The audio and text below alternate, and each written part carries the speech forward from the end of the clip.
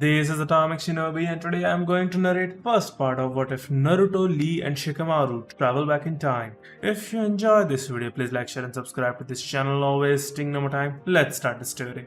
Ash was left behind as Crimson Flames tore at Konoha.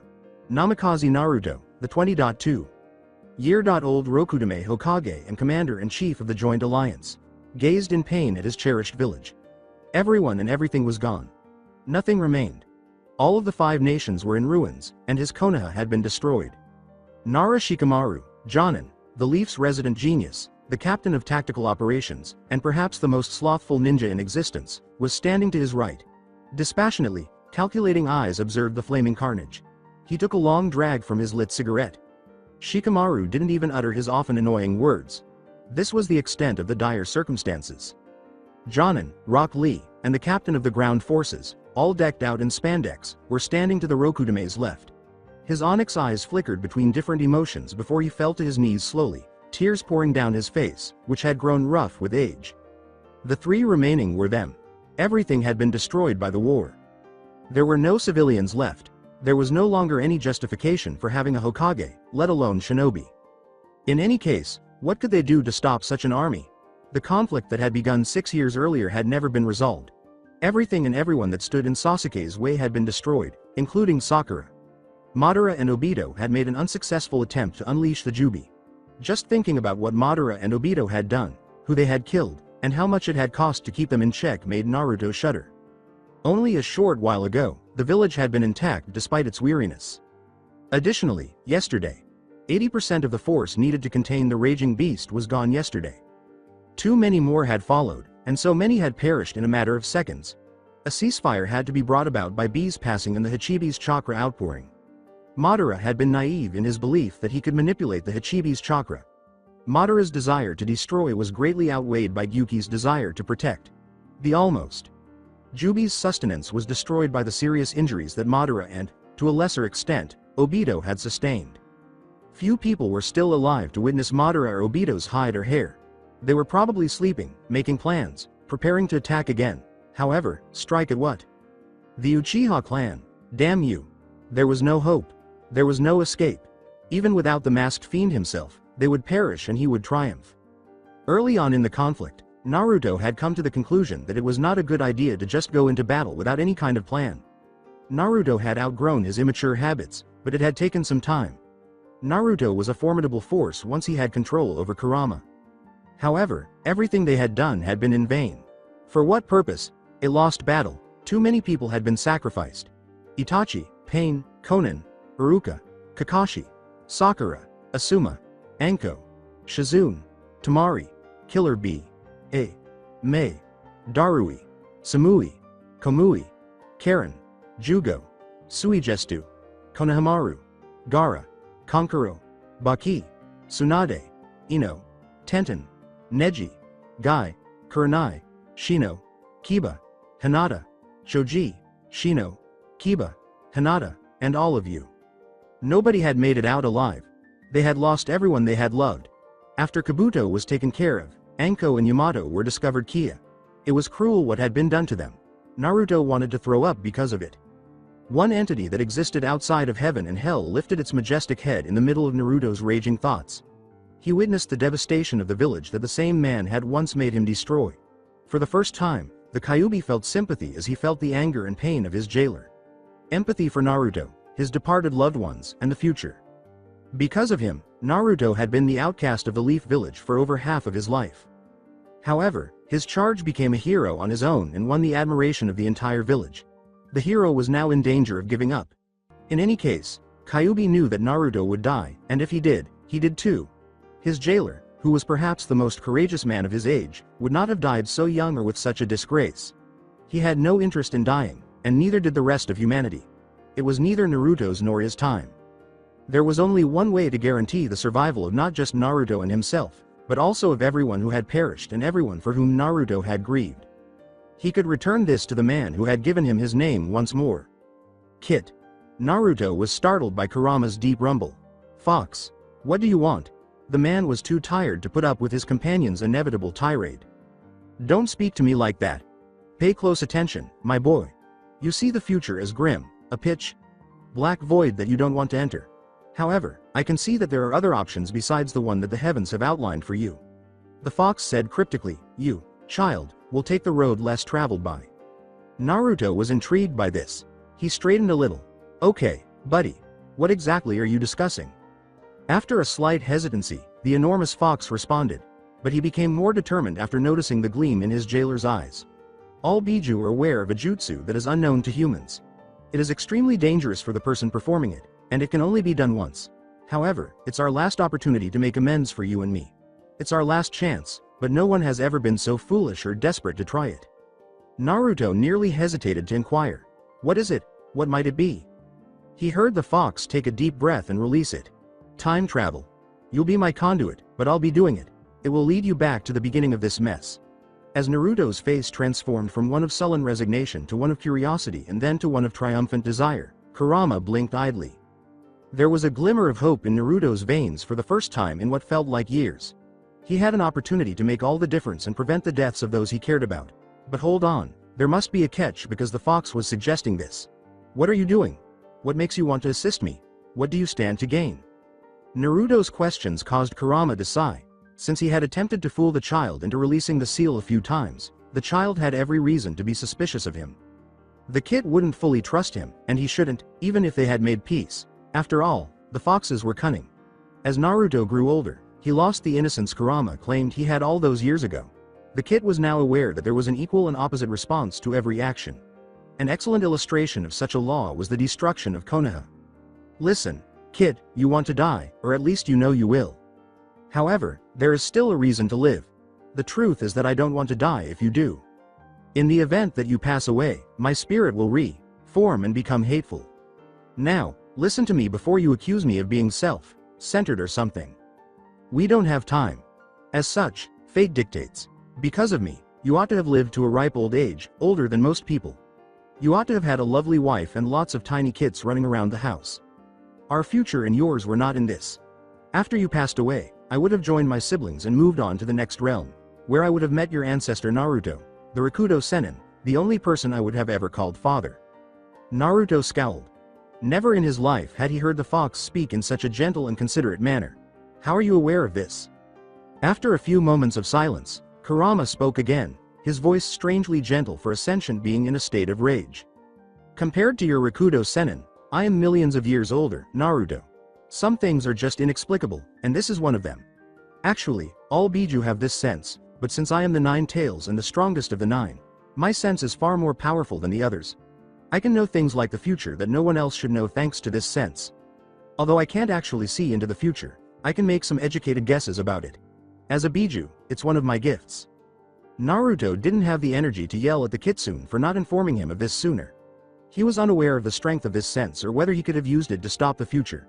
However, based on what Kurama had previously stated, it appeared that the fox believed that all wrongs would have been made right and Naruto would lead the life that was meant for him. The future had clearly changed. Naruto let out a long sigh. What are you asking me to do? With resignation, he asked. Kurama flashed pointed canines and smiled slightly. The Hiraishin's seal is a time-space seal. Those who believe that it is just a seal for fast motion are ignorant. That seal, like your father, was a damn genius. When you use it, you are briefly traveling through time. Namikaze inherited the design from an ancient Uzumaki Fuinjutsu technique from your mother. With your mother's assistance, your father changed it to suit his purposes. Naruto gave a nod. He was already aware of this fact. Like his father and godfather, he had actually mastered his father's renowned jutsu and become a master of Fuinjutsu. However, this seal can be altered even more, and if done properly, it transforms into something entirely different. When activated, it becomes a portal. This portal is a black hole, if you will, that can travel back in time depending on how much chakra you use. You should have enough chakra to travel back 10 years or so to when you were a genin if I use all of mine and you use perhaps half of yours. The fox hesitated, then extended a huge claw toward Naruto. Now there was no need for the cage. Raising himself to his full height, he met his jailer's gaze. Tell me, Naruto. Are you prepared to take this chance? There was no way to say no, he would do it over if he could. Pure resolve glinted in icy blue eyes. I will. Kurama smirked with masked pride as he laughed at the man. Naruto had undoubtedly advanced significantly. All right, then. The seal is this. The image of a seal that resembled the Hiraishin with two exceptions was projected by the fox. This seal was clever, but it was also extremely dangerous, Naruto had to acknowledge. On top of a 13-pronged seal was a 7-pronged one. In the sealing industry, 7 and 13 were the two hardest numbers to deal with. There is a great deal of potential for both success and failure. However, desperate times demanded desperate actions. This was something he had to do. The use of blood was the secret to these seals. Blood sealing, also known as Ketsueki Fuinjutsu, was far more accurate and precise than plain ink, despite the fact that it was risky. Naruto waited for the vial to fill up before using a kunai to allow himself to bleed into it. Naruto visualized the Hiraishin seal before him and started working in his mindscape, the sewer where the Kyuubi lived. He worked carefully, adjusting the seal while the Kyuubi kept an eye on him. He added his blood to the seal's holographic image, utilizing 7s and 13s to center and stabilize the seal to his preference. Using his blood did not imply that his body would suffer if he was unable to accomplish his objective. For instance, the Shinigami wouldn't take his soul if he were to travel back in time and be unable to prevent the wrong from happening. He would, however, perish if there was a problem with the seal's actual creation. The matter was beyond doubt. He stopped after what seemed like hours. His handsome face was smeared with sweat. He informed Kurama, "It's done." Said Fox looked at the seal glimmering over the murky waters. "Well done, Kit. You really are your father's son, I suppose." Naruto deadpanned, "I thought you hated my father." Kurama laughed. "I still respect his sealing skills, not the man he was or what he did to us, but I did Kit, and I still do." Naruto gave a headshake. "So now what? It starts now. This is going to hurt, Kit, so get ready." Shutting his eyes, Kurama focused all of his energy on Naruto. As all consciousness left his body, Kurama thought, "Namikaze Naruto, you will accomplish even more in your new life than you did in this one. Gaki, Ganbat. You will require it." The enormous fox shut his eyes. The being's face showed the faintest trace of a smile if one looked closely. He was hopeful, too. After that, the red volatile chakra that Naruto hated started to leak into the seal through the bars that kept Kurama imprisoned. The red glow came from the Rakudo seal. The tremendous power that was growing inside Naruto's head threw him into the sea. It was excessive. They slammed him out of his head. The Kyuubi releasing all of his chakra into Naruto's astral form was the last thing he saw there. To the surprise of his two companions, he fell to his knees. They rushed to his side in an attempt to rouse him from what appeared to be excruciating pain. Had they been unaware of Naruto's injury in some way? Shikamaru attempted to shake him, but his body was unyielding. Ruto, what's wrong?" Instead, the two flinched as his head jerked up. He looked back at them with red irises instead of his usual blue ones. Kyuubi.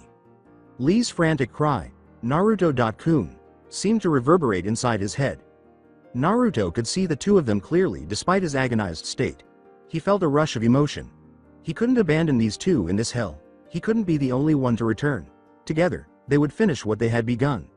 They can curse him, hate him, or do whatever they want. He required their presence. There was no one who could change his mind. His voice was rough and harsh, with a low growl, "I'm sorry, but I have to do this." He grabbed both of their elbows as fast as lightning, draining them of their chakra. They disappeared in a massive whirlpool of red and blue light, leaving this plane of existence and entering the next before anyone could understand what was happening. The north wind, blowing in the darkness. Insects chirping, likely irritated. The delightful scent of damp grass. Wild animals searching for food can be heard making faint noises in the nearby forest. Then there was a gasp, a widening of the eyes, because what those eyes witnessed was Konoha. Pain was the first sensation Naruto experienced upon waking up. Lethargy was the first woke feeling Shikamaru experienced. Bursts of endless energy were the first sensation Lee experienced upon waking. Shikamaru moaned, "Ah." He landed on his back again after attempting to sit up. Naruto winced and said, "My sentiments exactly." He did, in fact, succeed in sitting up and rubbing his eyes as he tried to determine whether Kurama's plan had succeeded or if he had made a royal mistake by dragging his closest friends into a new hell for no reason. Shikamaru's voice was low as he took in their surroundings. "Naruto." His gaze then shifted to his pals, and a deep moan took root in his throat. Kami, or the Kyuubi in this instance, had a peculiar way of putting things right, so this could only be the Kyuubi's fault. It must have been a joke. Both Naruto and Shikamaru were startled by Lee's voice, "Naruto-kun." They gave the man in spandex a sour look before their eyes widened in admiration of Lee's appearance. Lee had the grace to appear ashamed. But as soon as he saw where they had landed, his face turned to one of bewilderment. Slowly, Naruto said, "Shika. Lee. Are we where I think we are?" The blonde stumbled painfully to his feet, stumbling a little but not losing ground. He sensed his two companions following suit. Shikamaru wished he had a cigarette as he slowly exhaled. The Valley of the End. Hold on, wasn't this place destroyed? With unmasked suspicion, he gazed at Senju Hashirama and Uchiha Madara's figures before turning around to face Naruto. How ironically fitting. Lee was wearing a look of unusual sadness. Guys, I hate to break this to you but... Gazing at his closest friends' teenage selves, Naruto deadpanned, "We look like we're 12. When he saw the hideous orange jumpsuit for which he was so well known, he winced. "I know." Shikamaru questioned, "What the hell did you do?" His voice was one of resigned acceptance rather than animosity. Naruto gestured to his stomach and said, "I didn't do anything besides modify a seal. Kurama did it. He saved the future by saving us." There was a brief period of quiet, interrupted only by crickets chirping and owls hooting in the night sky. For such a violent presence, the atmosphere was surprisingly calm. Naruto went on, attempting to control his chakra through breathing. 10 years. He could feel his almost limitless energy attempting to manage his adolescent physique. "We're 10 years in the past. Shika and I are 12, and Lee, you're 13. Shikamaru stumbled a little as he went around his friend. In his onyx eyes, Naruto's master, his Hokage, gazed steadily at him. "So let me get this straight. The fox, Kurama, sent us and only us back in the past so that we could play Kami and save the world from imploding." Naruto said, "Yes." With trepidation, Lee observed his best friends staring at each other without blinking or moving. He could only hope that no one took any hasty decisions. At last, Shikamaru said, "So we can save everybody?" Remembering the woman who was the closest thing he had to a sister, Naruto silently added, "Only those who are meant to be saved. Tamari included." Shikamaru's eyes pricked with tears as he remembered Tamari, his wife, the only woman he found bothersome, who had passed away in his arms with his unborn child. Is this really the case? Is there another chance for him? What's the catch? Naruto gave a snort. Naturally. Shikamaru's tendency to consider all possibilities was ingrained in him as a Nara. When Shikamaru asked him the same question he had asked the fox, he wasn't sure if he should be happy or worried. His honest response was, "I have no idea. All I know is that we're back, 10 years in the past. Kurama informed me before he performed that we're most likely genin, so this places us all before or after the Chunin exams. And since all of us have our headbands, I can safely say that we are already ninja. This means that Lee is definitely with Guy, and that Shika and I are on our teams. Naruto wouldn't have to retake the academy once more." Shikamaru grunted in exasperation. "Damn it, Ruto. A little heads up would have been nice. I mean, you grabbed our wrists and literally sucked the chakra from us. I can feel that I don't even have a tenth of what I did just before we left." Naruto sneered, "You think it's bad for you? Right now, Kurama is probably sleeping. That jutsu drained nearly all of his chakra. Our link is gone for now. I'll estimate that in a month or two, he'll be back and better than ever. But even without his chakra, this body can't handle my adult reserves. If we don't start training, then all of us, Lee, you too, will have mass chakra overloads that will short-circuit our bodies and kill us." The seriousness of the Hokage's tone silenced Lee was startled. Slowly, Lee said, "Naruto-kun." Lee struggled to find the right word to say. "Don't take this the wrong way, but it's very scary to hear you talk so. Finally, Shikamaru said, so intelligently, "It's kind of hard to believe that Uzumaki." Sorry. Namikaze Naruto, the boy who couldn't say chakra correctly, ended up fulfilling his dream and becoming the most powerful man since the Rakudo Sennin. Naruto's face lit up with a sour smile. He shook his head, his blue eyes appearing much older than they should have. "If I was so powerful, why couldn't I save them? We won, but they lost." Shikamaru gave his brother a firm shoulder clap and remarked, "And that's why we're back. You said it yourself, Naruto. We're here to save them." "Yosh!" Lee exclaimed, his voice cutting through the darkness. Shikamaru and Naruto simply grinned at him this time. After all these years, it was good to hear this side of Lee. Since Guy's passing, he had changed. "We will do it. I have faith in us," and Kurama.san. The moon and the stars that glowed around it caught the attention of all three faces. Everyone was giddy and making fun of them. The future was a pitch black sky with no moon. The future held nothing but darkness and no hope. However, Now they had the opportunity to make all the difference, to preserve that moon, to preserve the world. Furthermore, nobody could prevent them from doing so, not even Kami. All three of them did was gaze at the moon until it vanished behind the clouds. A breeze blew through the air, unusually warm. The tired travelers, who most needed the warmth, were soothed and comforted by it like a mother's tender touch. With his fingers pressed to his forehead, Shikamaru turned to face his friends. I just want to say this again. Lee and Naruto gazed at him, encouraging him to continue in their minds. We're in the past. We came from the future, and we're in the godforsaken past. With his hands wiped on his trousers, Naruto deadpanned, what about the words time travel do you not understand? The Nara fell to the ground, attempting to halt the looming headache that was developing in the back of his mind. You do realize, Naruto, that you have turned the laws of our world completely upside down and backwards, he exclaimed. You've made the impossible possible. How? Troublesome, Lee cheerfully added. He was also perplexed by the magnitude of what had just happened, but he didn't want to dwell on it right now. Later on, they would have too much time. Naruto had a slight smirk on his face. He said, slyly, well, they don't call me the #1 most unpredictable ninja for no reason. Before letting his lips move slightly upward, Shikamaru frowned and said, you forgot the knucklehead part. Indeed, unpredictable. The three looked at each other, their faces half astonished, half inquisitive. Then an unforeseen event occurred. They chuckled. The sound was so alien to their own ears because none of them had heard it in a very long time. To their own ears, however, the childish laughter that erupted from the pit of their stomachs was like music. Adolescent hormones caused their voices to become higher-pitched, but they blended together to create a beautiful symphony. His best friends clutched their stomachs as Lee wiped the tears of laughter from his eyes. They both fell silent at the same moment and simply watched each other. A second chance had been granted to them. All wrongs would be righted by them. Shikamaru turned to his blonde friend and said, Oi, Ruto.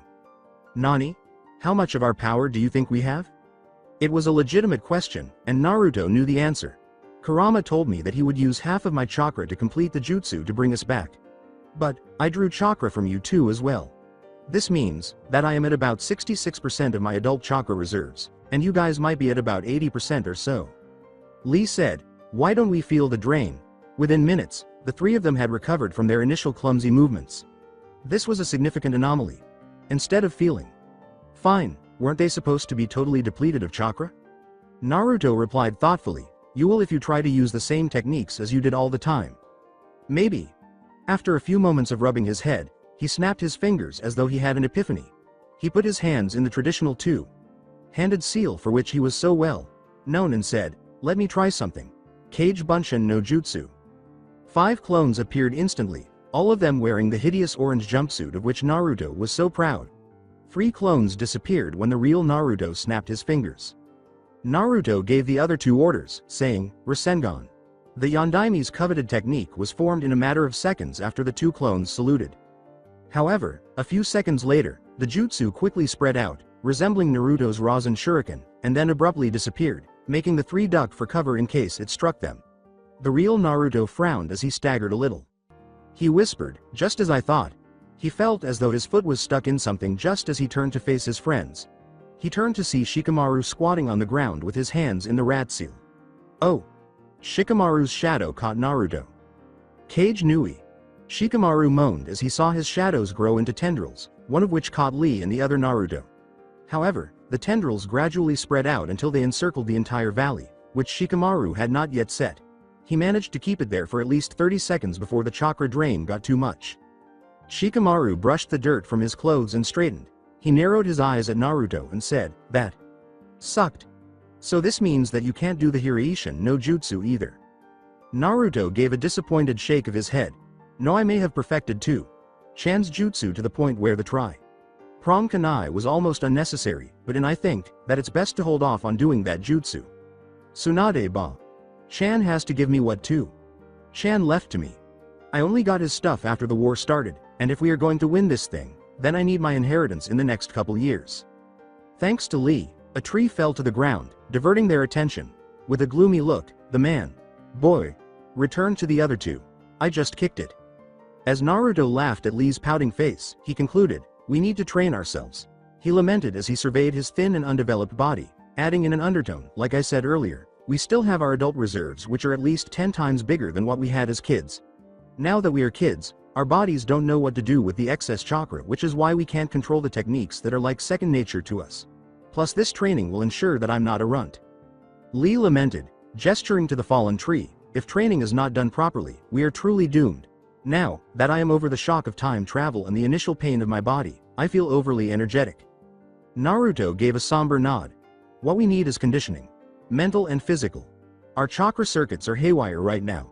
Until everything's regulated, we're going to be on chakra surges.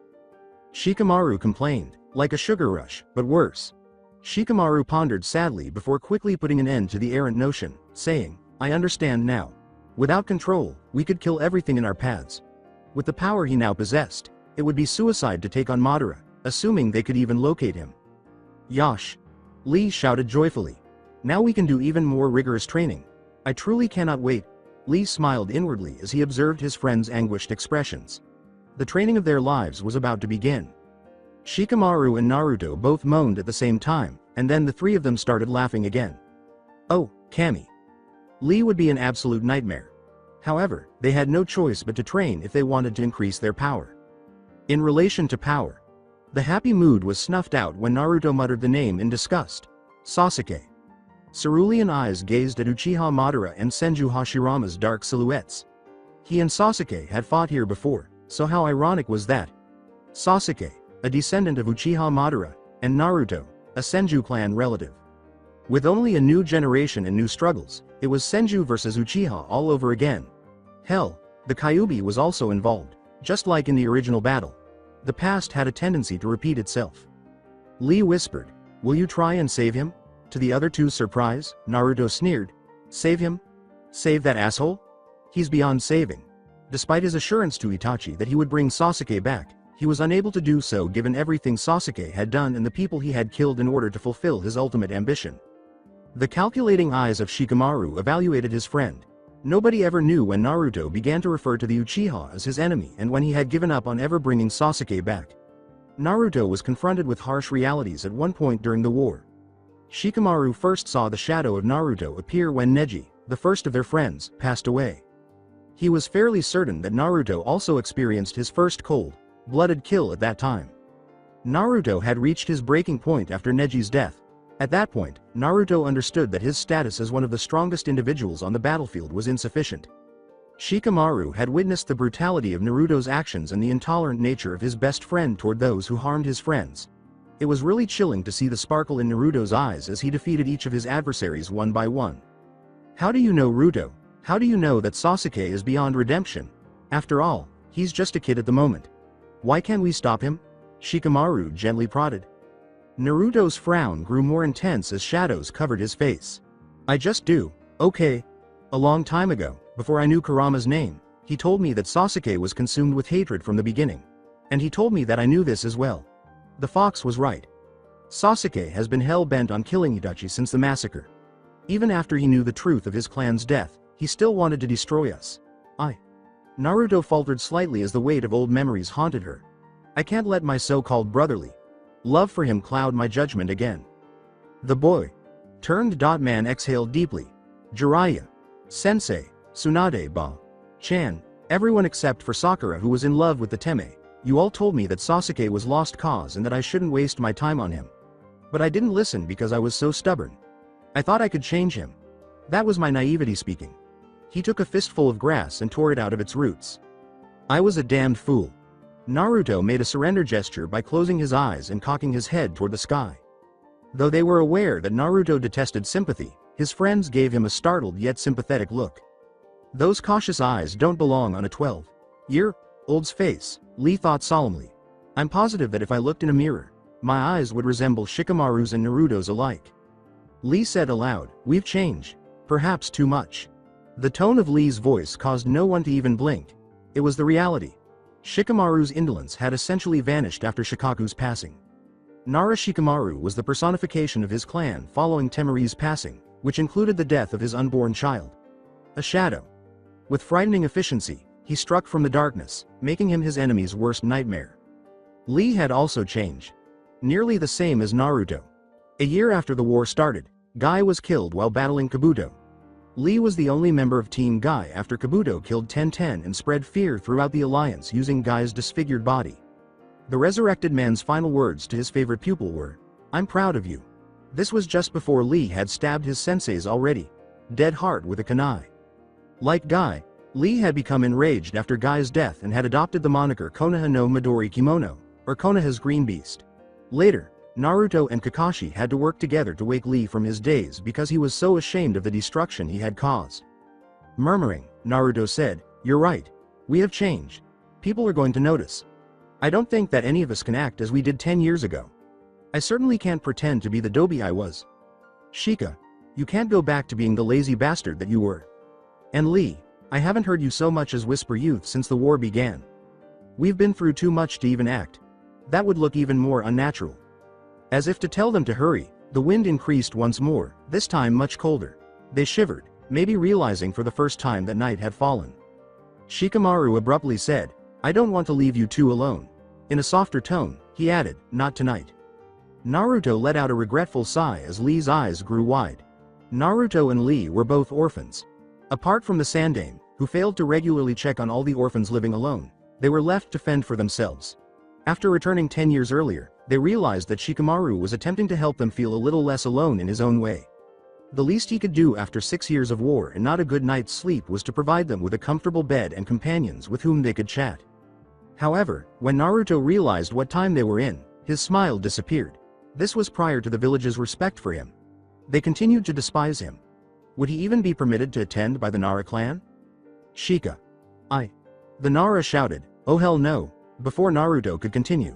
"You're not going to pull the I won't be welcome bullshit, not now. Damn it, Ruto. Your family? Like hell if I'm going to let you go to that ratty old apartment of yours." But Lee interrupted Naruto for the second time, saying, "Naruto.kun. Shikamaru.kun is correct. Tonight, I do not want to be alone. And deep down, neither do you. So please, don't argue. Plus, the Nara clan is comprised of the most intelligent people in Konoha. They know that you are not what you jail." Naruto sighed dramatically after observing the expressionless faces of Lee and Shikamaru. He was aware that Lee was correct. Fine. The smile returned. One night wouldn't hurt. To his friend's astonishment, Naruto exclaimed, "Now," while gleefully massaging his hands. "Let's see if I can still pull off a shushin." The three of them vanished in a whirl of leaves as Naruto seized their wrists before the other two could speak again. Naruto looked at the Nara complex in front of him and exclaimed, "It worked," in shock.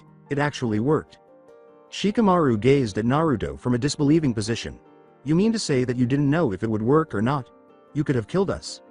Lee laughed at Shikamaru's angry face and Naruto's sheepish one. The Nara looked back at his house and shook his head. The house that had previously been destroyed. Wait, now it was the future. He sighed and thought, time travel is so annoying. It all became more real when he looked at his house. In fact, Naruto had transported them back in time, when his clan was still prosperous, when there were still deer to care for, and when he would play shogi with Asuma and his father. Asuma and Dad. Shikamaru considered the two men and swallowed the lump in his throat. His father had passed away while urging him to be courageous, strong, and loved. The younger Nara had expressed to Shikaku his admiration for Shikaku as a father and his desire to spend more time with him. And now he could do it once more. Maybe Asuma wouldn't die, and hopefully his father wouldn't this time. However, Shikamaru was aware that Naruto was also aware that some things were predestined. There was going to be war. They could have been more prepared and had more allies earlier, but they were unable to stop the war. They couldn't save some people, and some were going to die. More significantly, though, were those who were able to. And they would focus on that person. Naruto and Lee were silently evaluating their dark-haired friend behind him. With assurance, Lee stated, "He'll be alright, we all will be." Wondering how the Nara would respond, Naruto continued to watch Shikamaru. If the Yondaime showed up before him after years of death, he most definitely wouldn't know what to do. Shikamaru turned to face the other two, who nodded silently in agreement. Shikamaru inhaled deeply before lifting his hand and tapping on the enormous door. He was anxious as he awaited the doors to open and the arrival of his parents. The unhurried footsteps of someone approaching the door were heard by the three of them slowly, ever so slowly. As the doors slid open and Nara Shikaku's scarred face was revealed, Shikamaru held his breath. He appeared more at ease and younger. Everyone had aged past their true ages due to war. Shikamaru appeared tense, But Naruto and Lee soon relaxed. After 6 long years, they understood how difficult it must be for him to see his father. Shika. The older Nara arched an eyebrow at his quiet son before turning to face the boy's friends, both of their eyebrows now raised. Oyaji. Shikamaru had to use all of his self-control to resist jumping into his father's arms. His eyes began to water a little, and he blinked quickly to control his feelings. The fact that he thought like a 20-year-old was irrelevant. His father was this. The young Nara jumped a little as Lee gently prodded Shikamaru's back. He cleared his throat and said, "Oh. Oyaji." He pointed to Naruto and Lee and said, "I know it's late, but I was wondering if my friends could sleep here tonight." Shikaku took a long look at his only child and wondered why he wanted to invite friends over and why his son was out so late. Shikamaru typically visited the Akamichis, but not even Choji had stayed the night. And these of his son's friends. The Nidaime guy and the Kyuubi host. Shikamaru brought those two to the clan home because he knew them well, but since when? Shikaku saw the 3 of them tremble in the cold, but he would have poked them further. Additionally, he noticed the unmasked fear in the eyes of the youngest boy. Shikaku was not pleased by that at all. Naturally, he was aware of Naruto's identity. Kyuubi's jailer. And the son of the Yondaime. After all, it would take blindness to miss the connection. However, that fear was a combination of rejection and something else. It was a boy's expression when he believed he was about to be attacked. Shikaku moved aside to watch the strange trio limp into the house and said, "Come in, you 3. The way they entered was even stranger. Naruto was flanked by his son and the other child. They stood on either side of him, as if they were protecting him. When they removed their shoes and placed them in the appropriate spot, Shikaku squinted but remained silent. The other 2 turned to him, and so did his son. Something he couldn't quite place was in his child's eyes. Something distinct. In fact, that was the same thing in the eyes of all 3 of those children.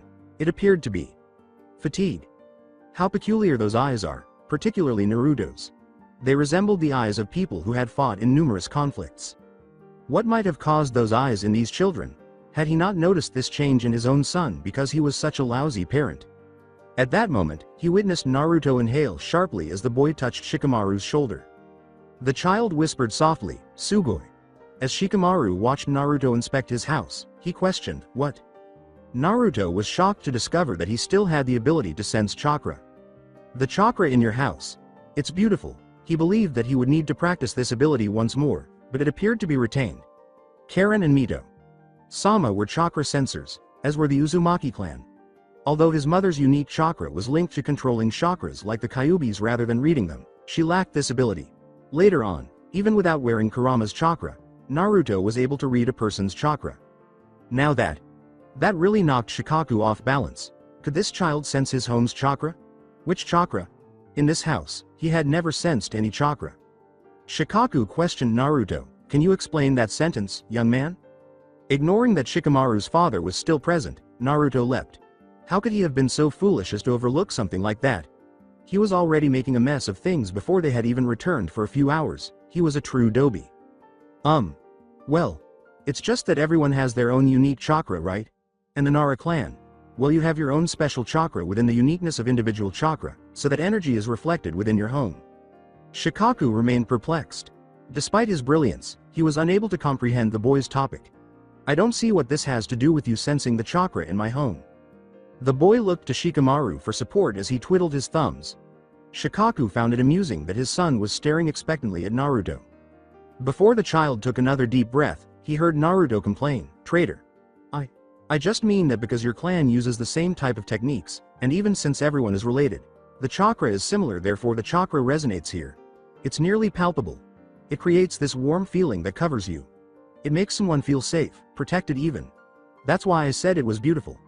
Naruto stopped and stared at the individual in an almost expectant manner. Shikaku gave Naruto a close examination. Does it resonate? Feeling it? According to what he had heard about the child, Naruto was a total idiot who was only capable of making shadow clones and possessing an excessive amount of chakra. However, he was using words he shouldn't have to explain while sensing a chakra in his house that he was unaware of. Shikaku began to question how much of the information about the child was made up and how much was real. When Naruto exhaled in relief, he finally suppressed a laugh and said, "Interesting. You must tell me more about this later. But for now, Shikamaru can take you to his room and someone will bring you 3 food." After saying a brief farewell to his father, Shikamaru pulled his friends to his room and said, "Come on." Shikaku noticed how the shoulders of Lee and Naruto drooped in a relaxed manner, how Shikamaru gave them both a sly smile and threw an arm around Naruto like a brother, and how Lee gave them a loving look before shaking his head. This camaraderie took years to develop, and this degree of comfort wasn't something that happened overnight. He was determined to unravel this mystery as well. Shikaku felt Yoshino approach him as he watched them go. "So that's him, huh? Uzumaki Naruto." Shikaku corrected her absently, "Namikaze Naruto." Beside him, his wife grinned. "Ah, he's more Uzumaki I think. He's Kushina's kid alright.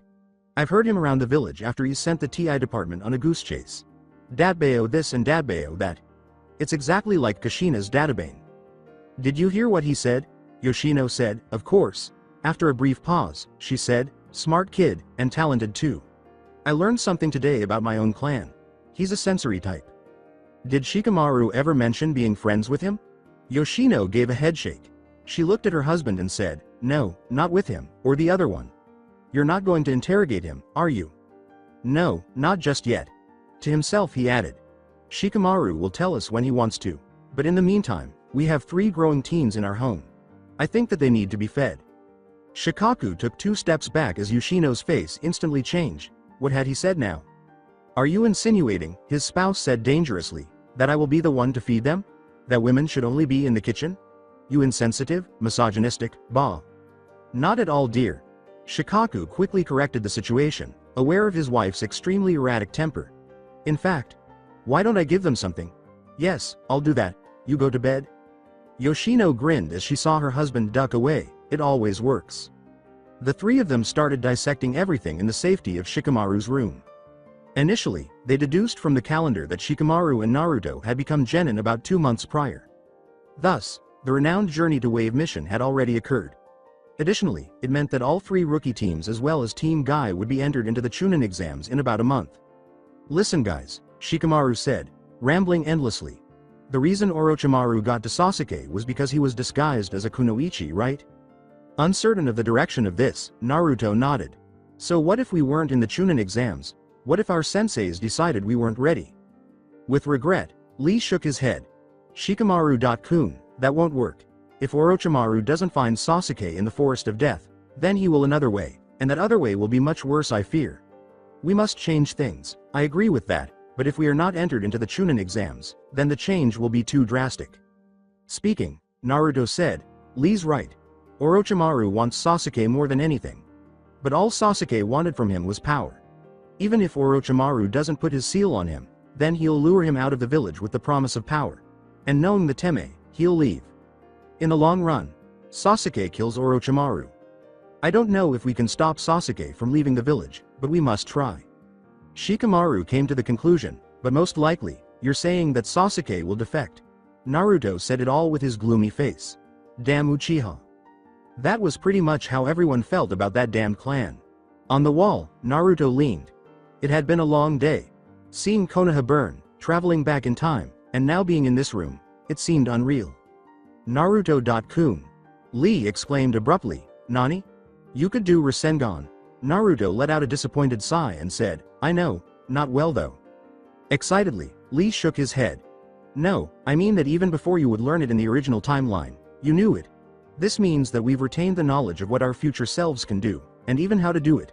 All we need now is the control and stamina to do it, just as you said." Naruto's eyes and Shikamaru's both brightened. With excitement, Naruto trailed off, "That means I could still summon."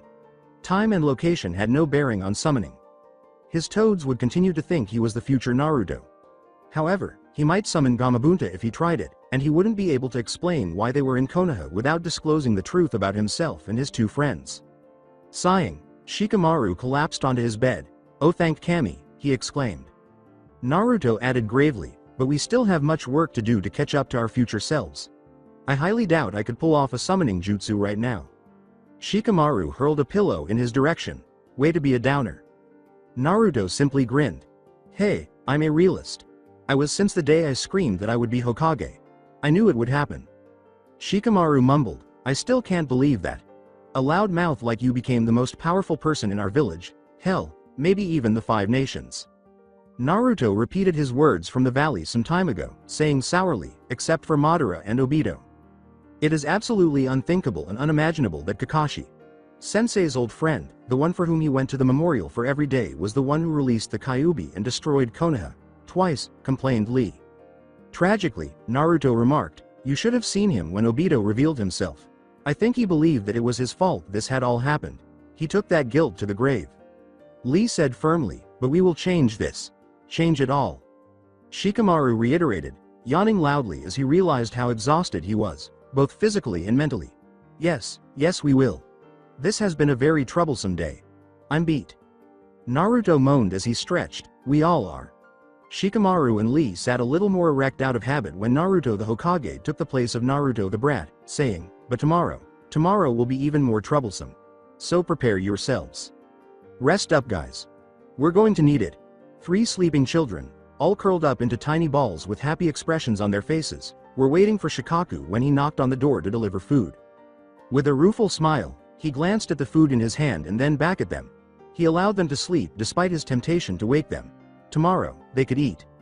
He watched Yoshino take a picture of the 3 sleeping boys as he left the room, not realizing that this was the most sleep they had had in 6 years or that a significant change had just occurred in this room tonight.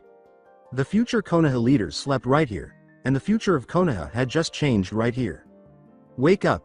Someone shouted in Shikamaru's ear, waking him up. He muttered, "Leave me alone," and covered his head with a pillow to block out all the sounds. "Shika." He was tortured by a new voice, "Go away."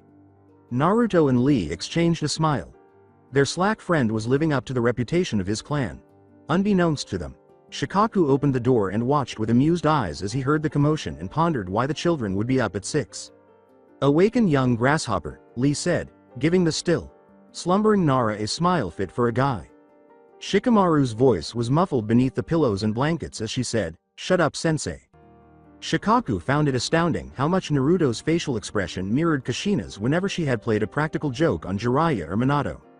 "Shika, wake up or Lee will unleash the springtime of youth on you."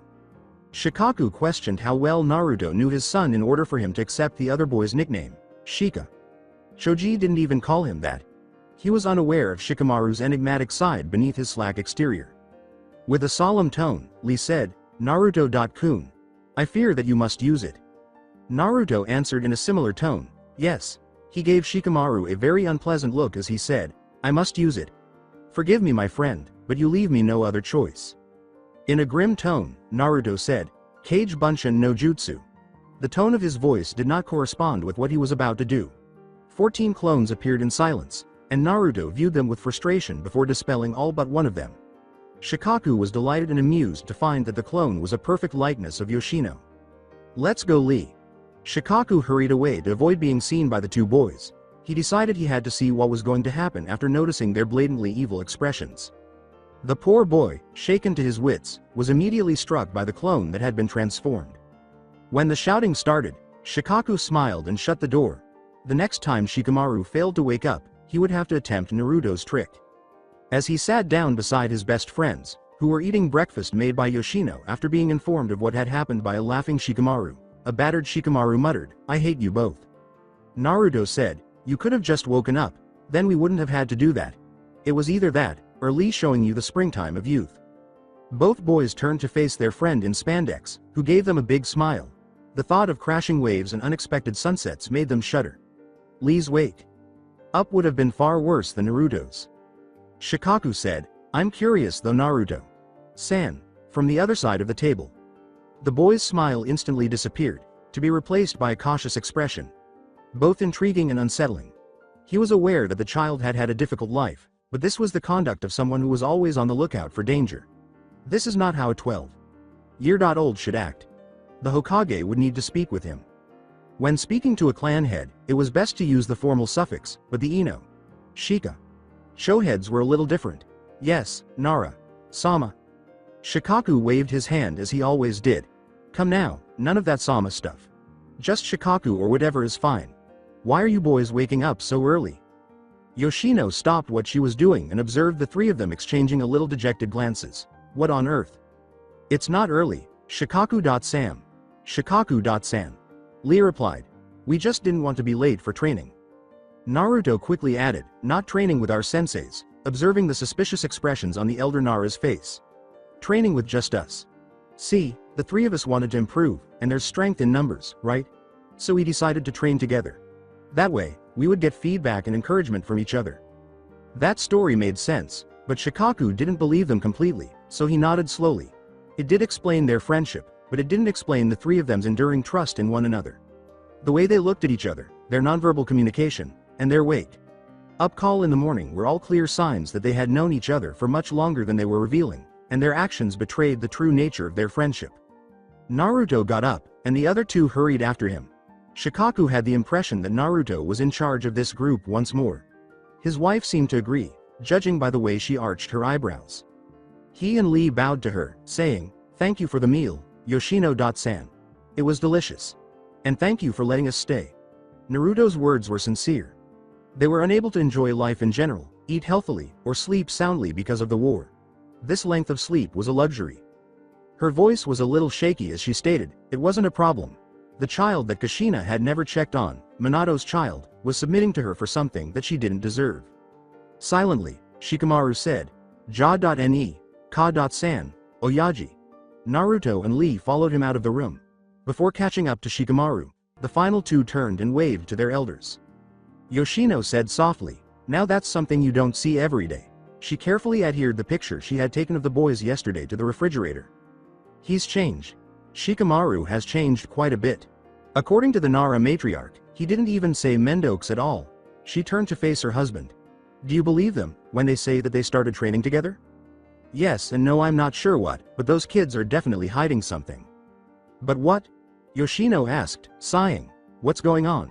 Shikaku clasped his fingers together and held them beneath his chin. "I don't know, but I intend to find out." "Do you think the boy knows about his burden? And if so, could he have told Shikamaru and Lee.kun? Shikaku stood and stretched, saying, "It's possible. But let's not make assumptions just yet. Let's just wait and see." He could see the sun shining brightly in the distance. His face flashed a tiny smile. A new day was beginning. The 10th training field was totally destroyed. 3 teenagers, panting and completely exhausted, lay in the center. They had been undergoing torture and training for roughly 2 hours when it was just past 8 o'clock. When neither of them was able to climb a tree without blowing the bark off, they realized that their chakra control was lacking. When Shikamaru's shadow techniques took control of every living thing they saw, including Naruto, Lee, and rabbits and squirrels, they realized it was worse. When Lee performed his Konoha Senpu and uncontrollably used too much inner chakra, destroying 4 trees with a single kick, they knew it was terrible. When Naruto attempted to use wind chakra to cut 1 leaf and ended up leaving an entire tree leafless, they realized it was terrible. They had too much chakra and were unable to effectively manage it, which was the issue. They had to refine and distill it to the proper levels because of this. Since Shushins didn't require any control, Naruto and Shikamaru could still perform them with ease. Simply put, the chakra flowed. The 3 of them could only perform the bare minimum, to put it simply. With the reserves of Jonins and, in Naruto's case, Kages, they were absurdly powerful genin. However, they were only able to perform the most basic tasks because doing anything else led to mayhem and explosions. Shikamaru's Kage jutsus would be imprecise, Naruto couldn't perform a Rasengan, and Lee wouldn't use his taijutsu correctly if they couldn't perfect chakra control. They might wind up destroying Konoha as a whole, or perhaps the entire world. Naruto attempted to control his harsh breathing as he said, "It's official, we suck." With hope, Shikamaru asked Naruto, "Couldn't you make one of those seal things that you made in the war?" Naruto was born with the ability to seal because of his ancestry, and he never stopped once he began training. Naruto could create anything, from chakra enhancement to gravity seals. Naruto looked at a basic gravity seal he had drawn this morning and put in his pouch. "No, I mean, yes, I probably could if I had a couple days, but we can't take the easy way out. Seals won't do a damn thing. Training is slower, but it is more efficient and will have better effects on us in the long run. Seals cannot be our crutch." His awful handwriting was still a little rusty, but he had at least a month to get it right so he could use seals in the Chunin exams. Lee got back up and remarked, "I agree with Naruto.kun. We cannot depend on a seal." Shikamaru moaned and snapped his shoulder back into position, saying, "How troublesome." Naruto clapped his friend on the back and smiled when Shikamaru winced, saying, "I know it is, but we need to assimilate, get back to where we were before we did the time warp." Speaking of which, Shikamaru looked scornfully at Naruto's jumpsuit. It was filthy and ripped. You want to get back to where we were, then get some new clothes. That abomination is not what my future Hokage will wear. Naruto glanced at his outfit, remembering how much fun he had wearing his jumpsuit. Shikamaru, however, was correct. It was time for him to change. The issue was, I can't, Shika, Lee questioned. Why not, Naruto-kun? Well, for one, if I change, then people are going to get suspicious. Our personalities have already hanged into something that no one really expects from us, so my clothing can't change. And second, Naruto broke into tears. The reason why I have this suit is because it's the only thing that the store owners would let me buy without overcharging me. Lee and Shikamaru gazed at their future leader with a mix of empathy and sorrow. What Naruto endured shouldn't have happened to any child. The rookie 9+ team guy minus Sasuke had been horrified upon first hearing of Naruto's burden. They finally realized why Naruto had been the target of all those snide glances and why he had been disregarded for so long, not because he was the Kyuubi's carrier. Because she recalled how her parents had warned her to avoid Naruto. Sakura had taken it the hardest. The others, on the other hand, had been let down by their beloved village. Instead of being a pariah, their friend was a hero. Shikamaru had talked extensively about this with Asuma and his father. It turned out that Naruto's condition was better understood by the village shinobi.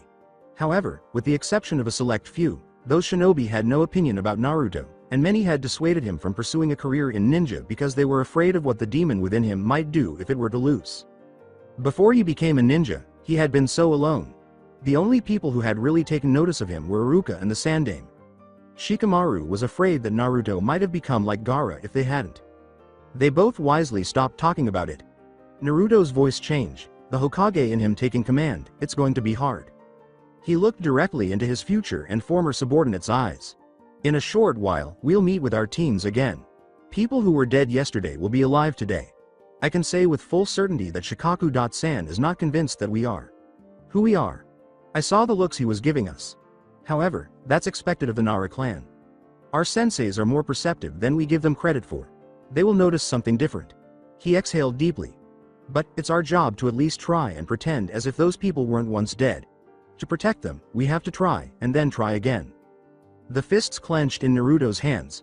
I'm going to have to look at Sasuke and not want to kill him. I'm going to have to watch as Sakura fawns over the bastard. But I'm not going to watch him kill her. Not this time. I'm not going to let Kakashi Sensei be taken down by Obito. I'm not going to let Tsunade.ba Chan or Shizune Chan or Ero Senin or Aruka Sensei be taken from me. Not if I can help it. And I, Lee said, his eyes welling with tears as he recalled his team that had also perished. Guy, Sensei, Neji, Tenten. Besides you two, they are my family. I will try to get along with this younger Neji.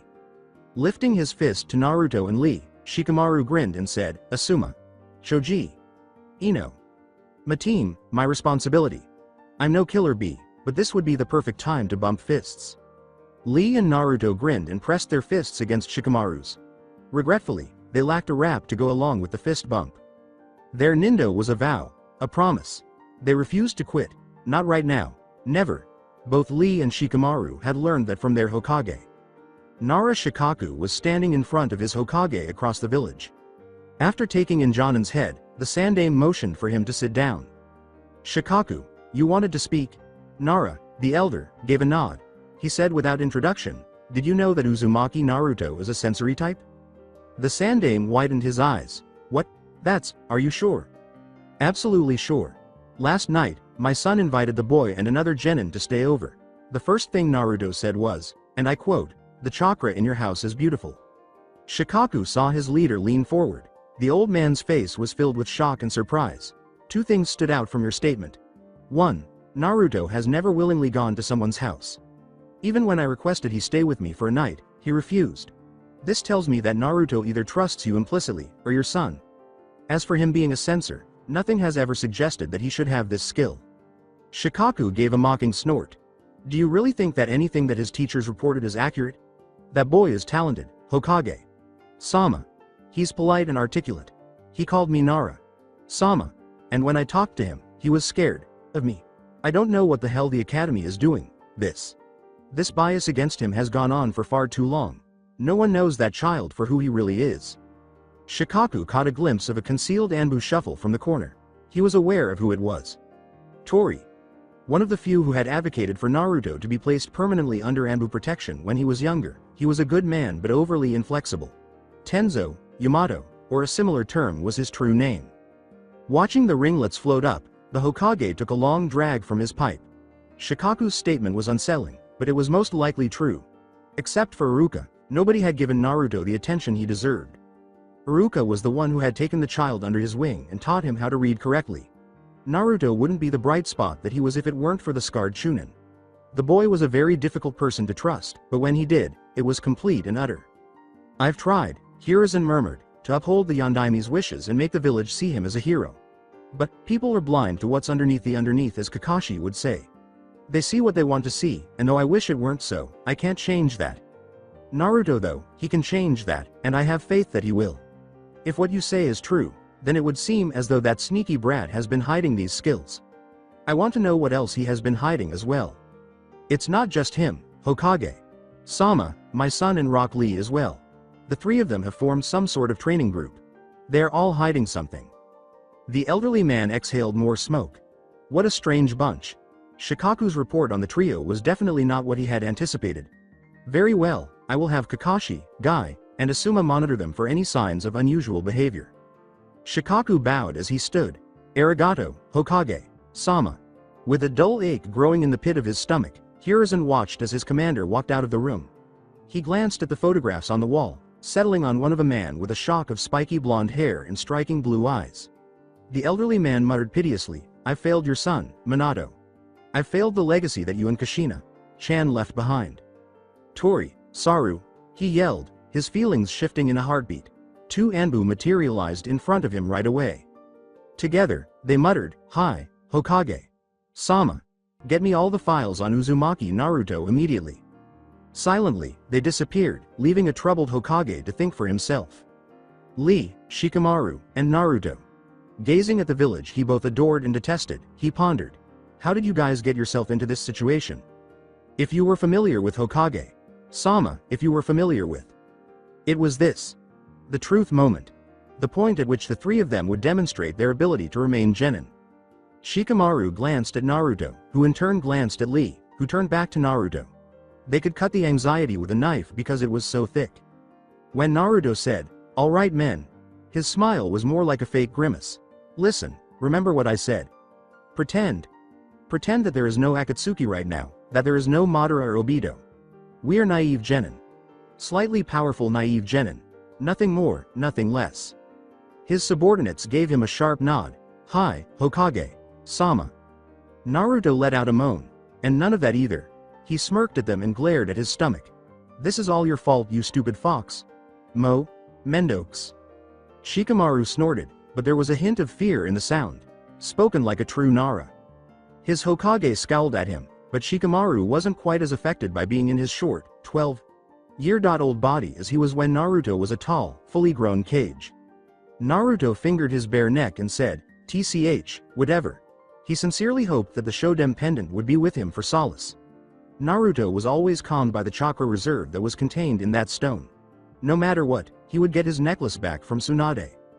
Shikamaru observed the clouds change shape and said, "But you're right, Ruto, this is all too troublesome. I really need a drag right now." With a nostalgic grin, Naruto said, "You are very lucky Tamari or Kuranai Sensei aren't here right now." Every time Nara started smoking, those two would slap him over the head. With his thoughts racing through all of his memories of them, the good, the bad, and the ugly, Shikamaru muttered softly, "I'll see them soon." Lee exclaimed, "And I shall see my precious flower as well," as the image of the woman who had captivated him filled his eyes with tears. "Lee, you and Ayame-chan is something that no one could believe." Naruto laughed. "Ramen, in relation to Ayame. After going 4 years without that wonderful taste, he was eager to taste it again. Tuchi and Ayame had been killed when Ichiraku Ramen was destroyed 2 years after the war started. Once more, Naruto and Lee's siege of Madara's forces would have been recorded in history. If Konoha would still be alive.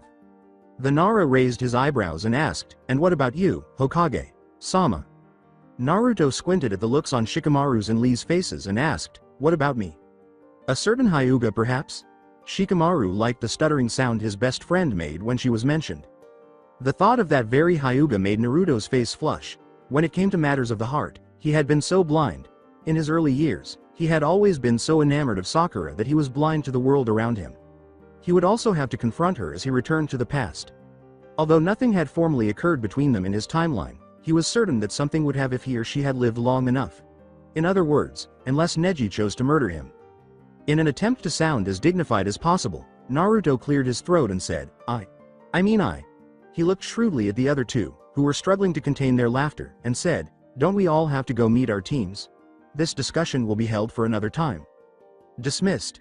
Naruto then quietly left, leaving a pile of leaves that floated down in his wake. Lee gave a gleeful snort. Ah, young love, one can only find such happiness in the... Shikamaru concluded, scolding himself for enjoying Lee's discussion of youth once more. Springtime of youth.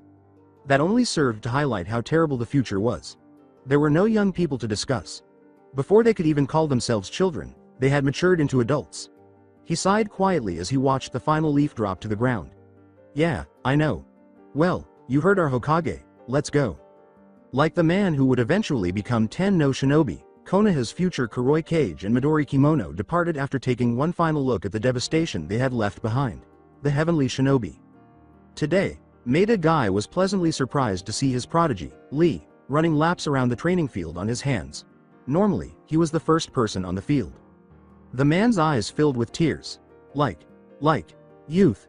It was simply amazing. His industrious student was truly motivating. Lee, my ever so youthful student, I will join you. Lee glanced at his sensei and froze in the middle of a handstand. When he saw the original green beast of Konoha power approach him on his hands, the lump in his throat grew 10 times larger. Lee was aware of how difficult this would be, as Naruto had warned him. However, he was unable to prepare for the sight of his idol. The closest thing he had to a father, here, alive, and whole. Lee performed a backflip and landed on his feet while trying to force the biggest smile possible on his face in an attempt to stop the tears from streaming down his eyes. Lee said, Guy. Sensei. In a voice so quiet that only he could hear the love in it. Lee shouted more loudly, Guy Sensei. In the hopes that the older man wouldn't suspect anything from this ebullient declaration. Lee. Guy greeted his pupil with a proud smile. Your flames of youth have inspired me. Come, let us do 50 laps.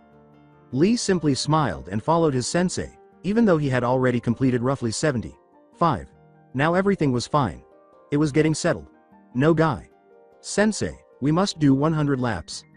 Lee then ran in front of Guy, ignoring the man's loving expression. Guy had arrived for training at about the same time as Neji and Tenten. With expressions ranging from frustration to troubled acceptance, the two genin observed as their sensei and teammate raced around the field. Tenten questioned the Hyuga, they're not going to make us do this too, are they? Neji laughed. He frowned at Guy and Minnie. Guy and said, HN. Only they are crazy enough to actually pull something like this off. He had such a strange team. Neji enthusiastically accepted Tenten's suggestion that they train alone. He would have seen Lee's face change from one of regret and longing to one of ferocious resolve if he had turned around. I will keep you all safe. To avoid giving the impression that he had snuck in, Shikamaru made himself visible at least 20 meters from his training field. His posture had straightened over the years due to habit. Now, with his brilliant mind racing, he deliberately slouched on his way to the training area. Shikamaru would typically arrive at training last. Even time travel didn't seem to have altered that. Shikamaru was already able to recognize Ino and Choji's shapes. Somewhere behind them must be Asuma. The Nara compelled himself to halt and control his respiration. His heart was pounding too much for him to handle. This wasn't good. If there was anything wrong with him, Asuma would know. Shikamaru had a close relationship with the Sarutobi even after only 1 month of studying under him. Shikamaru tried not to remember when he had last seen any of his 3 teammates as they appeared on the scene. Blood was accumulating all over Ino's body, and her skull had collapsed. Choji, his organs being cut open from the inside by a blade that went right through his stomach. Death at once. Shikamaru wept and then vowed to exact revenge on his sensei as Asuma, killed by Hidan, smiled with blood streaming from innumerable wounds. At his funeral, Kurenai held her growing belly in one hand while holding her baby in Shikamaru's. As the blonde consoled the boy, Konohamaru buried his face in Naruto's chest and wept for his last surviving relative. He could see the irritated look on Ino's face when she first noticed him. He would have ignored her and muttered, troublesome, if he had been 12. However, he wasn't 12. At least not in his mind. As a result, he was merely pleased to see a chibi, Ino. Shikamaru saw his teacher puff out some smoke and wave a languid hand at him, and he blinked quickly. Shoji was eating a bag of chips like there was no tomorrow while seated beneath a tree. It seemed as though nothing had ever altered, and it hadn't for them. For him, it was the start of something much bigger, but for them, it was just another day. The Nara skillfully covered up the chaos beneath the surface by raising a hand back at everyone and saying, "Yo." Asuma got up and rubbed his beard. "Now then," he said, "since we're all here, why don't we begin on some training?" Unconsciously, a grin that might have been on par with Naruto's appeared on Shikamaru's face. These folks were his team, and he had no intention of letting them leave him again. And Shikamaru would be happy knowing that he did everything in his power to save them if they did. However, he was determined to ensure that the worst-case scenario would not occur in the interim. Shikamaru grinned and said, "Bring it, Sensei." He meant it when he said, "I'm ready." Naruto was not prepared for his team meeting. Absolutely not. Sasuke would arrive first. Furthermore, Sakura would continue to be an ardent fangirl. Third, rather than being the future Hokage of Konoha, he was supposed to be the blonde fool who made the announcement that he would be the future Hokage. Naruto came to the realization that he was simply foolish when he reflected on his time as a genin. Utterly foolish. He could have been a far more skilled ninja sooner if he hadn't spent the majority of his genin years pursuing both Sakura and Sasuke. Like an older sister, Sakura had become a close friend. However, it had taken him far too long to realize that Sasuke was her ideal partner and that she would never let him down. He was shocked that she believed she could use his emotions to control him when she had declared her love for him back in Iron Country. At that moment, he realized that Sakura was unable and unwilling to let go of Sasuke. Sai had even surpassed Ino. However, that was a peculiar couple. Then Sasuke appeared.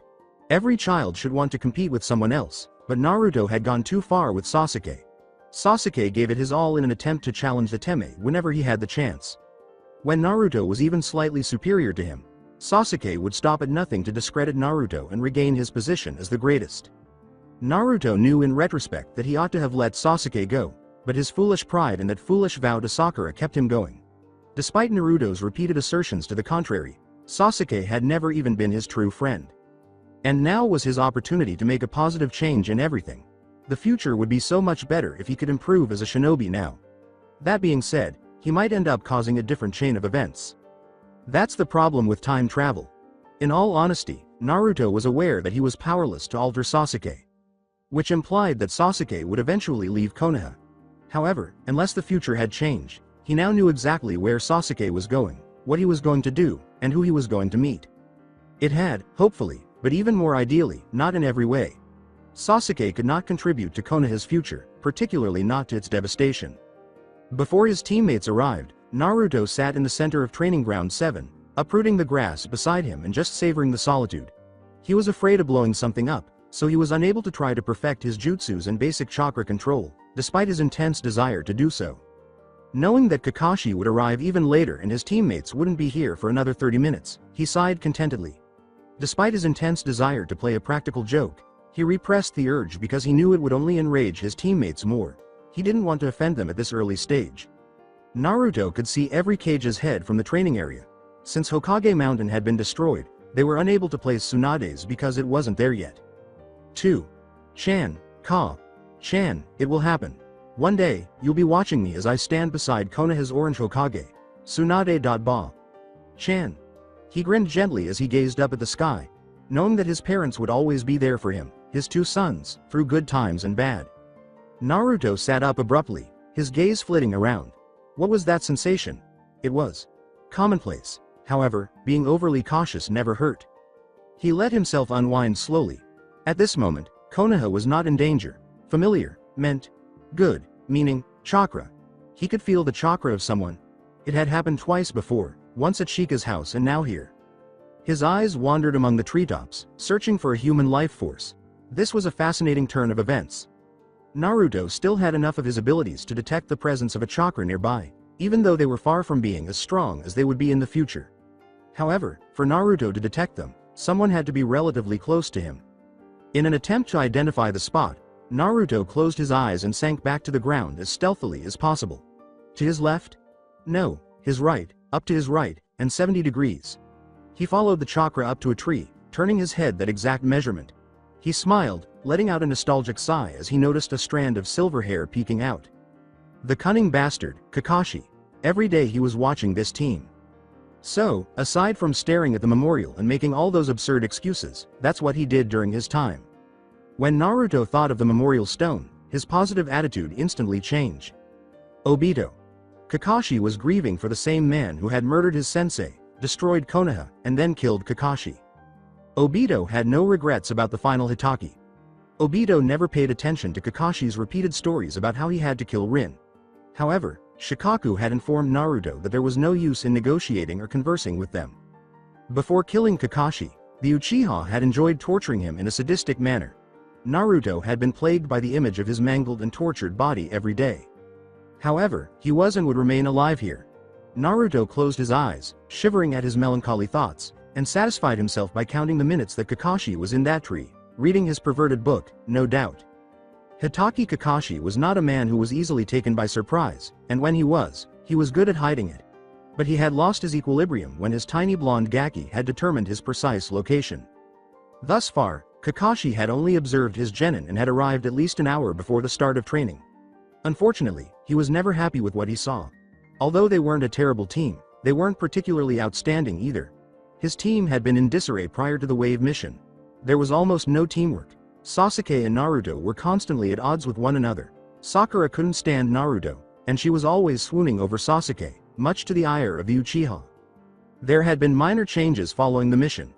Naruto and Sasuke had developed a tenuous friendship.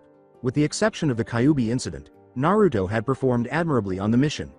Now that Sasuke had awakened his Sharingan, Sakura realized that ninja life wasn't as glamorous as she had imagined. They were starting to appear less like a catastrophe and more like a team.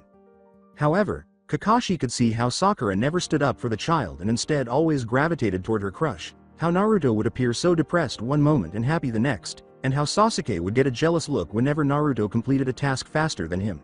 They were gradually alienating the final and most likely powerful member of their team, even if the other two were unaware of it.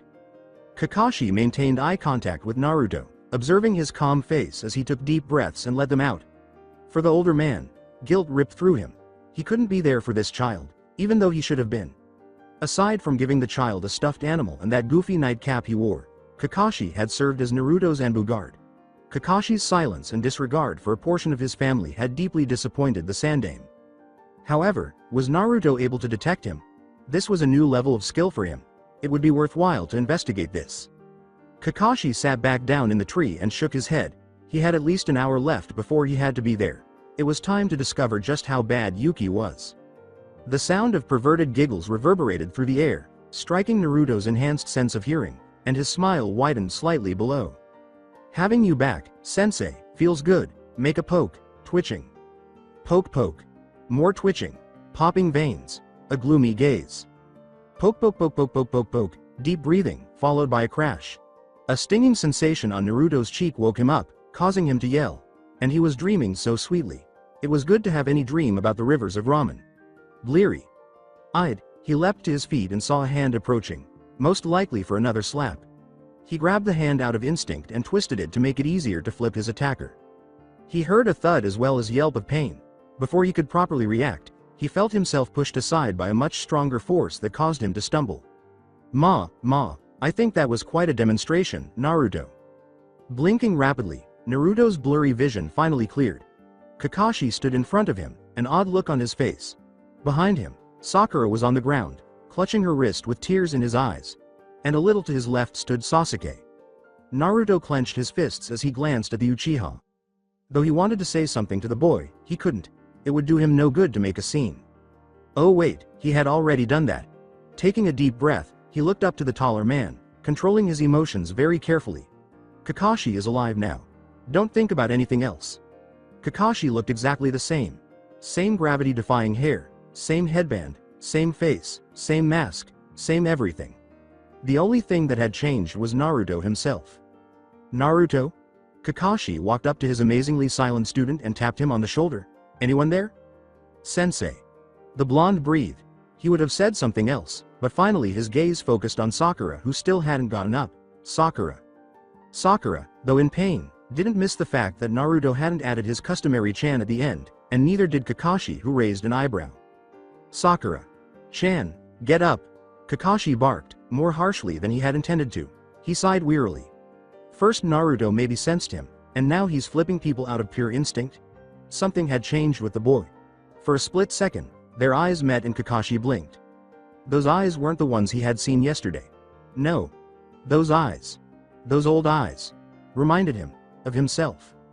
Startled, the pinkette rose to her feet shakily. Naruto had scared her out of her wits, and her sensei's tone was scaring her even more. Naruto. Kakashi began. I'm sorry Sakura-chan, I didn't mean to hurt you, it was an accident. Naruto apologized before Kakashi could finish what he was going to say. His sensei regarded him for a minute before nodding. Good, now Sakura, apologize to Naruto. The girl looked to her sensei with wide eyes, but he. You slapped him. Kakashi cut across her with a frigid tone. I saw that. If you had woken him up nicely, then he wouldn't have been startled and flipped you over like that. It hurt Naruto that Sakura couldn't bring herself to even look at him when she mumbled a quick, sorry. These people, they weren't the same people who he had left behind, they were younger and more immature. Throughout all of this, Naruto had been discreetly observing the stoic Uchiha, wondering what he was thinking. Naruto had seen a satisfied gleam in his eyes when Sakura was on the ground, though he could also detect a hint of anger as Sasuke's gaze turned on him. Anger for what though? Now then. Kakashi clapped his hands together. Since we're all awake and alert, let's go see what missions we might have. Very wisely, Naruto trailed behind his team as they made their way to Hokage Tower. Great, not one day back and I've already managed to screw up royally. He looked up to see Sakura not so discreetly trying to get Sasuke's attention, who was resolutely ignoring her. He also didn't miss the look that Kakashi sent his way, one that was halfway between concern and scrutiny. I wonder how Lee and Shikamaru are holding up. This is torture. Lee thought angrily as he dodged an angry punch from Neji. At first, seeing his team had been amazing, but now, with older eyes in his younger body, he was really getting pissed. And Lee didn't get angry easily. It all began when Guy suggested that the two taijutsu experts engage in combat. Unaware that at the time he still considered Neji a rival rather than a comrade, Lee had enthusiastically agreed. He was very similar to Naruto in this regard. The year's rookies are up against the dead lasts of their classes. And in the end, they were both stronger than their competitors. At this age, Lee and Neji were generally a good match, but despite Lee's terrible control, he had the advantage. He was exerting too much energy on some of his attacks, which knocked Neji flat rather than off his feet. He had the feeling that Guy was also observing something strange about him. It wasn't meant to go like this. Yes, there would be a noticeable change, but it wasn't meant to be this obvious. Oh no, he couldn't imagine what the others were going through if he, the one who didn't use chakra, at least not explicitly, was having so much difficulty. Neji was attacking more forcefully and more quickly. Lee noticed the boy's face was filled with complete contempt. But contempt for Lee or himself? Most likely both. In this instance, Lee needed to lose to make it appear normal, but he could easily identify the weaknesses in Neji's offense and make a breakthrough. Lee took the blow head on, crossing his arms at his opponent's next blow. Now, this was meant to make Lee retreat and give Neji the victory, but destiny had other ideas. The chakra that had accumulated in Lee's arms caused Neji to fall back the second Neji's soft fist struck Lee. With a thud, the Hyuga landed flat on his back, spread eagle, and his face was distinctly deadly. With Tsunade's assistance, Lee would later realize that, despite his inability to shape chakra, he could still use it as he had previously believed. Because of his taijutsu, it was evident that he could use chakra, but it was still unclear how. Tsunade had sat him down and explained how, until that point. Everything was internal to him. In the same way the gates did, he could accumulate energy in his body and release it. There was silence for a moment. Lee watched in horror as Neji stood up, his face displaying a menacing expression. In a regal manner, he brushed off his clothes and just stood there, staring at Lee with dagger-like eyes. The other boy was aware of Neji's defeat. Lee could see his weariness. Lee, however, felt fantastic. He felt no weariness at all, and the drain was nothing. Winner, Lee! Exclaimed Guy needlessly. Tenten was standing with his sensei when Lee turned to face him. Even though Lee defeated Neji, their fights lasted for a very long time rather than the 5 minutes it had taken Neji to lose. Thus, Tenten's shocked expression and Guy's thoughtful one. Neji.san. He had to try to make amends, even though it wouldn't work. Nice match. Lee chose a more suitable handshake because it wouldn't be wise to strike the good guy pose at this moment, which Neji blatantly declined. Lee was aware that Neji's Hyuga status had been damaged, and he also knew that Neji would remember this for a very long time. However, Lee was also aware of the man Neji had grown into, and he chose to emphasize that image over the teenage one. "Lee," Guy said in a strangely low voice, "what did you do?" All his student could do was shake his head and laugh in a way that was very unlike Lee. The sound was one of regret. He turned to face the sullen form of Neji and said, "I won, Sensei. And by doing so, I took away the only thing he could hold on to, his pride." For the 100th time that day, Shikamaru let out a sigh. Being a genin once more made him very happy. He was free to be a child and act lethargic. He was enjoying every moment of it. Now they were taking a rest. Training had gone well. It must have been difficult for Ino and Choji, but Shikamaru, who feigned exhaustion, seemed unconcerned. He had too much stamina to be exhausted by 10 minutes of intense, for a genin, taijutsu. "All right, team. Resting is over. Up." With a collective, "Hi, Sensei." The three genin leapt to their feet. At that moment, Shikamaru became tense. Choji, Ino, and Asuma were staring at him with disbelief.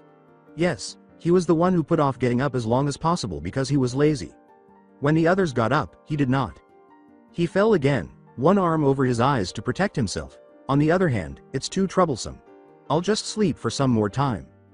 He let out another sigh of relief as he heard Choji laugh and Ino laugh. Even Asuma chuckled a little, but not before giving the genin a thoughtful glance. The scowls had returned. Naruto didn't glare back at the civilians as he used to, and he resisted directing some of his murderous intent towards them. You would have to get used to this. When he returned from his training trip with Jiraiya, the glares had subsided considerably, most likely as a result of the village learning about his actions against Gaara and Neji, and realizing that he was the sole reason Tsunade was back in the role of Hokage. He was merely a genin at the moment, though, and the only thing he had accomplished was to have a bridge named after him. In his book, that was still a significant achievement. These glares were common on the way to Hokage Tower, but they were lessened because Kakashi had somehow followed him, and Naruto was unaware that the Jonin was glaring at the violating civilians. When Naruto was within hair ruffling range, Ayumi, one of the tower's guards, if he was not mistaken, waved at him and gave him a gentle ruffle. Everyone in the tower knew him fairly well because he was always with the Hokage, and very few people objected to his presence. The woman made fun of the teenager by asking, "Big mission today, Naruto-chan?" She received a thumbs up and a broad smile that revealed all of his teeth in return. With his younger, more energetic personality taking over, Naruto answered, "Oh yeah, Hokage. Gigi better give us an awesome mission." He would like to dispel the suspicion that he knew was weighing him down after all of his flops, and one flip, today, but he knew that Kakashi and the Sandaime would not give up until they found what they were looking for. As a result, he was delighted to hear Sakura's characteristic, "Baka Naruto," in front of him and Kakashi's amused laugh behind him. Sasuke chose to remain as stoic as ever without saying anything. Naruto prepared himself for this visit inwardly. The last time he had seen the Sandaime alive was 10 years ago, and he was unsure of his reaction. Sasuke's current personality, his eventual defection, and the death of Uchiha Itachi, possibly the most courageous and honorable person after the Yondaime and Kushina, were all consequences of the Sandaime's order to eradicate the Uchiha clan, even though he genuinely loved the man as his grandfather. Itachi had sacrificed his family, his home, and eventually his life. He would not, and had not forgotten the gift Itachi had given him. Naruto was astounded that Itachi had remained silent about the massacre's true cause even after his passing. He didn't want to be considered a hero and damage the Uchiha name. Together with Uchiha Shisui, that man embodied the qualities of a superb shinobi. Naruto suppressed his darker feelings and put on the front of the carefree fool that most people believed him to be as they turned the corner to the Hokage's office. The Sandaime was sitting behind his desk, filling out some of the paperwork he detested, when the secretary led them into the missions area. When Naruto saw his Gigi, he forced himself not to take a deep breath. He pondered absently whether the Sandaime would have to perish in the Chunin tests. Could Naruto alter the third's fate, or was it predetermined? Additionally, Tsunade would need to find another way to get to the village if he changed it. The sight of the Hokage's traditional hat caused the blonde ninja to tremble a little. The thing had been impossible for him to wear. During a war, there was no time to display your rank. Only months before her death, Tsunade had appointed him Hokage in front of the troops. He removed the hat after giving what Gaara referred to as a speech for the books, after wearing it for no more than 2 minutes. When the old man finally looked up to look at Team 7, he felt 4 pairs of eyes on him. Kakashi was behind them. His book snapped shut for once. The Uchiha was as heartless as ever, and the girl Sakura was waiting impatiently to hear what he had to say. Then there was him. He had hoped to see the boy. Silent as a mouse, the Uzumaki Naruto watched him with a 1,000-watt smile on his face. With the familiar lines, the wrinkles, the crinkle of the man's eyes when he smiled, and the traditional pipe in his mouth, Naruto said softly, "Gigi." Kami, he was at his funeral, and it seemed like only yesterday that he was now alive. When Hiruzen witnessed the girl slap Naruto over the head for disobeying him, his smile vanished. After flinching and scowling at her, the boy repressed his feelings and smiled at her as usual. Shikaku was correct. Naruto had never been able to conceal his feelings so effectively, so something was definitely wrong.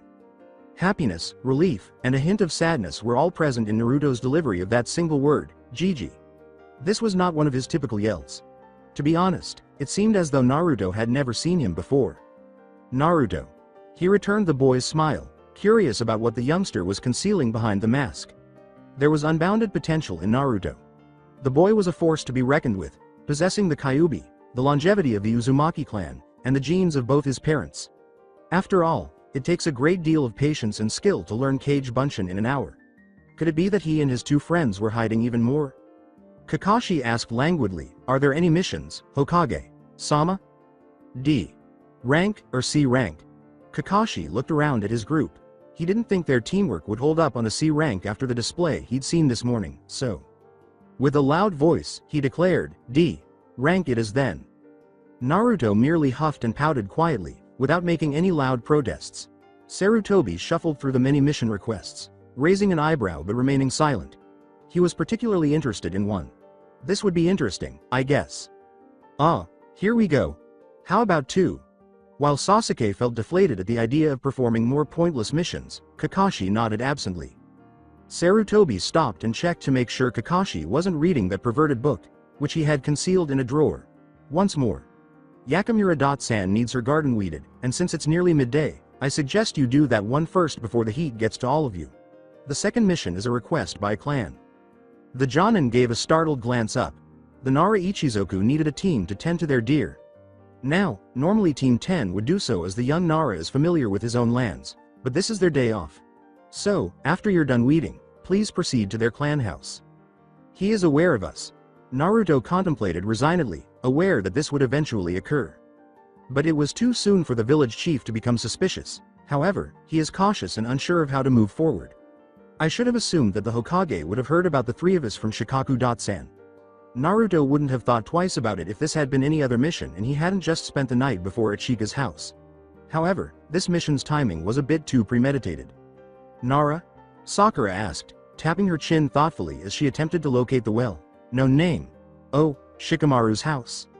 Sarutobi exclaimed with joy, "That's the one," and was a little let down that Naruto had not responded in the least to the name. He wanted to see what Naruto could do, but he didn't want the child to know that he was curious about what those three were up to. According to Shikaku, the boy had displayed characteristics of a censor. Hiruzen was determined to test that. Knowing that Tori, who was concealed in the corner, would only faintly notice him, he tapped his desk 3 times with his hands folded over the table. The Anbu in question wondered why he was being beckoned and looked at his leader questioningly through his mask. Tori stopped in his tracks when the elderly man gave him a barely perceptible shake of his head. He squinted his eyes. What did the elderly man hope to accomplish? As he waited for Kakashi and the old man to finish exchanging information, Naruto rocked back and forth on his heels. He dared not attempt to use chakra to improve his hearing. After all, he might become deaf. Suddenly he came to a stop. Similar to how Kakashi's chakra had felt, he sensed something familiar in the room's corner. He was well aware of this presence. Since they would be in the Hokage's office when he was ostensibly alone, it had to be an Anbu. Taicho Yamato. It was that person. Why was he a guard in the Hokage's office? At this point, wasn't he involved with Root? Unconsciously, he looked in the direction of the chakra, hoping to catch a glimpse of the man who had been so helpful to him. The old man's voice made him turn away from the corner and back to the Hokage, asking, "Something wrong, Naruto?" He gave the ANBU's hiding spot one last, long glance before heading to the back of the room with the rest of his team, who were thankfully ignoring him. "No, nothing's wrong, Gigi. Everything's great," he chirped brightly. He never once noticed the looks that were exchanged between Sarutobi and Kakashi. Or so they believed. The old man whispered to Kakashi, "Did you see that?" The Cyclops gave Tenzo a discreet wave while nodding. "Nice guy, but too strict." The elder Sarutobi appeared thoughtful for a while. Naruto was trying to get a good look at him. He sensed him. I want you to try and look underneath and tell me if you can feel something different about him. I do, and he's only been here for 5 minutes. Develop this skill of his, and see what else he's not telling us. Kakashi raked a weary hand through his hair and said, Hokage. Sama, unwilling to express this specific idea. This doesn't have anything to do with. No, Sarutobi gently but firmly cut him off. Absolutely not. During your wave mission, the seal was not weakened as much as we thought. I corresponded with Jiraiya, and he should be here soon just to make sure. But Naruto is not being influenced by the fox at all. Kakashi nodded and looked at his team, who were patiently waiting for him. Well, not so patiently, judging by Sakura's irritated look and Sasuke's narrowed eyes. Naruto was surprisingly the most patient, in part because his gaze was fixed on Tori's remaining position. Sarutobi gazed into the Jonin's visible eye and said, and one more thing Kakashi-kun. Pay close attention to how he interacts with the rest of the Naras, as well as your team. Despite being perplexed, Kakashi complied. Hi, Hokage. Sama. Sakura impatiently asked, tapping her foot gratingly on the floor, can we go now? Kakashi simply let out a sigh and motioned for his group to depart, but not before observing Naruto wave to the man concealed in the corner and wink at the Sandaime with great purpose. He let out another sigh. The most erratic ninja ever was, in fact, his sensei's son. The first mission went off without any problems. With the assistance of Naruto's shadow clones, the three worked quietly but conscientiously. It was a dull mission, but a mission nonetheless. The elderly, kind-looking woman, who surprisingly didn't give Naruto a nasty look, even offered the three kids lemonade after work. He was terrified of the second mission. He really liked deer, not that he didn't. Additionally, he was fairly familiar with the grounds. He and Shikamaru had become quite close after Jiraiya's passing because they both understood what it was like to lose a mentor. He had been shown by Shikamaru where they took the deer to play. In contrast to war, the animal had a peaceful and innocent effect on you. Despite his best efforts today, he simply couldn't bring himself to behave in the same way as he did when he was 12. He had been altered by his wartime experiences.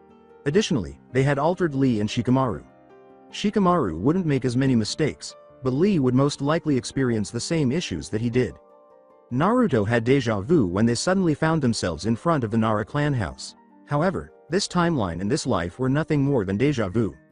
A young girl, perhaps 5 or 6 years old, who appeared to be Shikamaru's second cousin or something, opened the door to Naruto's covert amusement. Sakura couldn't help but swoon over the child who glared at the older girl. Then she called, Ka-chan, she exclaimed. She.no.bi are here, as she saw Naruto, and he was a little confused when she waved and hurried inside the house. They were greeted with a warm smile by another Nara, with the usual straight black hair tied in a high ponytail. Thanks for coming. I'll lead you to where the deer are. Everything is going well so far. As they entered the lawn, Naruto pondered. His footing faltered a little before an arm prevented him from falling all the way down because he was unaware that they were on a slope. Her lips curled upward as the Nara woman held him upright. Arigato. He straightened up and slowly released her hold. Naruto-san, watch out, kiddo. Uncertain whether he knew her or she knew him simply because he was. Well, him. Naruto gazed at her blankly. Although the sarcasm in his voice was hardly audible, he was certain that she understood it based on the snort she gave him. I'll keep that in mind, Nara-san. Kakashi observed the brief exchange from behind with considerable interest. Did the Sandaime ask him to keep a close eye on Naruto and the Naras for this reason? The boy was obviously uncomfortable with the attention, and the woman appeared to be practically scolding him. This place had an almost familiar vibe to it. Only Naruto could hear the woman whisper, nice picture by the way. Even though his eyes narrowed, he did not appear to be slowing down. Picture? The one that's on the fridge, of course. Yoshino. Sama took a wonderful picture last night that she labeled Sleeping Beauties. You boys looked so angelic whilst sleeping. You're welcome to take a look afterwards. The expression on the child's face was priceless. The boy frowned and put his hands in his pockets, saying, oh crap. I'm guessing most people have seen it.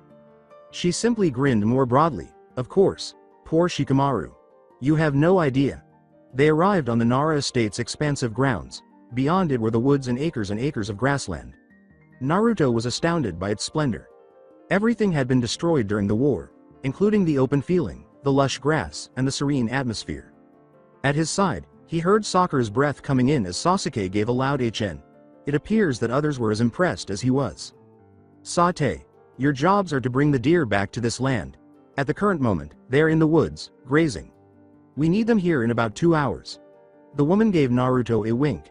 Good luck. 2 hours? Moaned Sakura. I've read about the Nara deer. They're as lazy as the Nara clan itself. They won't come in our time slot. Kakashi gave Sasuke a sharp look as he sighed. Mama, Sakura-chan. Have patience. Nay, just work together alright. And remember, no jutsus that will destroy the woods are permitted. With his book already in hand, the Jonin simply settled down on the plush grass and grinned. This would be very soothing. Naruto looked around the area. It was a lot, but finding the deer wouldn't be too difficult because he had his cage bunshin. He had once been informed by Shikamaru that if Nara tried to get the deer, they typically used music or something calming to entice the animal to the sound. A family of deer immediately surrounded Naruto after he used the flute. Nay, Sakura-chan, Sasuke, I think we should. Sasuke interrupted Naruto. Sakura followed the Uchiha as they slumped away, saying, Shut up Dobi, no one cares what you think right now. Let's just go into the woods and do this stupid mission. The more sensible part of Naruto's brain suppressed a sudden outburst of rage. Now he would not cause a scene. It's okay if Sasuke didn't want to collaborate with him. They were instructed to cooperate by Kakashi, correct? Then, Kage Bunshin no Jutsu. 10 clones appeared instantly, all of them saluting the boss simultaneously. He could collaborate with his own duplicates as well. Knowing that Kakashi was listening to everything he said and did, Naruto said, Find the deer, and once you've done that, alert me immediately. Perhaps now would be a good time for him to talk to his sensei alone, away from the others. For the sake of old times. Instead of retaliating, Naruto controlled his temper and let the other 2 genins go without yelling obscenities, while Kakashi had watched as they had dismissed him before he had a chance to speak. The boy also had what appeared to be a real plan. Additionally, he had frequently used the same tone with his Anbu that he had with his clones. It was a leader's tone. He scowled. Had he not instructed them to cooperate? What were the 2 others contemplating? Naruto shook his head when he saw the ubiquitous Icha-Icha tactics in Kakashi's hand as he turned around and approached his sensei. He took a deep breath and sat on the grass as well. It was pleasant to simply unwind in this atmosphere. He now understood Shikamaru's laziness. You could stay here for hours on end and not want to go. Without ever looking up from his book, Kakashi chuckled at a specific passage on the page and drew lead. Aren't you supposed to be doing the mission? Naruto said softly, in a tone that was distinctly Naruto, I am. The older man then gave his student a sidelong glance and said, or rather, Tenmis are doing the job. Kakashi would ask the child himself, why aren't you helping your teammates? Even though he knew the answer. Naruto frowned for a moment before turning to look directly at Kakashi. Before speaking, the boy appeared to be considering what he would say. The boy asked in a very serious tone, am I that bad to work with? Though he thought it was the other way around, Kakashi scratched his chin as though he was considering what Naruto had said. You're a bit loud and annoying at times, but you're a hard worker who gets the job done. Kakashi had to blink a few times as Naruto grinned. This was not your normal Naruto smile. Rather, it was a gentle smile that brought to mind his sensei. All the child needed to do was gain a foot and a deeper voice, and the Yondaime would come back. His blue eyes stared into Kakashi's lone gray one. If that's true, then why can't they, he said, gesturing to the woods, ever listen to what I say? Naruto rubbed his fingers through the grass and let out a soft sigh, relieved to be able to vent. Sensei, I know that you think that teamwork is important, but the only time we've worked together is during the wave mission, and that's because we thought you were going to die, and so we had to work together. But in missions like these, we do our own separate work. Sakura-chan tries to copy Sasuke, and I'm left on my own. You said that we had to look underneath the underneath, right? So then why can't they do that? Why can't my own teammates get to know me? Naruto never took his eyes off Kakashi's during the entire time he spoke. What his student had just said left the older man utterly stunned. Indeed, he had observed the dynamics and the tension, but he hadn't made any real attempts to alter them. Despite being aware that he was excluded, he was unaware that Naruto felt this way. It hurt how brutally raw the boy's tone was. He realized how much he and the child had in common. Kakashi initially thought of Naruto as Obito, the boisterous, brazen, but resolute Baka. Sakura was Rin, the person who denigrated Obito and admired Kakashi, while Sasuke was him, lonely and sulky. However, he could now see that Naruto, like him, wore a mask. Under that cheerful exterior, he concealed everything. Who knew how much suffering lay beneath the surface? Naruto stood up and brushed those hideous orange pants off before Kakashi could respond. Someday, he would make it a point to get his child new clothes. My clones have found them. I'll go finish the mission now. The genin grinned sadly as he walked a few yards away and took a seat again. Kakashi followed him, curious about what he was doing, and watched as Naruto took a small flute out of his pouch, wondering why he had one at all. The flute was merely a hanged kunai, but he was unaware of this. The child then began to play the small object, moving his fingers over the holes and creating a gentle tune that the deer could probably hear. Kakashi didn't know Naruto could play, and to be honest, he didn't believe Naruto had a good plan until now. But the deer emerged and swarmed in the direction of the genin. Initially, there were 2 fawns, then 3 does and 5 bucks. Then, as Naruto continued to play, more deer showed up. All Kakashi could do was watch as the once open meadow was populated by at least 100 deer in a matter of minutes. "Beautiful, isn't it?" stated a voice beside him. Kakashi looked up to see the commander of the Jonin and the head of the Nara clan standing next to him. The book vanished in a matter of seconds, and Kakashi saluted Shikaku. "Sir." The older man merely snorted and watched as Sasuke and an irate Sakura strode out of the forest, only to halt when he saw Naruto encircled by every deer they had been sent to locate. He shook his head, saying, "The kid's something else. That Gaki reminds you of Minato, doesn't he?" Shikaku asked, looking at his stoic companion, who appeared to be struggling to answer. "Is that why you wouldn't take him? You know, after? He was just too much like him?" The implication his commander was making made Kakashi tense a little. "After the attack, I couldn't think straight. When the village was being rebuilt, I threw myself into Anbu, wishing that I would forget everything. I couldn't take him. I was only 15, and didn't have the mindset to raise a child. Naruto wouldn't have gotten a parent in me, or even an older brother. I would have been a kid raising a kid. But I looked after him when I could, I protected him, and now I'm his sensei. I'm going to make it up to him," he said clearly. Shikaku nodded and laughed when a buck gave Naruto a hard nuzzle and knocked him to the ground. He let out a deep sigh and said, "Yoshino said that he's more like Kushina. Konoha has failed him in every way, you know. He's a hero, and look how he's treated by the civilians." Kakashi remained silent because he was unable to say anything. The fact that the Naras had discovered Naruto's true parenthood was not shocking. Only Minato's closest friends and family were aware of Naruto's parents. Shikaku smirked and remarked, "But one day, that kid will be great. Who knows, he might even be Hokage."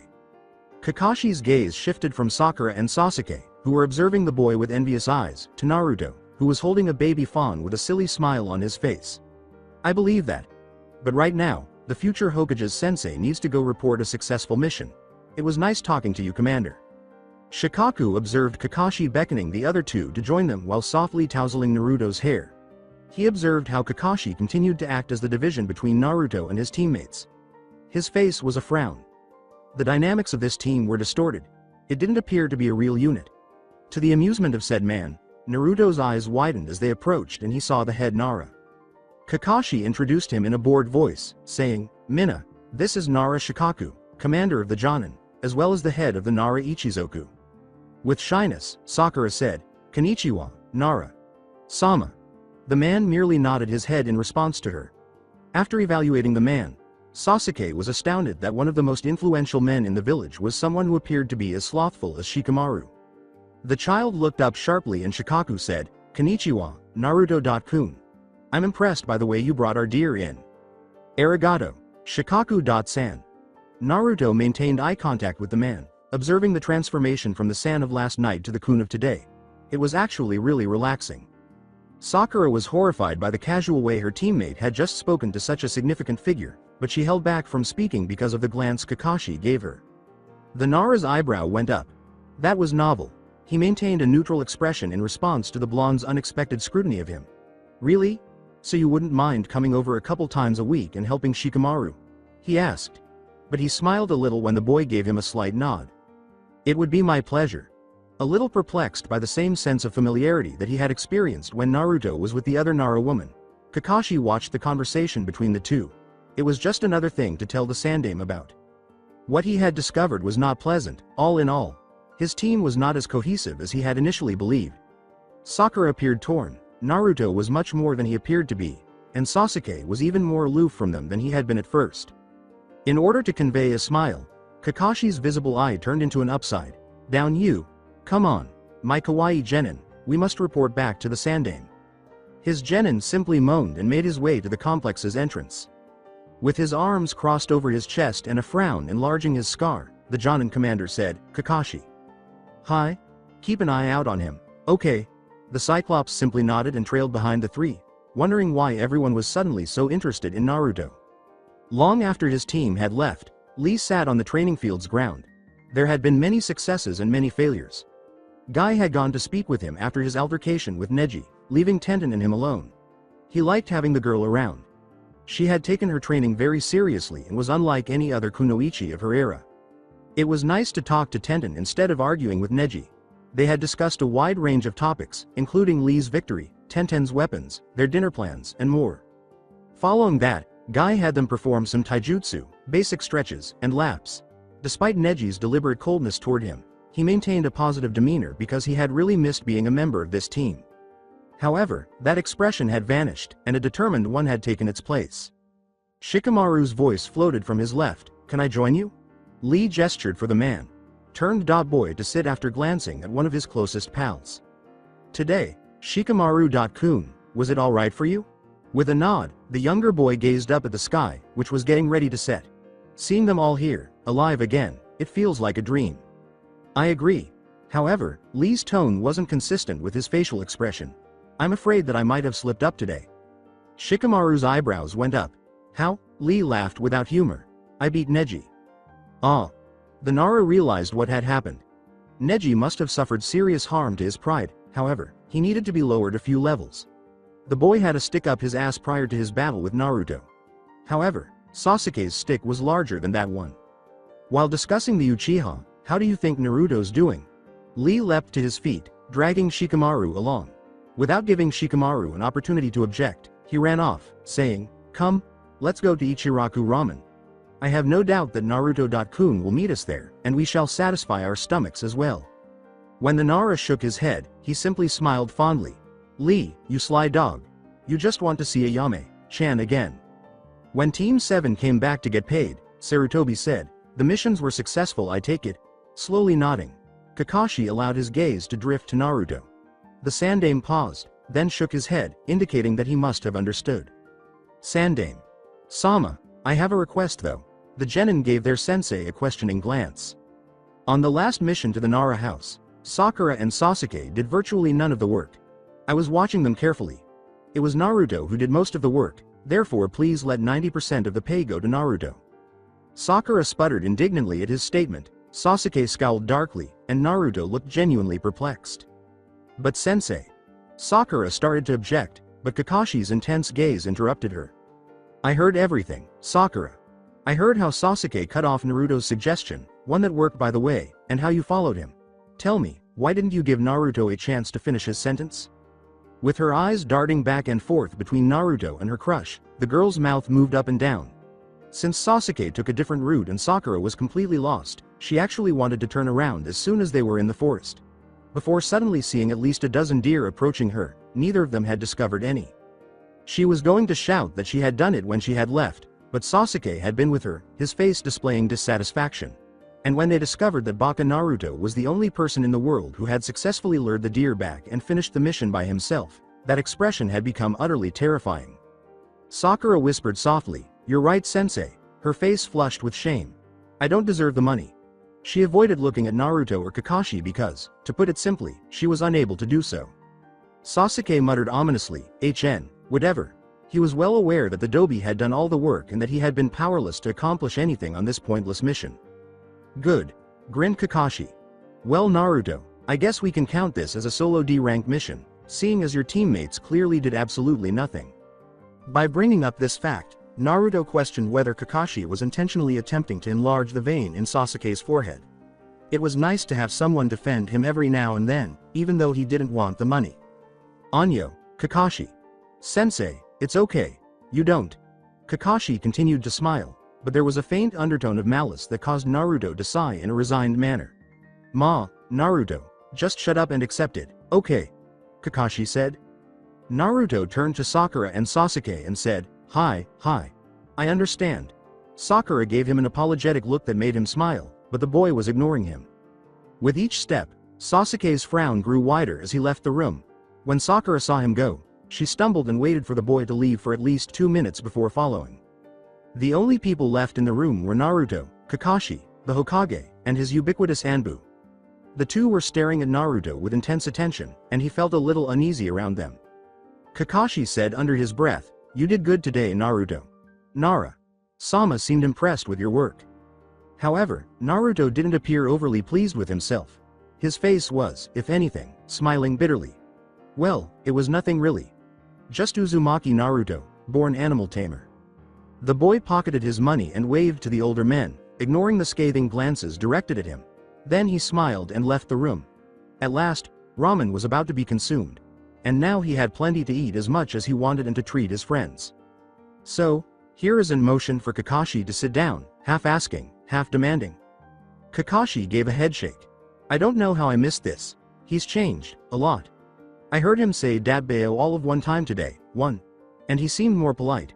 This entire day had been odd, Hokage-sama." The elderly man, eager to learn more about his favorite genin, rested his chin on his intertwined hands and asked, "How so?" "This morning, I swear that Naruto sensed me, just like he did with Tenzo. And then, Sakura was kind enough to wake the kid up with a nice slap to the face. I watched as he grabbed her wrist and flipped her with practiced ease. He was still half asleep at this point, I suppose, because once his eyes refocused, he immediately apologized." Kakashi took a deep breath and allowed the Hokage do what he'd said. "Go on. At first, I was surprised why you asked me to watch how he and the Nara clan got along. Then, when the woman who led us down to the meadow walked alongside Naruto, I got the impression that she knew him, but it didn't seem like he knew her at all."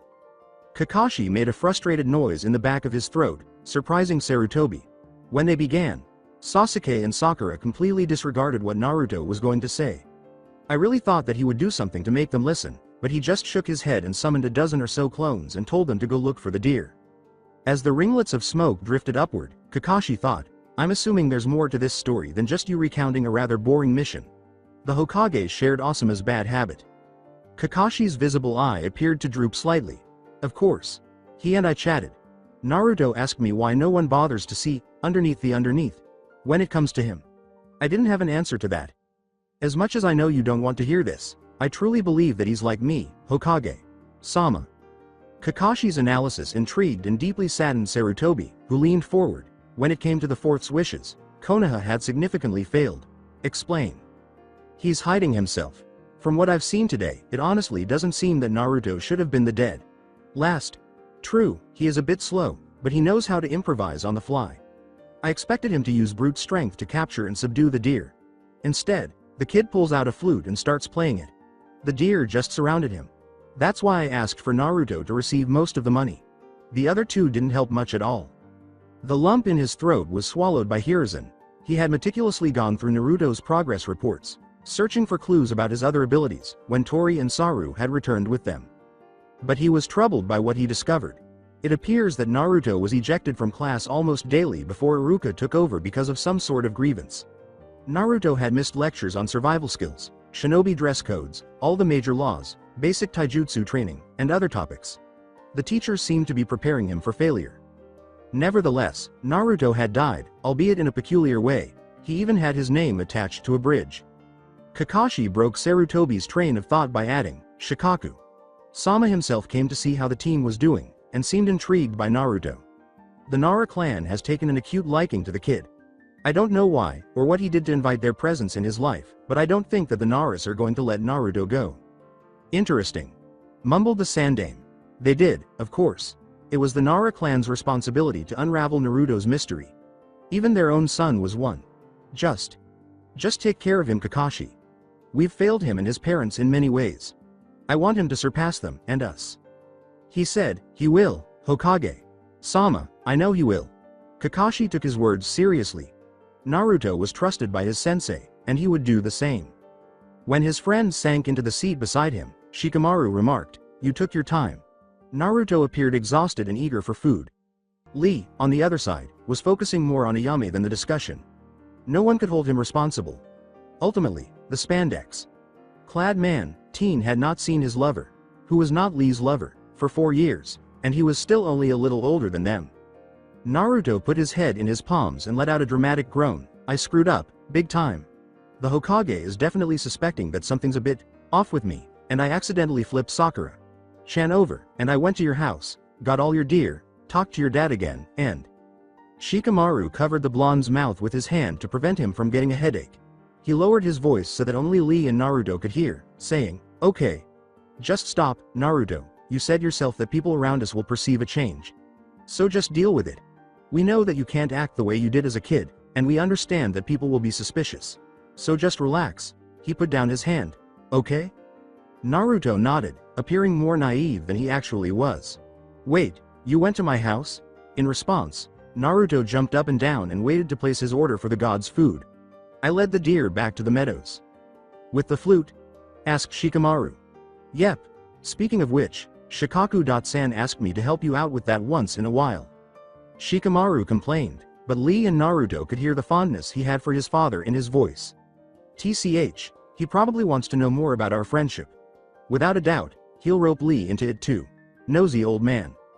"I should warn you, Shikamaru," Naruto said with seriousness, "your mom took a picture of the three of us sleeping. Most of your clan's already seen it, though I haven't." As Lee tried to control his laughter, Shikamaru let out a troublesome Ayame's voice floated in their direction, "Naruto-kun," and Lee instantly became alert. Naruto exclaimed, "Ayame-ne-chan," with sincere love. Tucking a lock of hair behind her ear, she said, "You three boys ready to order?" Together, they nodded and rattled off their desires. Shikamaru and Lee steadfastly disregarded Naruto's order for the quantity of bowls. Half a decade had passed since he last consumed it. For today only, they would give him some leeway. The sun slouched behind the horizon, saying goodbye and letting the moon do her work while they each babbled on about their day. The stars were watching over Konoha, winking at one another and twinkling merrily from high above. The warriors needed to rest after a long day. When Naruto looked up, he saw two stars that shone the brightest. A warm feeling filled him as his lips formed the tiniest of smiles. It had been a while since he had felt this way. He had returned to his rightful place. He would alter Konoha's destiny with his brethren. There was going to be war, but they would prevail this time. Trust it, Ttey Bayo. Village life continued as usual. 2.5 weeks had passed since the time traveler's landing. Not much had changed in all that time. Although Naruto, Lee, and Shikamaru were making a greater effort to hide their abilities, it appeared that those closest to them were skilled at recognizing the shift that had occurred. The Nara clan would likely be the first to discover their true identity, but the time would come for them to do so. The patriarch and matriarch were hardly allowing the children to leave their sight, after all. At least 3 times a week, Shikaku had proactively invited Naruto and Lee to spend bonding time with Shikamaru. Naturally, this period was spent in again, learning Shogi B, taking care of deer. C, observing clouds. D, instruction. E, steer clear of the Nara head at all costs. F, talking about future plans.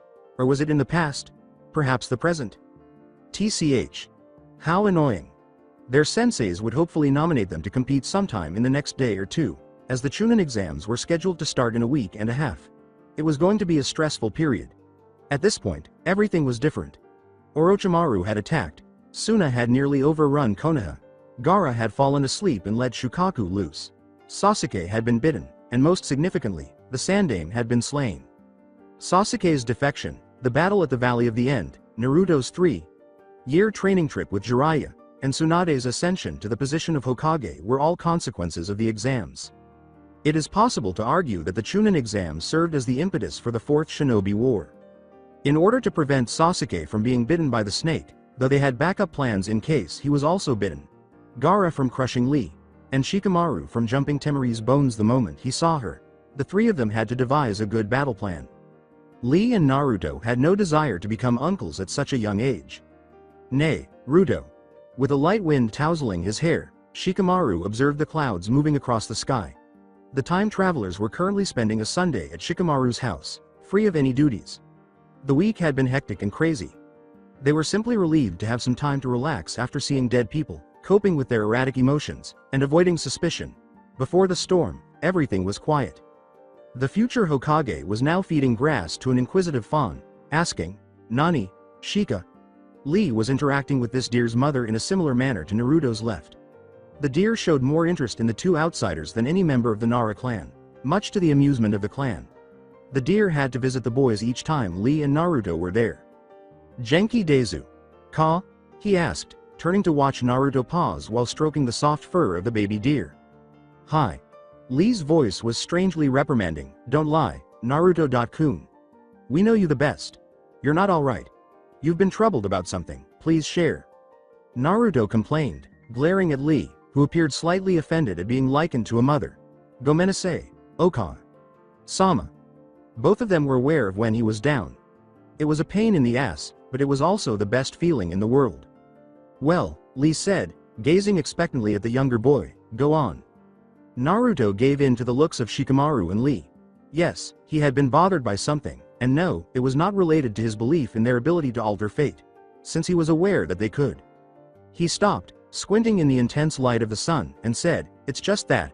I feel as though I've made things worse with my team rather than better.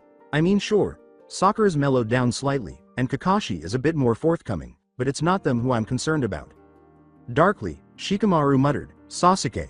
With a frown on his face, Naruto nodded. He ran his hands lightly over the grass, masking the agitation he was truly experiencing. I'm really trying to be civil to the bastard, but as cliché as it sounds, I'm not the problem, he is. Was I really that bad, Futari Domo? Was I blind to reality? I realized far too late that Sasuke was. Sasuke is nothing more than an avenger. I was just so goddamn foolish. After that day with the mission here at the clan house, I've downplayed myself severely. I know for a fact that Kakashi isn't buying the stupid act at all, but Sakura and Sasuke are. I've lost every match to Sasuke on purpose.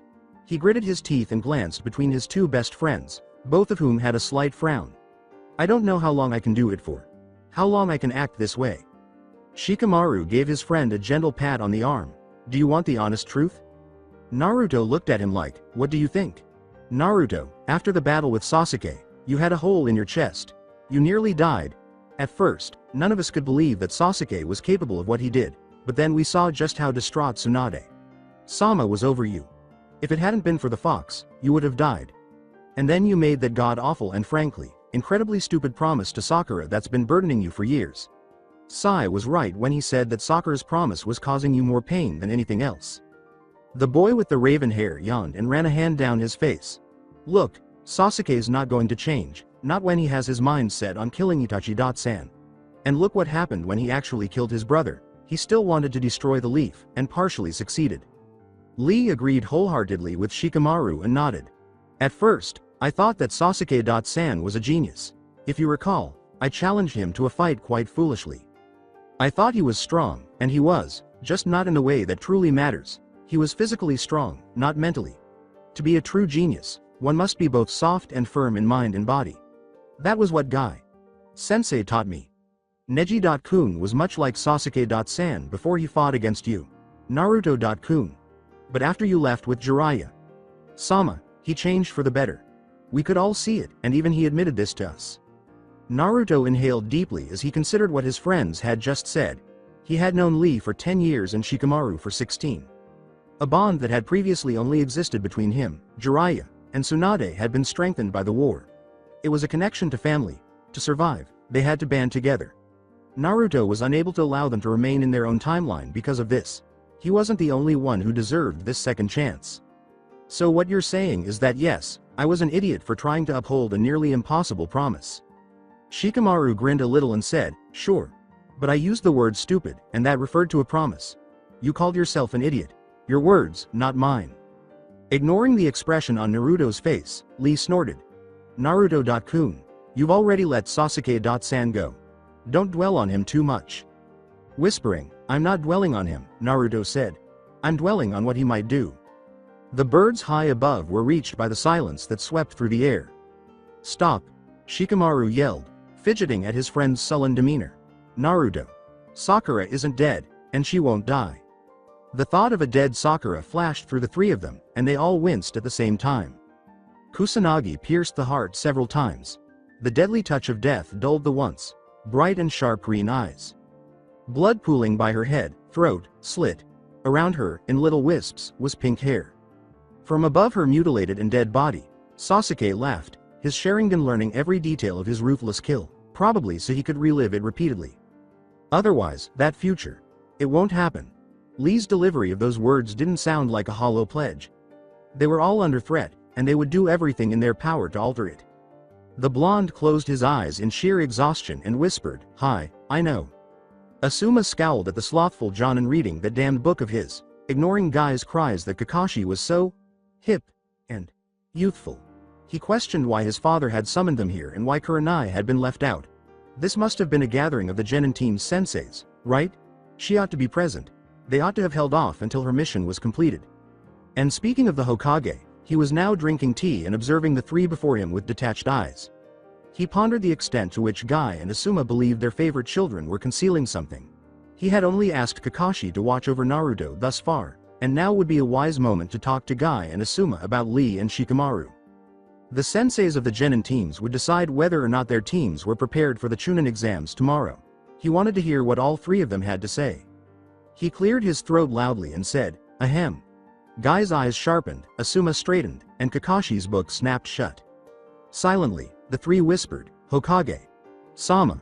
With no further explanation, Sarutobi pulled something out of a drawer and set it on his desk. "I'm sure," he started, "why you are curious as to why I have called you here." His Jonin looked at it curiously, their faces etched with confusion at the pictures they were seeing. Guy started, "Hokage. Sama, these are," Asuma concluded with, "our students." On the desk was a different picture of Naruto, Lee, and Shikamaru. Kakashi massaged his masked jaw with his hand. Those children were the guy's star pupil and Shikaku. Sama's son. He was positive he knew where this was going. Are they in trouble?" he asked. "Naruto." He rumbled, "I surely hope not." He looked at Asuma and Guy.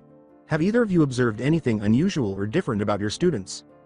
Guy narrowed his eyes on Lee's picture, focusing on the kid's behavior over the past week.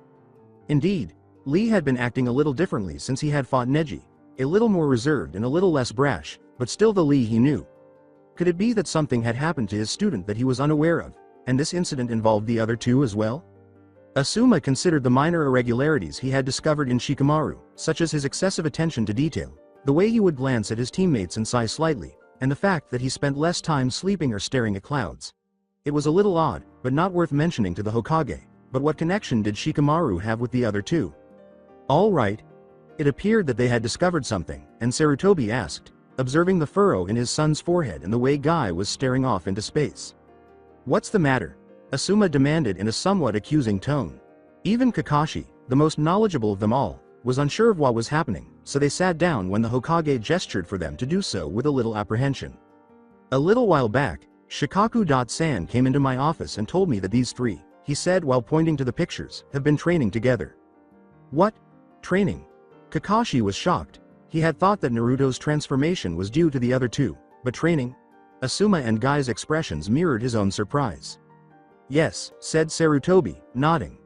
This fact was initially revealed to Shikaku.san when Shikamaru.kun invited Lee.kun and Naruto.kun to stay over. At that moment, he realized Naruto.kun was a sensory type. Kakashi nodded in agreement with the Hokage's statement. He's good and a natural at picking things up, but he could be better with the right instruction. Guy and Asuma turned to face him. "You know, I asked Kakashi to keep an eye on Naruto to make sure nothing strange is happening. Not counting the fact that we haven't seen him pull a practical joke in a week, he hasn't repeatedly declared his intention to become Hokage, demanded to take my hat, or objected when I give Team 7D ranks." In that way, Guy said slowly, comparing the blonde boy to his own genin, Lee has also changed. His reserve has increased. He appears to be almost depressed at times. And Shikamaru occasionally looks at Ino, Choji, and even me with longing. He's more driven now, but I assumed that was because he's finally realized that he's not getting anywhere by just sitting around. With his students' actions starting to make more sense, Asuma continued, he needs to use his intelligence. The Commander Jonin's assessment did not sit well with Sarutobi, who huffed slightly, saying, "I've known Naruto all his life, and I know that he is not capable of hiding anything from me, or so I thought. Shikaku.san has voiced his concern that they are hiding something, and I am inclined to agree with him. The boy is extremely slick when he needs to be, as those Chunin and Jonin who have chased him around town after a prank know. Kakashi can attest to the fact that he has change. This change, in my opinion, was brought about by the wave mission that Team 7 was given a month or two ago." "With Zabuza?" Asuma inquired. After all, It was a C-rank turned A-rank mission, and practically every Jonin knew about Kakashi's team defeating the Demon of the Mist and rescuing a town. The Great Naruto Bridge. Kakashi snorted a little. Naruto even had a bridge named after him. With obvious pride on his face, Sarutobi declared, "That's the one. I believe that this mission helped him see our world and our Sakai for what they truly are." And he dropped the shield he was using to protect himself. After a pause, Asuma remarked, "But that doesn't explain the change in our kids as well. Isn't it? 3 genin, 3 dead. Lasts, 3 distinct personalities," Sarutobi said, raising an eyebrow. "They have all displayed changes simultaneously, correct? This isn't just an accident. They may have chosen to mature after Naruto informed them of the mission's events. This is a poor explanation, but for the time being it will do. Even though I think they are concealing some skills, I don't think anything more sinister is happening. However, I want everyone to keep a close eye on them. Don't follow them around or take any actions that could raise suspicions about you. Simply try to identify any changes, no matter how small, and compare them to their past actions." The 3 Jonin nodded and concurred with the Hokage after a pause. "Are they prepared for the Chunin exams, in your opinion?" With careful attention to their responses, the elderly man asked in a low voice. With a tone of finality, Kakashi said, "I will tell you tomorrow, Hokage. Sama." In reality, he wasn't entirely sure and needed some time to consider his options. The other 2 agreed with their fellow Jonin and bid their leader farewell with dignity. They observed the city's bustle while standing in polite silence outside the compound. "What are your thoughts?" Kakashi read his book while carefully masking the interest in his voice. With less of the typical youthfulness in his voice, Guy stated, "The more I think about it, the more I can see the changes." Taking a long drag from his cigarette, Asuma complained, "Same. I didn't think those 3 of all people would be training together though."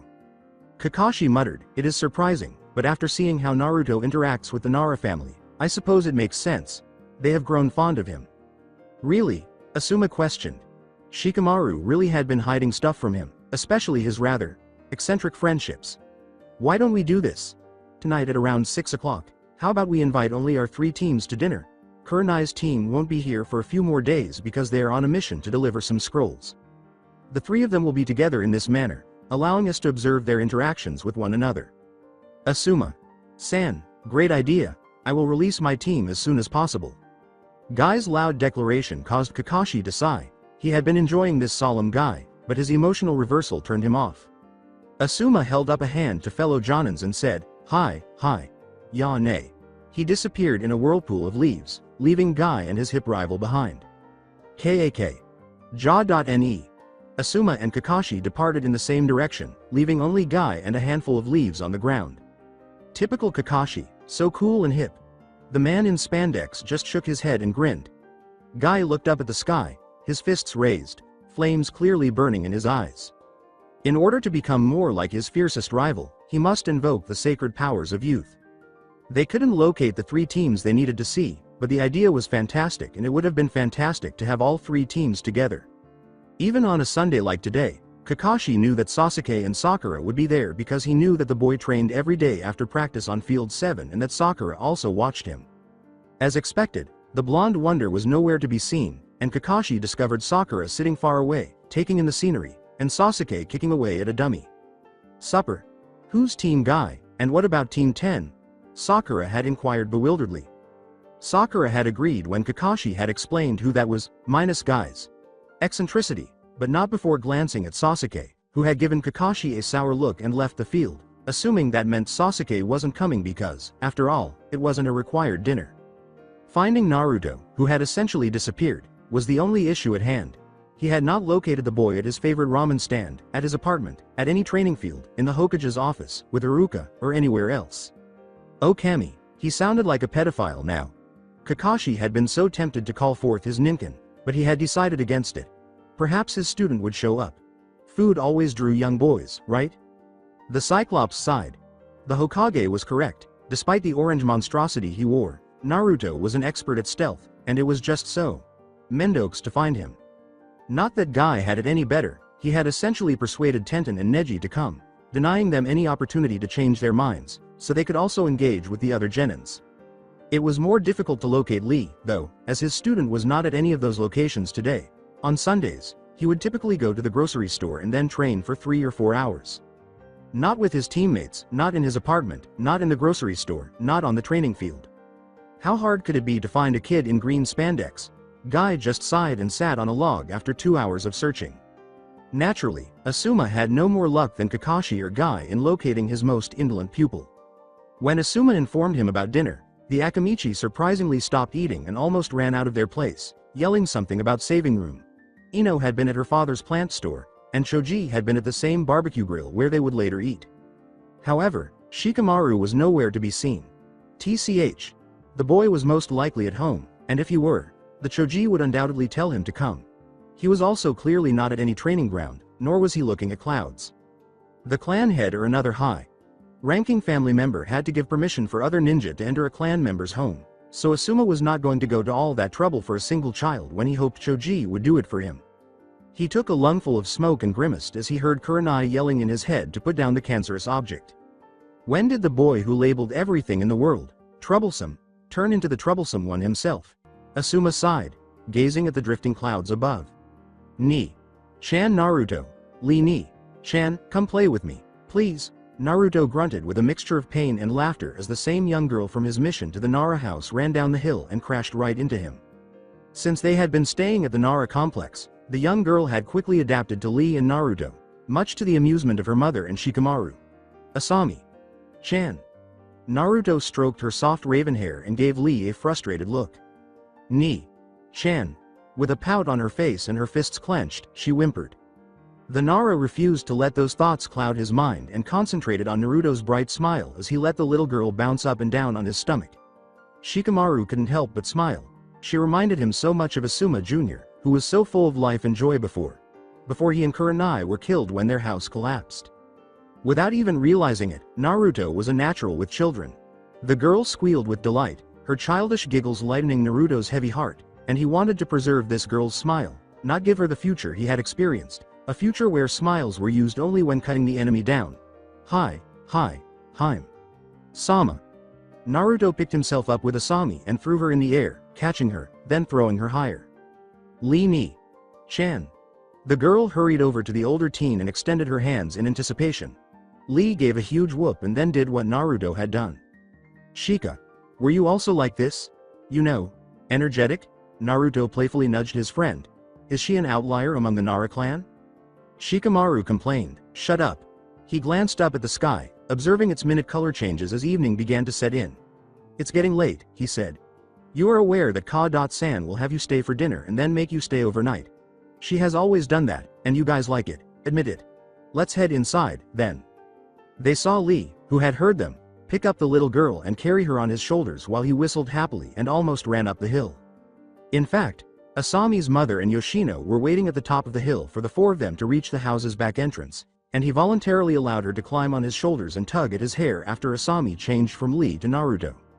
None of them realized that their senseis had been searching for them all day amidst all the fun and merriment. Asuma looked at the 5 genin in front of him and started clumsily, so. In an uncomfortable setting, the 8 of them, him, Kakashi, Guy, his 2 brats, Guy's 2 brats, and Kakashi's pink-haired brat, sat in a cozy booth. Tenten and Neji were staring at the younger genin with suspicion and mockery, Choji was shifting uncomfortably, and Ino and Sakura continued to shoot daggers at one another. Even worse, there was no sign of Naruto, Lee, or Shikamaru. Oh, Ayashi. Fortunately, Kakashi had put his book away and instead chose to give the genin a death stare, which was causing a lot of discomfort for the other patrons. Kakashi muttered, loud enough only the Jonins could hear, they're not here. Ino cautiously glanced at Asuma and said, Sensei, why are we here? Well, we, Asuma said, pointing to his 2 friends, thought that this would be a good idea, you know, to get to know your fellow genins and the people you will be fighting with in the future. He laughed uneasily and rubbed the back of his head sheepishly. So, where is Shikamaru? As he munched on the appetizers before him, Choji posed the question. That was the million-Ryo question, Asuma winced. Where was he? Where were Lee and Naruto? Hadn't Choji told him? Shikamaru? I was unable to locate him today, is he home? Choji glanced at his sensei, who had food scraps all over his face. I dunno. Perhaps. 2-san requested that I spend some time with the family today, so I would have gone over. Since the child was at home, Lee and Naruto were most likely with him, The bearded Jonin masked a sigh. Gosh. My kawaii genin, Guy cried. Let's introduce ourselves. Beneath all the holiday cheer, Guy shared Asuma's thoughts. Neji and Tenten dropped their heads, glancing from their sensei to the other genins' expressions. Hyuga Neji. The older boy, who resembled Sasuke but was worse, glared at the other kids, cutting off their attempts to speak. Tenten. Inwardly comparing herself to the other genin girls and observing that they were not eating anything. The bun-haired girl waved cheerfully and scowled. Were they on diets or something? No kunoichi could survive without eating nearly as much as their male counterparts. Akamichi Choji. As he eagerly bit into some tempura shrimp, the plump boy waved back. All of the jonin recoiled as the blonde girl flipped her hair back in a smug manner and said, Yamanaka Ino. Haruno Sakura. Sakura glanced at the more experienced group and observed Tenten, the girl, eating her fill. She heard her stomach rumble as she gazed down at the food, which looked delicious but was actually very filling. Tenten frowned as she glanced around, asking, where is Lee.Kun? What about Naruto? Choji inquired. Kun Sasuke. In a matter of seconds, Ino's expression changed from optimism to disappointment. Kakashi grinned at them and said, Ma, Sasuke didn't want to come, and I guess we just couldn't find the other three. It appeared that the three boys were hanging out together, most likely with the Naras, and it was a little worrisome that Sakura didn't even realize Naruto wasn't with them. The dynamics of his team had been completely messed up. Perhaps putting them in the Chunin exams, whether or not they became Chunin, would help them work as a team, if it didn't kill them. Alright, kids, let's eat, have as much fun as you want. Despite this, Guy was personally put off by Lee's absence, and he could sense that Asuma and Kakashi shared his disapproval of Naruto and Shikamaru. The three jonin were aware of the uncomfortable environment they were in while they were eating. They all sighed together. The night was going to be long. Lee.Kun, Shika-chan, Naruto.Kun, Yoshino practically sang as she waltzed into her son's room the next morning, hoping to give the three a nice wake-up call. Wake, Era? She paused in the center of the room, taken aback by the absence of people. The beds were clean, as if no one had slept in them. The children were absent, and it was only 7 o'clock. Were they on missions today?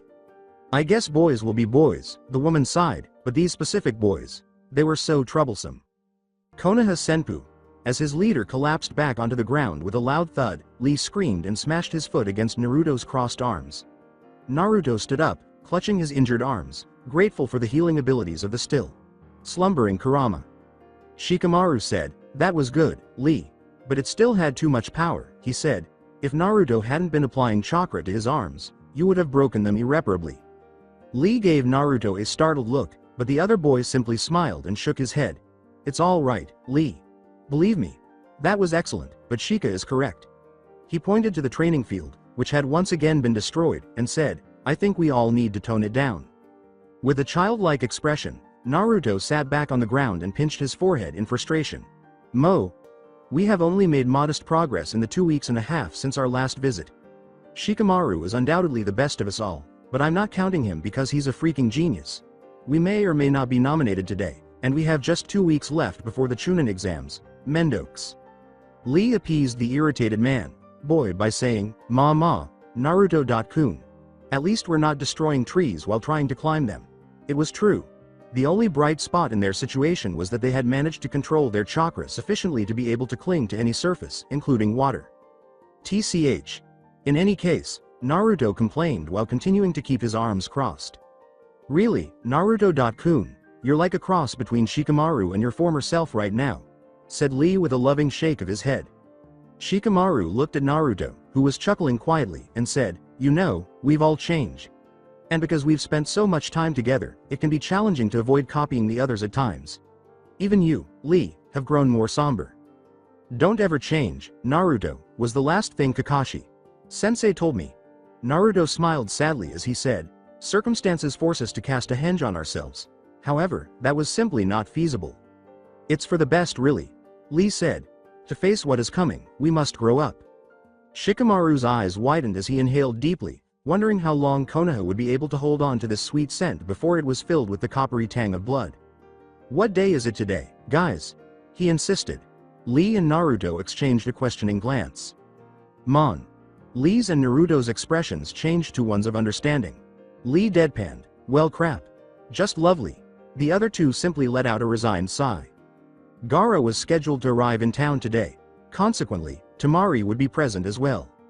Thus, Shikamaru would soon see his wife for the first time in a long time. In order to prevent Suna from accusing the Nara clan of sexual harassment for attempting to approach the Kage's daughter, Lee and Naruto would need to ensure that he didn't see her. It was all done in a single day by the Hokage and his aides. All of the Genin team instructors were gathered in the Hokage's office, and Kurenai, who had just returned from a C-rank mission with her team, stood proudly next to Asuma, ready to nominate her squad, confident that they were prepared for any challenges that might arise. Surprisingly, Kakashi arrived at this meeting on time, most likely because the Hokage had informed him that it would begin at 8 a.m. rather than 11 a.m. Standing in the corner was Amino Aruka, the academy teacher who occasionally assisted the Hokage and would be responsible for tallying who was taking part and who wasn't. The Hokage himself was sitting behind his desk, smoking his pipe idly, staring at Guy, Kakashi, and his son, who returned it without even flinching, with a calculating look on his face, curious to see what these three would do. All right, let's get going. He paused and glanced around, focusing on a particular Jonin. Let the record show that this meeting has been called to announce which of Konoha's Genin teams will be nominated for this year's Chunin exams that are being held in Konoha.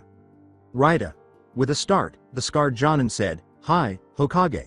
Sama. The third team is not eligible. Fujiwara Natsumi has resigned, as you are already aware, and the other two are unfit." Aruka marked his notebook carefully. Genma. The Senbon. Chewing, bandana. Wearing Jonin simply stared blankly at the Hokage and said, "No." Around him, a lot of Jonin laughed. "No," the Hokage said it again. "No," Genma reiterated, adding, "In retrospect, I do not nominate Team 5. Hell no." With a gentle snort, Hiruzen continued, "Kurenai-chan, how is your team doing?" "Team 8 has my nomination," the Genjutsu mistress said with a proud smile. "They really are an amazing group." Aruka reluctantly crossed off Team 8, a rookie squad? Were they prepared? His pen hesitated. The Hokage nodded, but not before observing the intrigued looks on the faces of Asuma, Guy, and Kakashi, Aoba. The Jonin with the sunglasses just nodded his head. "Hi." With a hint of undertone, he continued, "I think my team is ready. I nominate Team 6. "Guy, your team?" Sarutobi asked, turning to face Guy. Guy smiled blindingly at the Hokage, saying, "Hello, Hokage-sama. My young genin are more than capable of handling this task. Team Guy is my nominee." Raida whispered, "I hear that Guy's prodigy and that Hyuga kid are quite good." Aoba nodded, and Raida added, "The Kunoichi is supposed to be a weapons mistress." "You, Asuma?" About his son's team, Sarutobi was curious. "Those three are the new Ino. Shika. Cho," the bearded Jonin said, sagging a little as he put his hands in his pockets. "They're nominated, of course." The room was filled with murmurs. 2 Genin teams of rookies? Then that departed. Kakashi.kun. The 7th team? Hiruzen was anticipating this. There would be 2 rookie teams in addition to Guy's. This test would be very intriguing if Kakashi nominated his own squad. Team 7 is nominated as well. Kakashi's gaze shifted to the Hokages, and he nodded slightly. Asuma and Guy gave him speculative looks, but he wanted to see Naruto's true potential, as well as Shikamaru's and Lee's, and the exams were the only way to do so. He wasn't sure that they would do well as a team, but they worked together when it really counted. "Are you certain, Kakashi?" Genma questioned him anxiously. "And you too, Kurenai-san, Asuma-san? Are your teams really prepared?" Though Genma's words did resonate, Kakashi said, "If they weren't, we wouldn't nominate them." Was his team prepared? Perhaps, perhaps not, but they would take part. Aruka, who showed a great deal of respect for the copy ninja, had been standing quietly up until Kakashi's announcement, but now he wouldn't. "Hokage-sama. 3 rookie teams cannot be allowed to take the exams. People pass away. They're not prepared, please remember." "By they," Kakashi said abruptly, glaring at the teacher, who flinched back just a little. "You mean Naruto, don't you?" "What?" Aruka exclaimed, not willing to accept defeat. "No, I was a teacher to those children. I am aware that not all of them are qualified, but some are." Only he could sense the tick in Kakashi's jaw, and even though he knew Aruka was one of the few people who truly cared about Naruto, he was still irritated that he was going to deny that child the opportunity to take part. Once again, by them, you mean Naruto.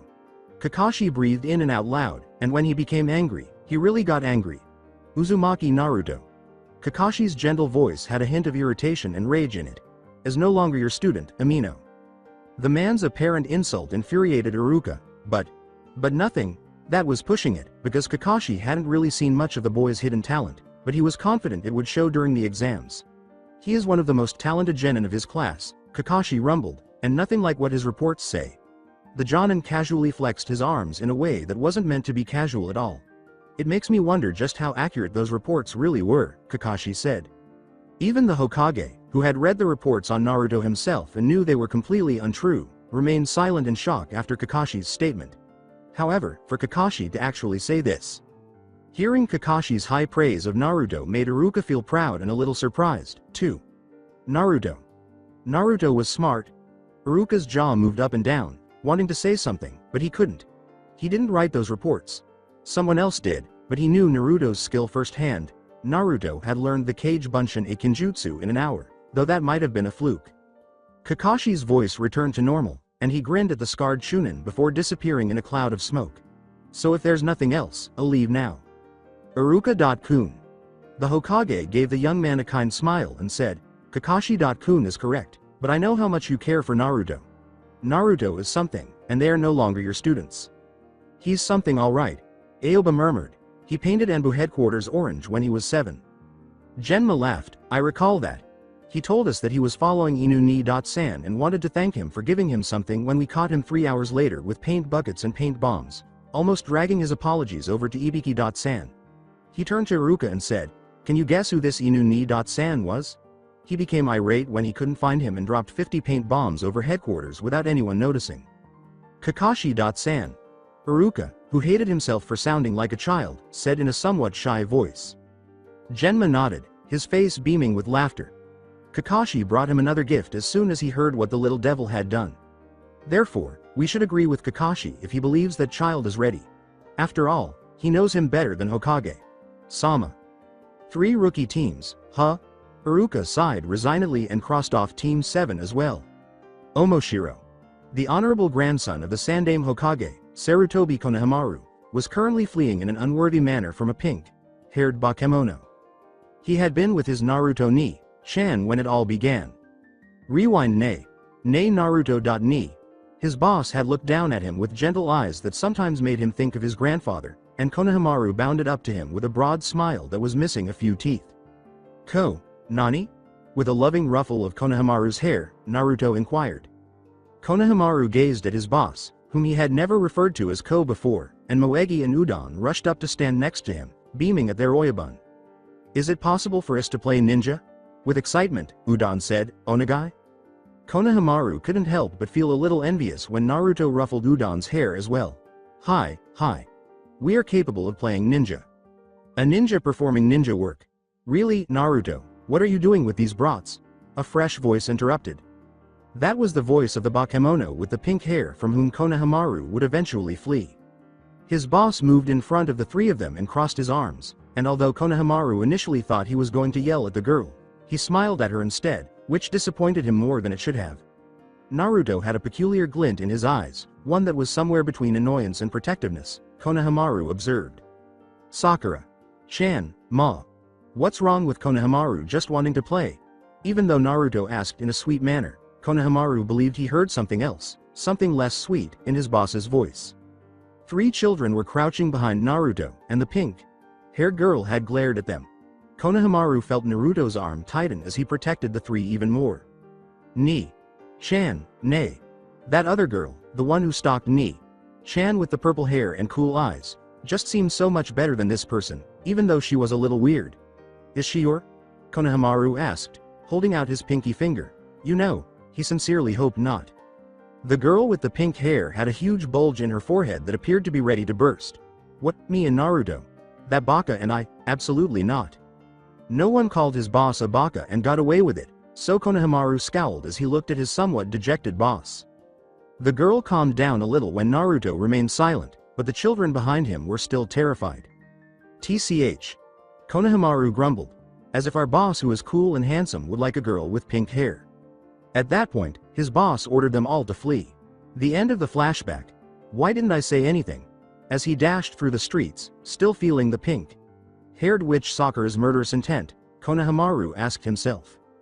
Baka baka baka ba. Oh, if Before being roughly pulled up by his shirt, Konohamaru felt himself sinking into something firm yet soft. Then he found himself staring into the eyes of another monster, but this time it was a man who appeared to have been transported from a kabuki theater. "Oi Gaki. You're so rude to bump into me. Are you unaware of my identity?" The monster spat in Konohamaru's face. Looking at the man, Konohamaru saw that he was actually a teenager rather than a man, and that his headband was different from Konoha's. Was this a foreign invasion? What was going on? Konohamaru fought desperately to escape the man's hold so he could warn the village of an impending attack. Kankuro. Konohamaru turned to his right and noticed that a teenage girl, with 4 pigtails and hair nearly the same color as Naruto.ni-s, was speaking. She also had a large fan strapped to her back. Konohamaru felt a chill go down his spine as the girl snarled, "Let the Gaki go. He's just a shrimp." The strange makeup artist grinned at Konohamaru and said, "I was just going to teach the kid a lesson." Squeezing his eyes shut, Konohamaru thought, "Someone, save me. He couldn't die like this, not before he had fought Naruto.ni for the position of Hokage and taken Naruto's hat. I would listen to the lady if I were you." The voice made Konohamaru smile. Naruto.ni. Naruto suppressed a smile at the prospect of seeing the future Kazekage again, but Gaara hadn't appeared yet, and that guy always loved dramatic entrances. Naruto had been anticipating a confrontation with the Suna siblings, but he never imagined that it would proceed the same way in his timeline. "You are this Gaki's ni-san, right?" Temari pointed to Naruto and said, "You." Sakura, who had just arrived on the scene, was a little breathless when she saw Naruto and the strange shinobi in front of her, one of whom was holding the Gaki hostage. She looked from Konohamaru to Naruto, wondering what would happen. Those two looked strong, and if they got into a fight, which they seemed to do, Naruto wouldn't be able to handle them. And those headbands? They weren't from Konoha. What were foreign shinobi doing on Konoha? "You're correct. His Aniki is me. Let the child go." Naruto couldn't help but smile at the woman who would become his sister in everything but blood. Kankuro appeared so alive and whole next to her, which wasn't the case the last time they had seen him. "After all," Naruto said, his grin blatantly malevolent, "it wouldn't look good if Suna shinobis attacked the Hokage's grandson before the Chunin exams even started. You would be instantly disqualified." "The grandson of the Hokage?" Kankuro turned to face the brat he was holding, who was protruding his tongue at him.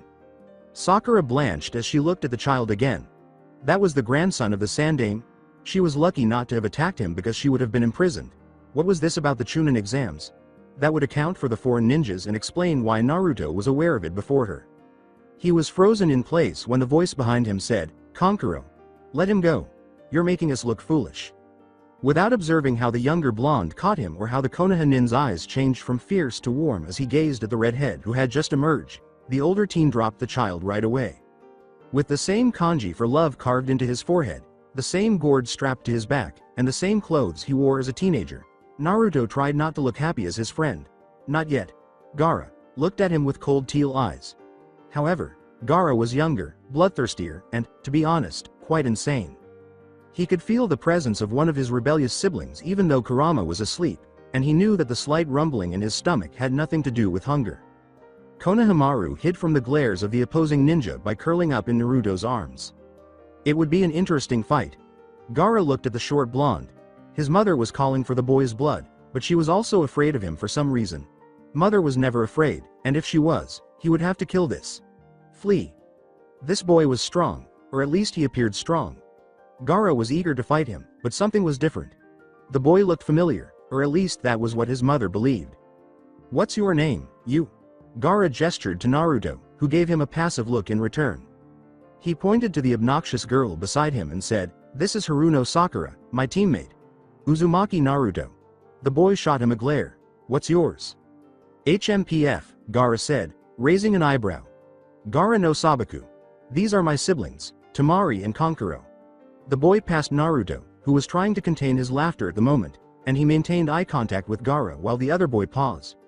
The future Hokage and Kazekage assessed each other before Gaara gave a mocking snort. "Naruto Uzumaki." Without showing any emotion, Gaara said, "Mother wants your blood." He turned on his heel, and his brother and sister cautiously followed. It was somewhat confusing that the Gaara of the future had once been the Gaara who had just been in front of him, and it resonated in his heart that he, Uzumaki Naruto, had helped transform the Kazekage into the man that he had been. Naruto laid a shivering Konohamaru on the ground and gazed at Gaara's retreating figure with a mixture of amusement and sadness. For this reason, Naruto would stop at nothing to assist Gaara once more.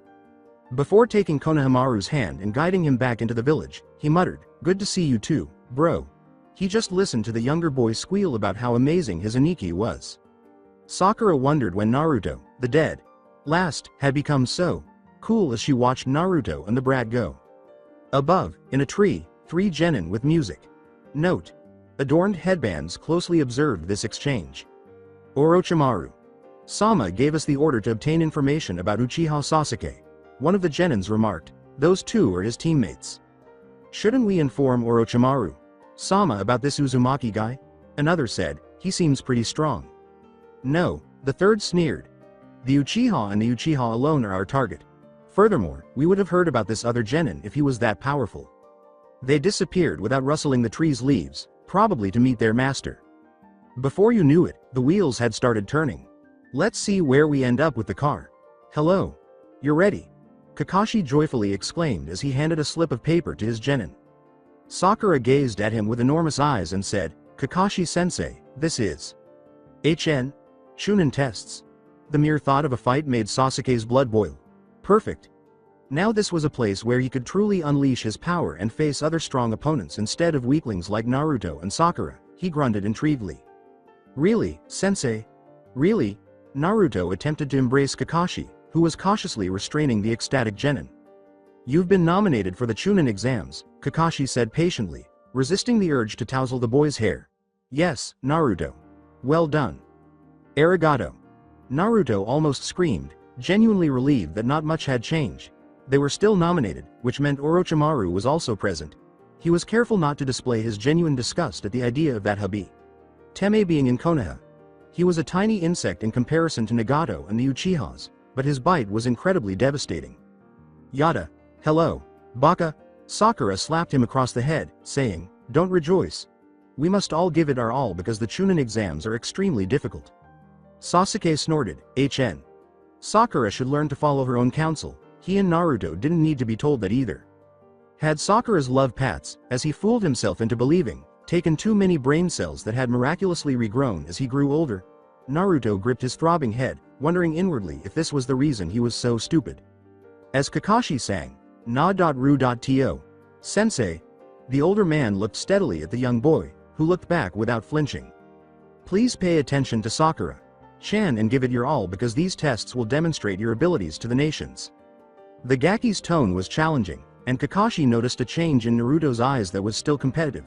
"Of course, sensei. Why would you think otherwise?" Kakashi asked. Under his mask, Kakashi grinned. The brat had, indeed, picked it up quickly. "All right, ja.ne. That's it for today, kids. I'll see you later." Before they could speak or act, Kakashi disappeared in a whirl of foliage. Kun Sasuke. Sakura would have gone after her crush, but she remembered that Naruto also existed, and when she turned to him, he was gone. That is, nowhere to be seen. Sakura scowled at her errant teammates and chose to show Buddha her nomination slip. Oh, she was going to be so incredibly envious. As Shikamaru watched Naruto gobble up bowl after bowl of ramen, he muttered, "Mendeski." He knew his best friend loved the dish, but it was as if he was actually breathing in the noodles. Lee, on the other side, was following suit, albeit more slowly. Naruto had also introduced Lee to his favorite food, and now Shikamaru had to deal with 2 ramen maniacs. Naruto. If it weren't for the ramen splattering all over his face, the blonde would have shuddered at Shikamaru's withering expression, which caused him to pause his meal for a moment. "Did you not see her?" Naruto put down his bowl and wiped his mouth because of the desperate tone in Shikamaru's voice. "I know you love her and everything, but have some patience, bro." Naruto patted him on the head and said, "She's perfectly fine, Shikamaru.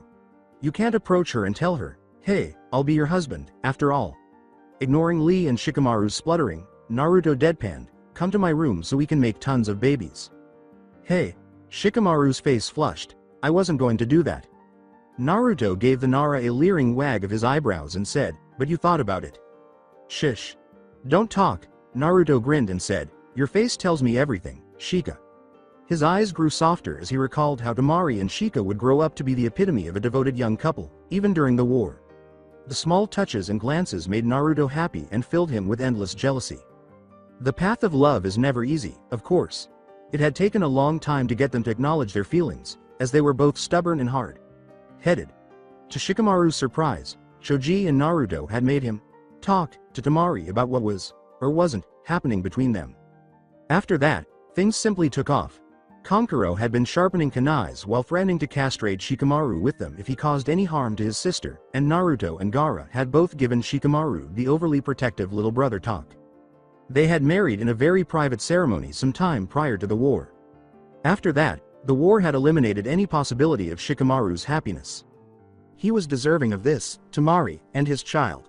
Lee looked dreamily at Ayame, who was tending to another customer, and said, "Ne Shika-kun. Nani? Maybe after Naruto finally snags Hinata-chan we could go on a triple date." It was Naruto's turn to snarl at his friends while choking on his ramen.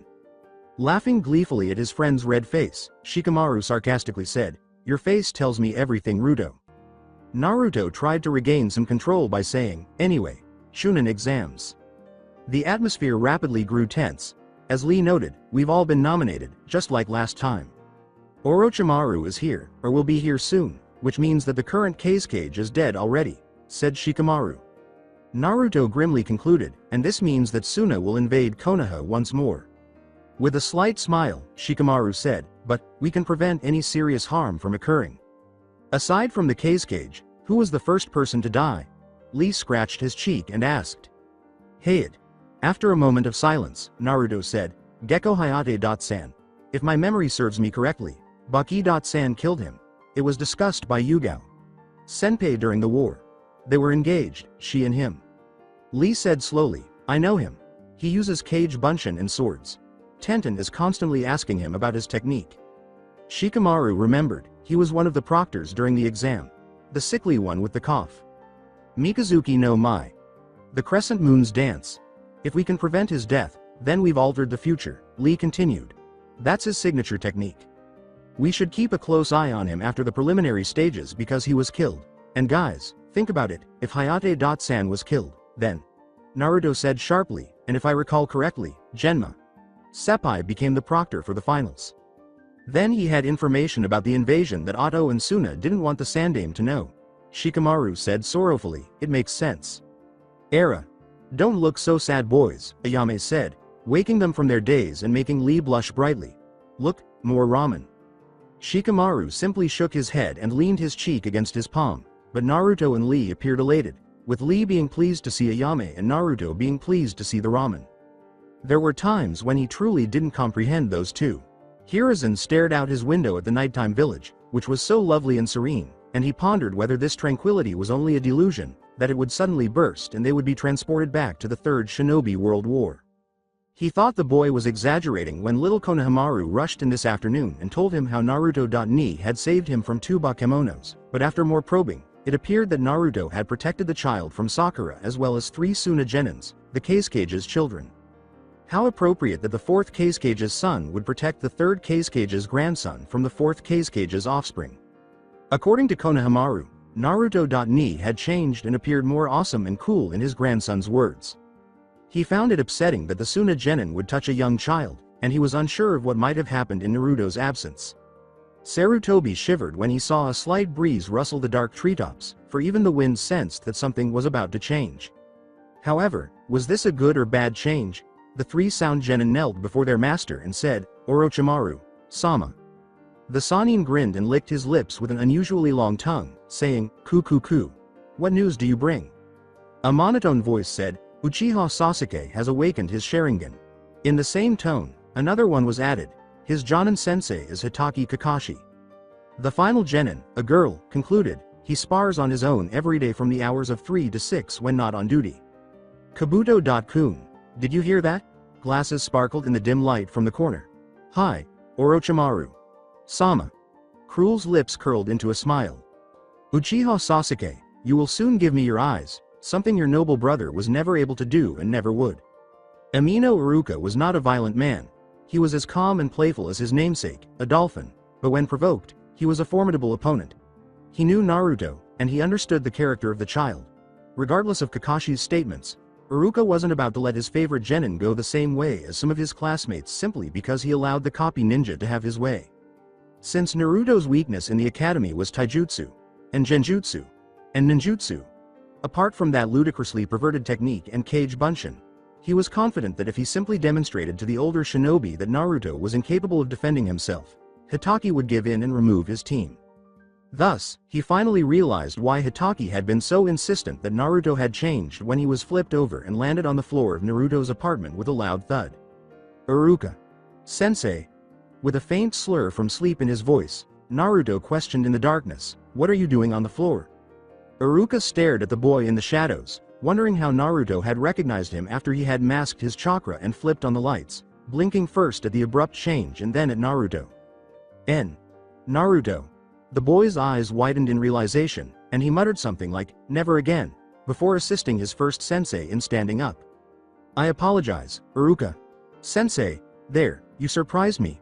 Aruka swiftly grabbed Naruto's shoulders so he could meet the boy's eyes as Naruto lowered his head in a submissive position toward the older man. Naruto was criticizing himself for his lightning, fast reflexes. Yes, it was a curse to have that.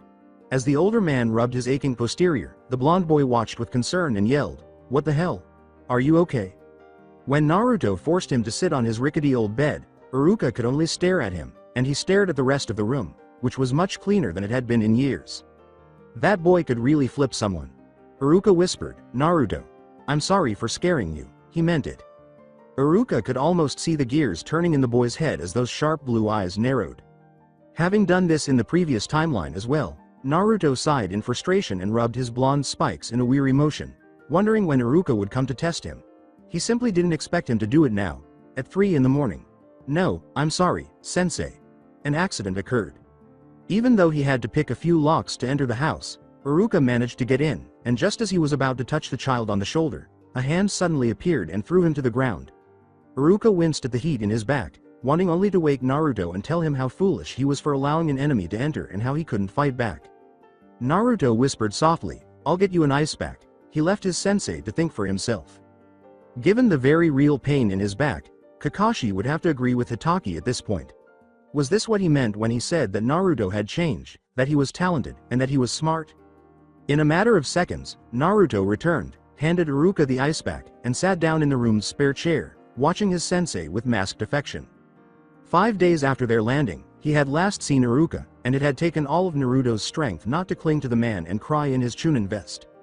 Aruka, the man who had first recognized Naruto as a ninja, who had thought of Naruto as a brother to him, who had died defending him, was alive again, and Naruto was going to do everything in his power to keep it that way. Naruto said softly, sorry." Aruka smiled.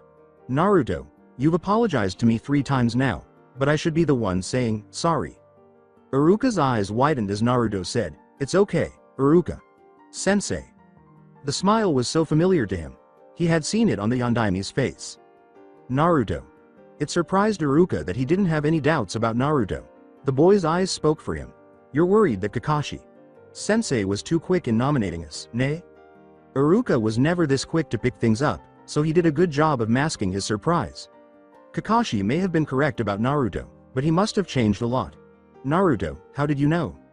Naruto looked down with a slight frown on his face and said, "The truth is, Sensei, I'm not sure if Kakashi Sensei did the right thing. He couldn't say that because you've done this before, could he? So he chose the next best thing. Because like it or not, I know you, maybe better than you think." Aruka was completely taken aback by that straightforward admission. Naruto, Uzumaki Naruto, the boy who yelled that he wanted to be Hokage all the time, was questioning whether his sensei was correct to allow them to progress. Why? Aruka was curious. Naruto inhaled deeply and turned to face Aruka, the only man he could confide in completely outside of his fellow time travelers. "Because as a team, we suck." That was the harsh truth of the situation. Aruka choked as he heard Naruto's deadpan voice for the first time. It was so direct, so emotionless, so unlike Naruto. "Naruto. I'm not exaggerating, Sensei." In both his timeline and this one, Naruto was unaware of how much his team had disintegrated following the wave mission. "We don't work well together. Sasuke barely listens to what anyone says, Sakura only listens to what Sasuke says, and Kakashi Sensei tries to be the moderator, but it never works. We truly are not a good team." Unable to find the right word, he trailed off, "We are so. Aruka cautiously remarked, "Kakashi said that you all were ready." Naruto never spoke in such a manner. Perhaps this was his way of being half asleep in the middle of the morning and not fully comprehending what he was saying. Naruto firmly denied. Kakashi. Sensei probably never said that. I know pretty well him too. He grinned softly and tapped the side of his nose. Aruka exhaled. This was a change, a big one. Naruto appeared so much more composed, mature, and shinobi. Like. It was actually a little frightening. You're right. He didn't. Actually, he only really mentioned you in his brief speech. Before he calmed down, Naruto was a little surprised. Had Kakashi also been this intent on him in the past timeline? Really? I wonder why, he said, glancing out his window at the dark sky. Sensei, I've changed. The Hokage, I, and Kakashi. Sensei are all aware of this. Minutely, Aruka stiffened. Naruto was acknowledging this? Don't worry. Naruto laughed. Aruka thought that the laugh was strangely similar to Kakashi's. How strange. The Yondaime's smile and the Yondaime's prized student's laugh. Wave made me realize a lot of things. I'm unable to behave as I once did. I can't pretend to be happy all the time. This is a hard life. They were good in their own right, so Zabuza and Haku.san didn't have to die, but they did. And I was furious about that. The environment in which we live is harsh and unforgiving. The Wave mission may have opened Naruto's eyes, but it shouldn't have made him sound like a godforsaken veteran. Naruto.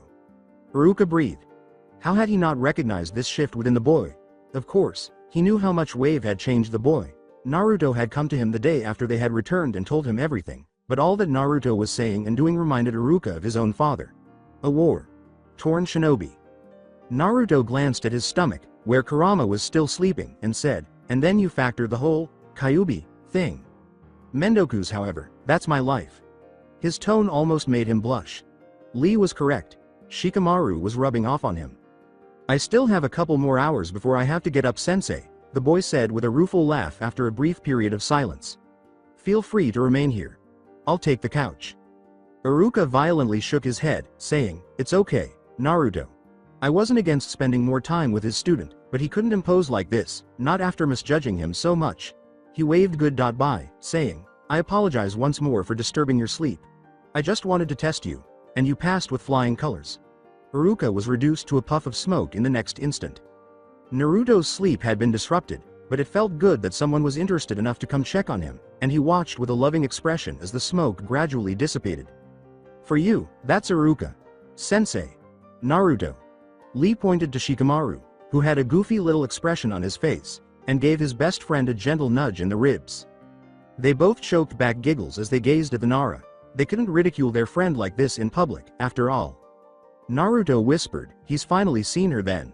Shikamaru had been sort of stalking Tamari ever since the Suna Kyodai had arrived in Konoha 4 days prior, hoping to catch a glimpse of her, but they were as elusive as a single grain of sand and were nowhere to be found, until today, it seemed. Shi.ka.ma.ru. Naruto circled his friend casually, fully aware of the odd looks he was getting. Well?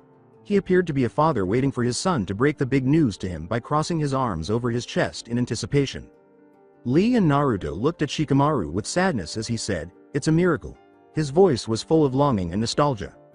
Lee wisely said, time travel is a miraculous and wondrous thing. Did you speak with her at all? Naruto inquired, fairly certain he already knew the response. No. Yes. The upbeat tone he adopted whenever Tamari was around was characteristic of the Shikamaru of the future, prior to the war. So you followed her around? Stalked is a bit of an overstatement. I was just looking for her. Shikamaru scowled. I couldn't really let her go after I found her, could I? This time, it was a fact rather than a question. So you stalked her. With a sheepish head rub, the Nara said, can you blame me? With a small sigh, Lee said, no, we can't.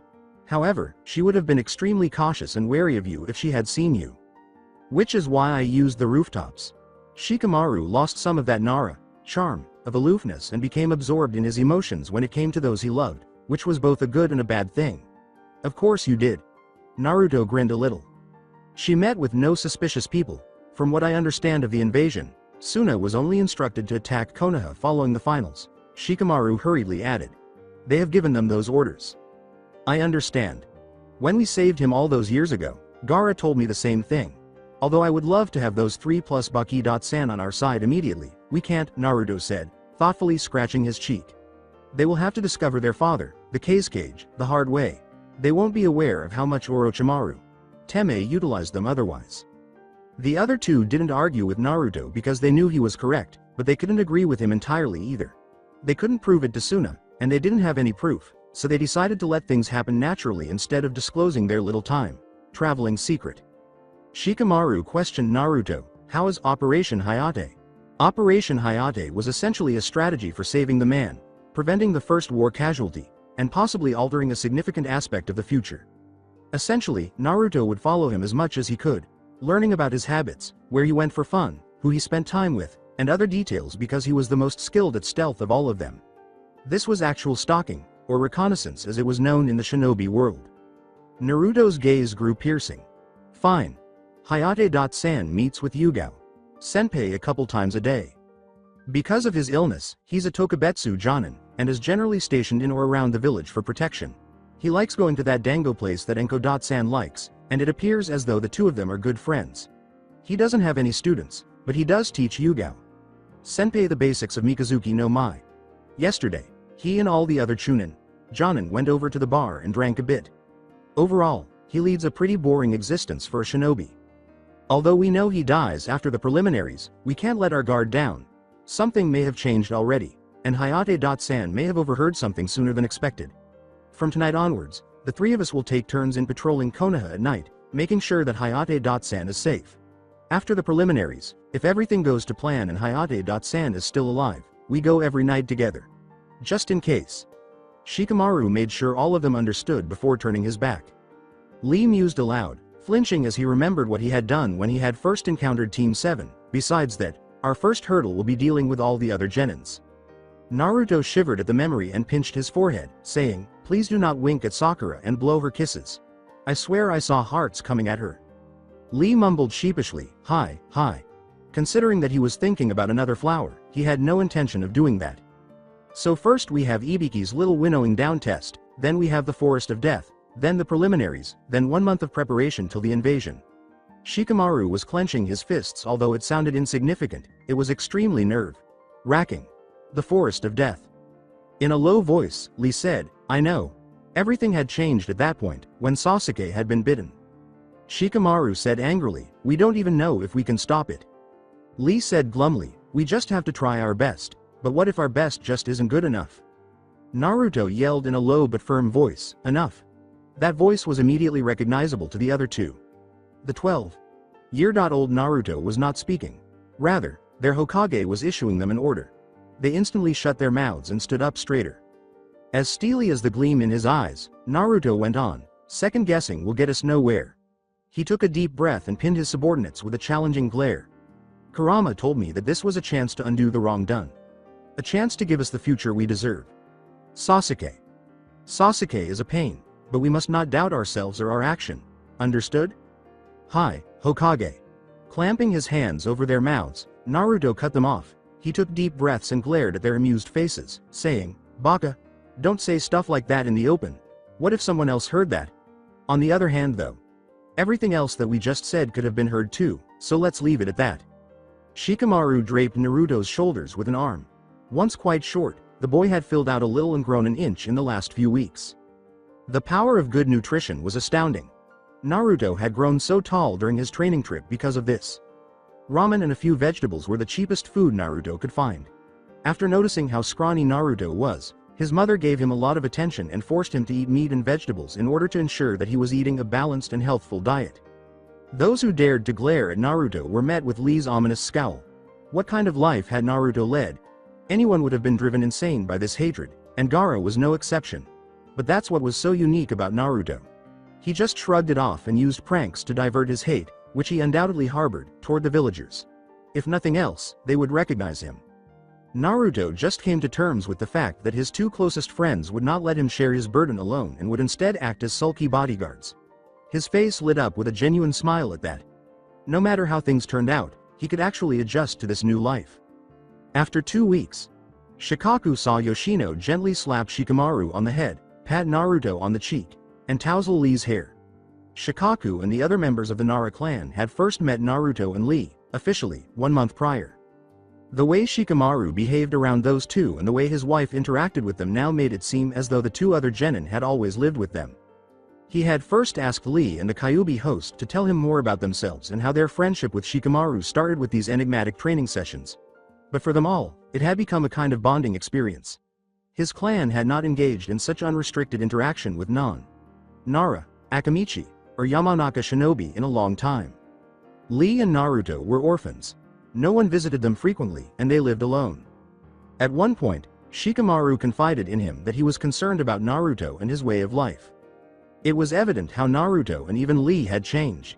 Naruto resembled Minato more because he was taller and had hair that fell over his eyes. Lee had calmed down a little and his skin had a healthy glow. The children were essentially living with the Naras, with Naruto only occasionally returning to his apartment to sleep and take care of his plants. Lee did the same, planning his schedule so that he and Naruto would spend the majority of the week staying with the Naras at the same time.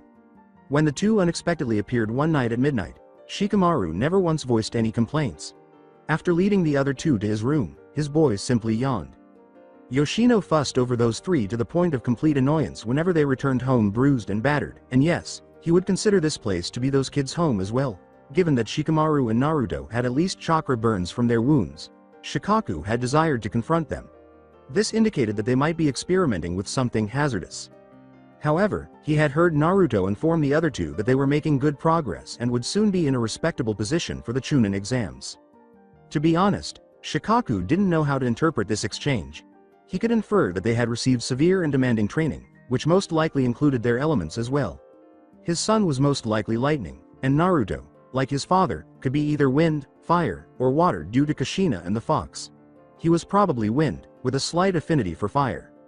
They left today in preparation for the Chunin exams. All they could think about was training ever since the three of them returned with identical slips. Over the last 2 weeks, the boys had truly surpassed themselves. They practiced taijutsu and some ninjutsu in the complex's rear when they weren't on missions. When Naruto used a very light form of Suiten, Mizu Tatsumaki, to create a tiny water tornado that kept the plants and deer hydrated, the deer was overjoyed. However, if Naruto's shadow clones hadn't countered the jutsu, Shikamaru would have nearly destroyed the forest when he chose to combine a Raiden jutsu with Naruto's water jutsu. At that point, Yoshino informed them both that practicing ninjutsu in the backyard was strictly prohibited. Nevertheless, Shikaku was taken aback by the fact that they were both employing ninjutsu in this manner. Other than the Uchiha, he was certain that no other genins were employing elemental attacks. Shikamaru had never demonstrated any interest in or skill with the elemental jutsus. That only heightened his interest in where those two were picking up these skills. Lee, with his amazing taijutsu, came next. Shikaku certainly didn't anticipate the crater that had developed in the field when Shikamaru had told Lee to lower his weights one day, nor did he anticipate this gaki elevating guy's training to a new level. Beneath the bowl cut, green spandex, and layers of perpetual youth, that child was a taijutsu genius. Shikaku dares say that his movements might even be comparable to Guy's. Shikamaru was the clearest of them all, but they were all geniuses in their own right. For this reason, Shikaku felt totally at ease allowing them to take the tests. He was confident that they could succeed. Together, Lee and Naruto exclaimed, "See you soon, Shikaku-san," with identically broad smiles. Shikamaru saluted him and smiled slightly, "See you soon, Oyaji." The elder Nara waved back, his lips quivering slightly upward. In the next moment, Yoshino was by his side, and the two of them saw the kids disappear into the distance. Before leaving the house, his wife whispered, "Those kids, they'll do great things one day." Shikaku couldn't help but agree after taking one final glance at the children's scuttling figures.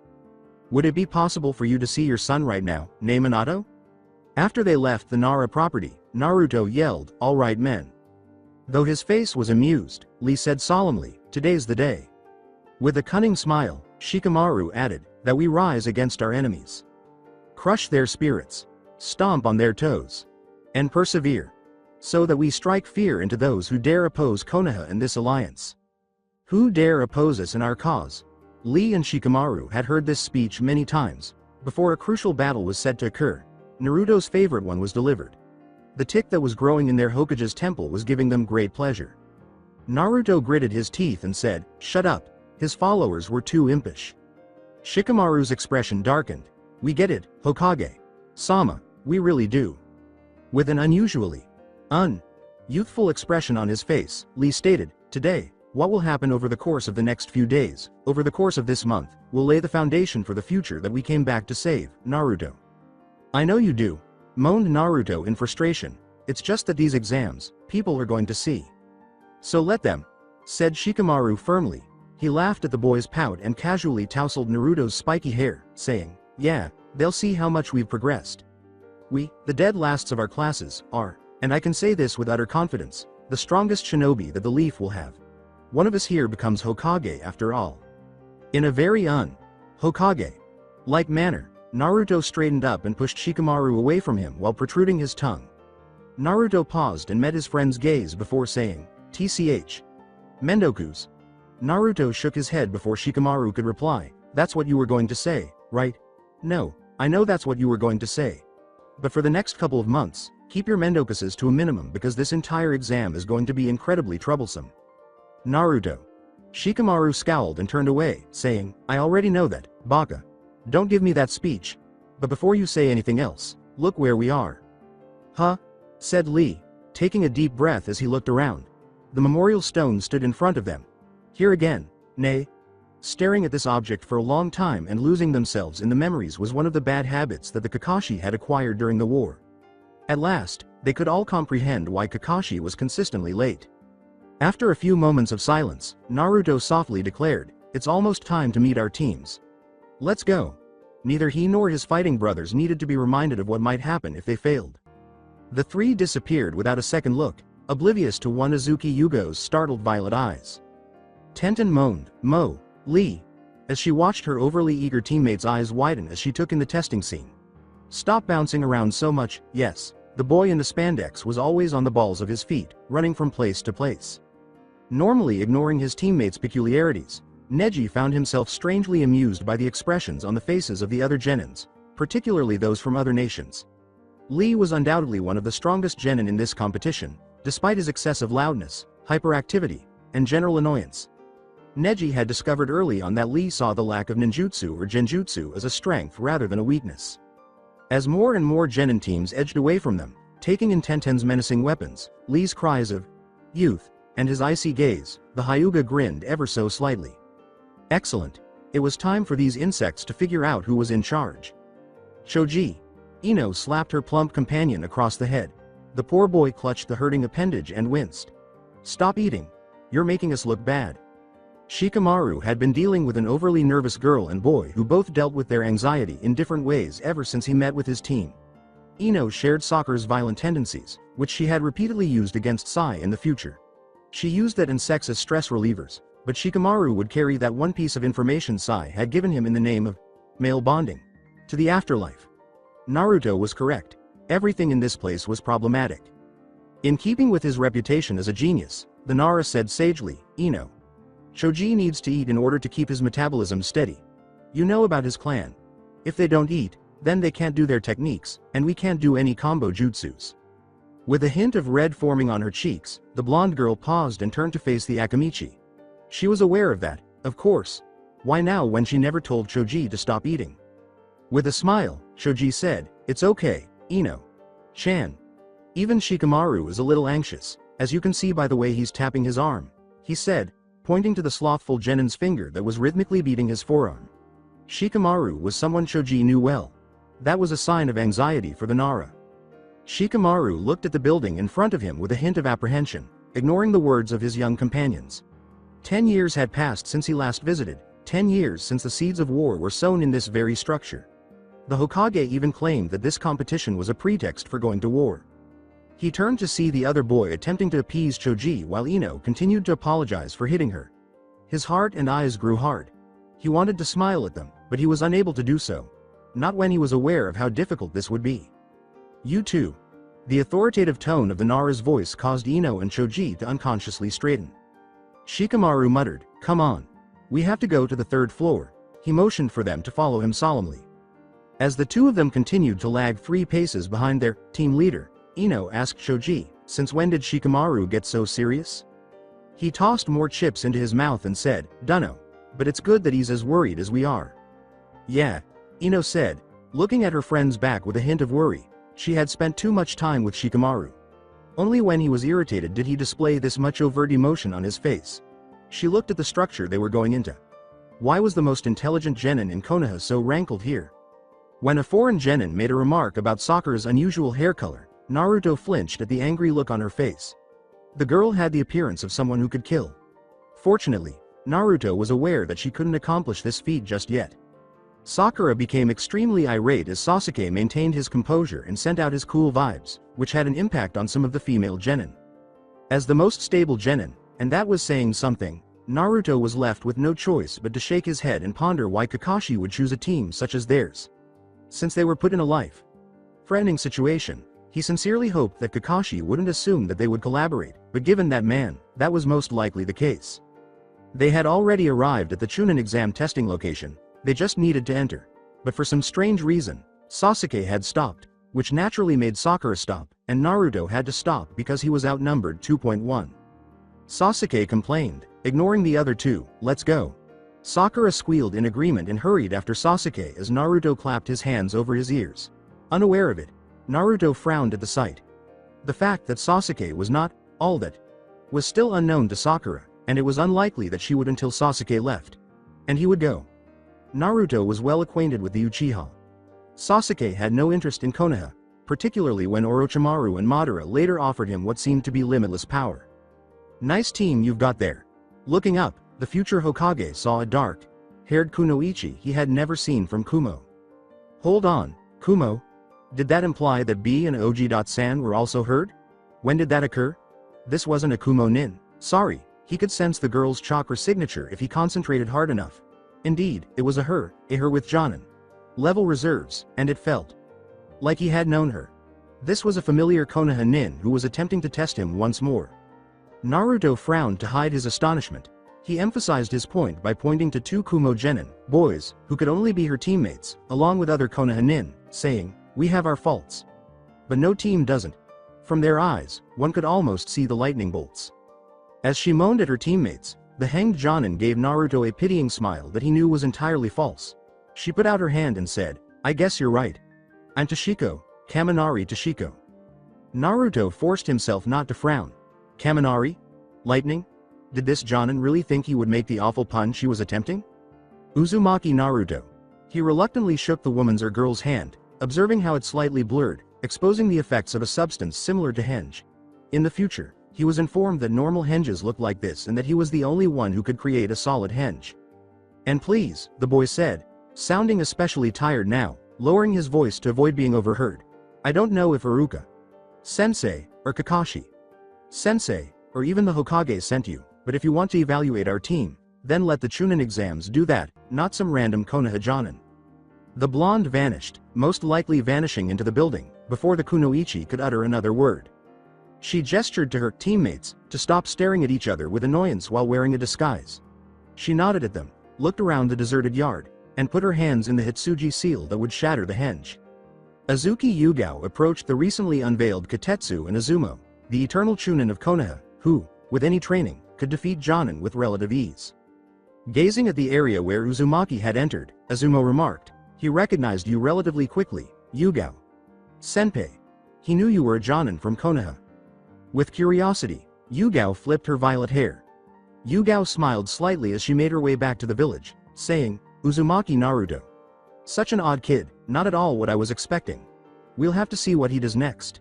It hurt how much that Gaki resembled Kushina. Senpai. She was on Naruto's Anbu guard and, like Kakashi, had been close to the Namikaze, Uzumaki couple. She would have to wait and keep a close eye on this child's movements. Instead of being there for the boy, she lost herself in her duty.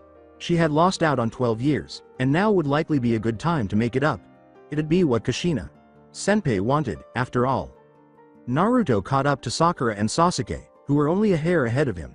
They either didn't care or didn't seem to notice his absence. In any case, he found it annoying, particularly the way Sakura almost ignored him. Had she really needed Sasuke nearly killing him before she recognized Naruto as Naruto and not just a bother?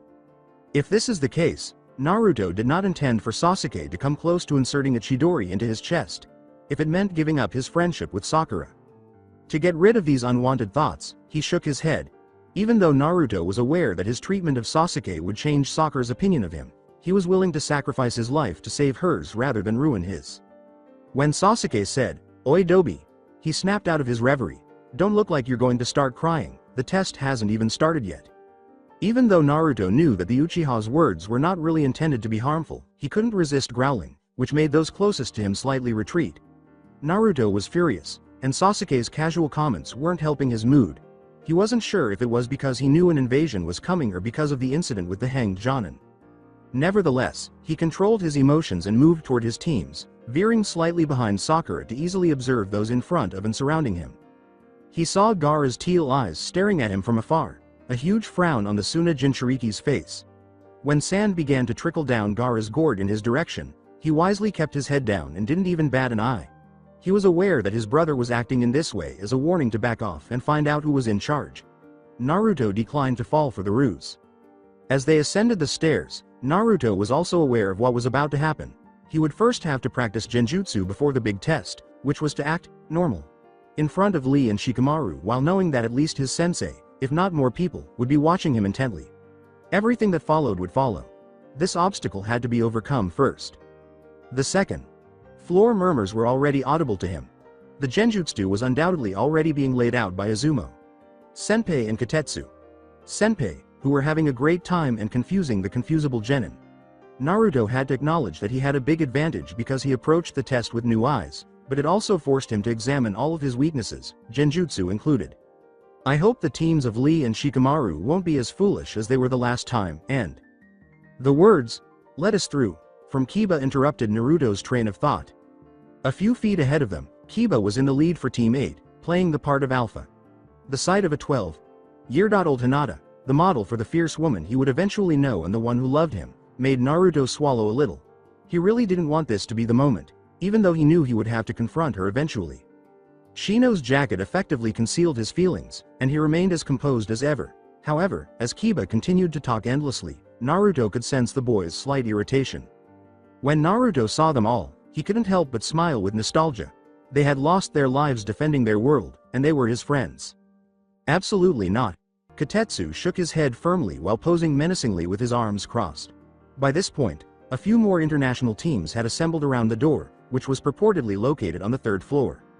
"Yeah, let us in," a voice called out from behind. "Move it. Hurry up." Naruto noticed Sasuke staring at the door, probably taking in the slightly hazy edges of the third floor sign. Naruto took the boy's arm and shook his head before he could say anything more.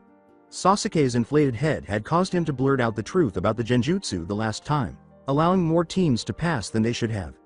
There would be less competition if Naruto could put an end to that right away. The blonde boy said, loud enough for only his teammates to hear, "Don't, it's a test." Sasuke appeared to be thinking about what Naruto had said as Sakura looked at him bewildered. The Uchiha folded his arms across his chest and looked at the slightly shorter boy, who just nodded in response. "So you noticed too, Dobi?" he asked. Naruto looked at Sakura, whose eyes widened in recognition at the obvious indications of an illusion, and said, "It's a genjutsu." Giving Sasuke the incentive of removing the competition should have encouraged the boy to keep quiet. "Don't say anything. This narrows down the competition and gives us a better chance at passing." Naruto ought to have been more aware. Sasuke looked around the crowd, observing the different weapons the foreign shinobi wore, and assessed their strength. "Competition A?" he asked. Some appeared formidable and deserving foes. HN. As if, even if he were correct, he would still pay attention to the Dobi. Sasuke drew lead, taking pleasure in the shocked looks he was receiving and ignoring Naruto's facepalm. "You really are stupid if you can't recognize a genjutsu." Kiba looked from Sasuke back to the door that was enchanted and said, "Nani? What the?" He realized now that the door did appear strange. "So you noticed, eh?" Izumo inquired, keeping a close eye on the Uchiha. The boy was good, but it was inappropriate for him to say that aloud. Based on Naruto's frustrated expression, it appeared that the small fox at his side shared his thoughts. HN. This was nothing. Naruto huffed in frustration and trailed behind his foolishly arrogant teammate as Sasuke brushed past Sakura and headed for the next set of stairs. Naruto was making every effort to avoid killing Sasuke as he stood there as they made their way slowly up the stairs. The boy was much too conceited for his age, and too many people would die as a result of his conceit. This made Naruto wonder what would happen if Sasuke passed away while taking the Chunin exams. No, that was not possible. Even though he hated to acknowledge it, Sasuke couldn't die. At least not just yet. He had a significant influence on almost every genin's development into future warriors. It was a necessary evil, even though it appeared that Naruto and his two allies were playing Kami. Itachi would die even sooner than in the previous timeline if Sasuke were killed, because Orochimaru would be even more motivated to pursue him. Itachi was essential to Konoha's assistance. Sakura squealed, Kakashi, Sensei, and Naruto looked up to see his teacher grinning. The man cheerfully chirped at his three students, "Yo, you three, it's good to see all of you here." Sakura asked, her face bewildered, "What do you mean, Sensei? Don't we have to be here?" Before sobering up, Kakashi rubbed the back of his head sheepishly and laughed. He trailed off, his eyes meeting Naruto's, who moaned to himself, "Well, yes. But..." The blonde's pitiful expression made Kakashi smile. "Nay, Naruto. Chan, why don't you explain?" he asked. Naruto yelled, "I don't know, Sensei," while maintaining his characteristic, "What do you mean, expression?" However, Kakashi responded, "But I think you do." When he noticed Naruto's defeated stance, he grinned. Naruto. 0. Kakashi. 1. The blonde's posture and tone instantly changed to, "Fine. It's because if we didn't show up as a team, we would have been disqualified, right?" His shoulders drooped and his voice grew slightly deadpan. He appeared completely bored. "Exactly." Kakashi snorted at Naruto's Nara-like stance and almost yipped. The boy was now very interested in the wall behind his sensei. "See, once you think about something, you don't sound so stupid, ne Naruto?" he asked. In a serious tone, Kakashi revealed, "Teamwork is the most important thing in this exam." His visible gaze lingered on Sasuke the longest, who shrugged and turned slightly away from Kakashi, probably to conceal his embarrassment at being singled out. "Work together, and you will succeed." The Cyclops put his hands together in a clap. "Well then, good luck, my kawaii genin. I'll be watching you guys carefully if you pass this test. Particularly you, Naruto." In the hopes that they would heed his counsel as Kami had instructed, he watched as his genin passed through the actual testing door. If they didn't, Kami would assist them. There were many genin in the room, both Konoha and foreign nins hanging around together, each team looking at the other with suspicion and animosity. These tests were a justification for war. But not too long from now, every country in this area, aside from Sound, would join forces to annihilate their adversary. They would become the allied shinobi force in 3 years. The other Konoha teams were huddled in a corner when Team 7 noticed them. With a discreet nod, Naruto met Shikamaru's gaze and did the same with Lee. His sad gaze wandered over Tenten and Neji. The first person in their age group to pass away was Neji, a man who had changed as a result of Naruto becoming a man to be respected. At 17, everything, all of his potential, was ruined. As Naruto swallowed the lump in his throat, Lee looked regretfully at Neji. This was the result of war. Except for Sasuke and the three of them, everyone in this room had died. Sasuke, however, was not included. "Looks like everyone is here." Kiba drew lead needlessly, and Akamaru and his companion both barked simultaneously. "Even you, Naruto."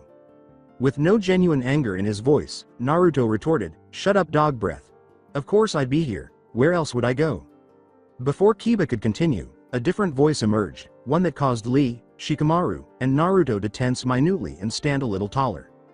Yakushi Kabuto's sickly sweet voice made Lee want to cut the man's throat this very moment. Ma, we're all Konoha genin here. Let's not fight amongst ourselves, nay?" All of their fallen comrades had been brought back to life by him. There was no question that he would die. Naruto and Shikamaru looked at each other, their gazes moving to a nearby Kunoichi who was observing the gathered Konoha nin with curiosity. Orochimaru. By flipping her hair, Ino asked the older genin, "Anyo, who are you?" Kabuto gave the blonde girl a smile. "I'm Yakushi Kabuto, a Konoha genin just like you," he arrogantly said, gesturing to his forehead protector. Sakura glanced at the teen with the gray hair and said, "You look older than us. Is this your first time taking the exam?" There was a glint in the lenses as Kabuto slid his glasses up his nose. "Nope. It's my 7th, he exclaimed, showing no remorse. "7th? Sneered Kiba. "You must suck." Sheepishly, Kabuto rubbed the back of his head. His eyes swept over Sasuke, and Naruto clenched his fists as he trailed off. Well, there were circumstances that caused us to fail. So, I can't really blame myself." Being aware that he would attract the genin's attention, he revealed, "But, I do have a specialty." When Sasuke said, "Oh," for the first time, Sakura and Ino were clearly alert. "And what is that?" Kabuto pulled something from his pack and gave Sasuke a sly smile. With a box in hand, he said, "This." Ninja cards of all the genin present, their skills laid out in detail. The teenager with the bespectacles read from one of the cards. Uchiha Sasuke, age 12. Rookie of the Year, and rumored to be a genius in taijutsu, ninjutsu, and genjutsu. Heir to the famed Uchiha clan, wielder of the Sharingan, the dojutsu that can copy anything. His sensei is Hitaki Kakashi, also known as Sharingan no Kakashi, the copy ninja. His teammates are Haruno Sakura and Uzumaki Naruto. He has completed 97 D rank, and 1 C rank turned A rank mission which included the death of Momochi Zabuza and the infamous tyrant Gato. This mission also led to the completion of. Kabuto trailed off and looked at Naruto with an odd expression. The Great Naruto Bridge. Those who had been paying attention to Kabuto's remarks turned to Naruto with looks that ranged from admiration to confusion. The boy simply maintained a stoic expression and narrowed his eyes as he gazed at Kabuto. When Kabuto read Sasuke's card all those years ago, he finally realized what he was doing. He was playing on Sasuke's pride, making him puff out his feathers even more, and preparing him to join Orochimaru. Kabuto whistled in appreciation. "That's some team you've got there, Sasuke-kun. How interesting." "May I ask," Shikamaru cut in softly, the venom in his voice expertly disguised, "just how you got that information?" Lee and Naruto looked at each other as Kabuto stiffened ever so slightly before relaxing, an easy smile on his face. Now, a good shinobi never reveals his techniques. "And yet, you just revealed Sasuke's." Shikamaru continued, enjoying the look on Sasuke and Kabuto's faces. "It makes me wonder, just what else do you know about everyone else?" Before Kabuto could defend himself, the door slammed open, causing nearly every genin to flinch. Naruto smirked as he saw the tall frame-off Morino Ibiki, head of the TI department, make his dramatic entrance. He had to admit, seeing the familiar scarred face of his future friend was a refreshing sight. Ibiki was truly a frightening face, and the other genin's reactions had confirmed that. "Alright you maggots, shut up and sit down.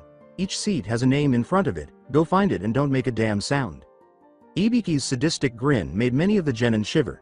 He flipped a switch on his way to the desk that let the jonin senseis of the teams watch their students' progress. Every jonin was separated by their country so there would be no fighting. Mizu sat with Mizu, Konoha sat with Konoha, and so forth. Given the history between Konoha and those hidden villages, it was not surprising that there were no Iwa or Kumo shinobi present. Assuring his Hokage that everything would be okay, Shikamaru put a palm on Naruto's shoulder and gave him a light squeeze. Naruto was tense, but as his best friend reassured him, he relaxed a little. They all knew they couldn't tell anyone the snake. Sannin was in Konoha, so it was hard to take in the sight of Kabuto and a disguised Orochimaru. But that nasty guy wouldn't cause any trouble until the test. Who knows that Kunoichi might be more than just skin for Orochimaru to wear right now? From the opposite end of the space, as a sign of courage and loyalty, Lee crossed his arm over his chest and thumped it twice. He would support his closest friends as well. Naruto inhaled deeply before taking his seat, which was once again directly next to Hinata. To see her up close, he braced himself. She once again confessed her love to him before passing away in his arms. Her passing had made him so miserable that he had almost passed away. Naruto grinned and swallowed the flush that covered her cheeks, saying, "Ohio, Hinata-chan." He knew Hinata had loved him for a long time, but they were too young for romance now. This time, they would undoubtedly survive long enough to turn this quiet young girl and the gregarious young man into something. Hinata looked shyly at Naruto, who was still focusing on her, and her white eyes widened as she twiddled her thumbs together. "Hinata-chan?" When did he begin referring to her in that way? He had never engaged her in conversation for longer than a few seconds. At Naruto's 1,000-watt smile, she blushed tenfold and stammered back, Ohio, nah. Naruto-kun. The boy pointed to their intimidating-looking instructor while putting a finger to his lips. He tipped his head to face her and grinned again, saying, "We'll talk later. The test is going to begin now. Good luck." Hinata gave a little gasp. Hi. Ibiki looked at the 180 genin in front of him without emotion. His goal was to bring that figure down to at least 60.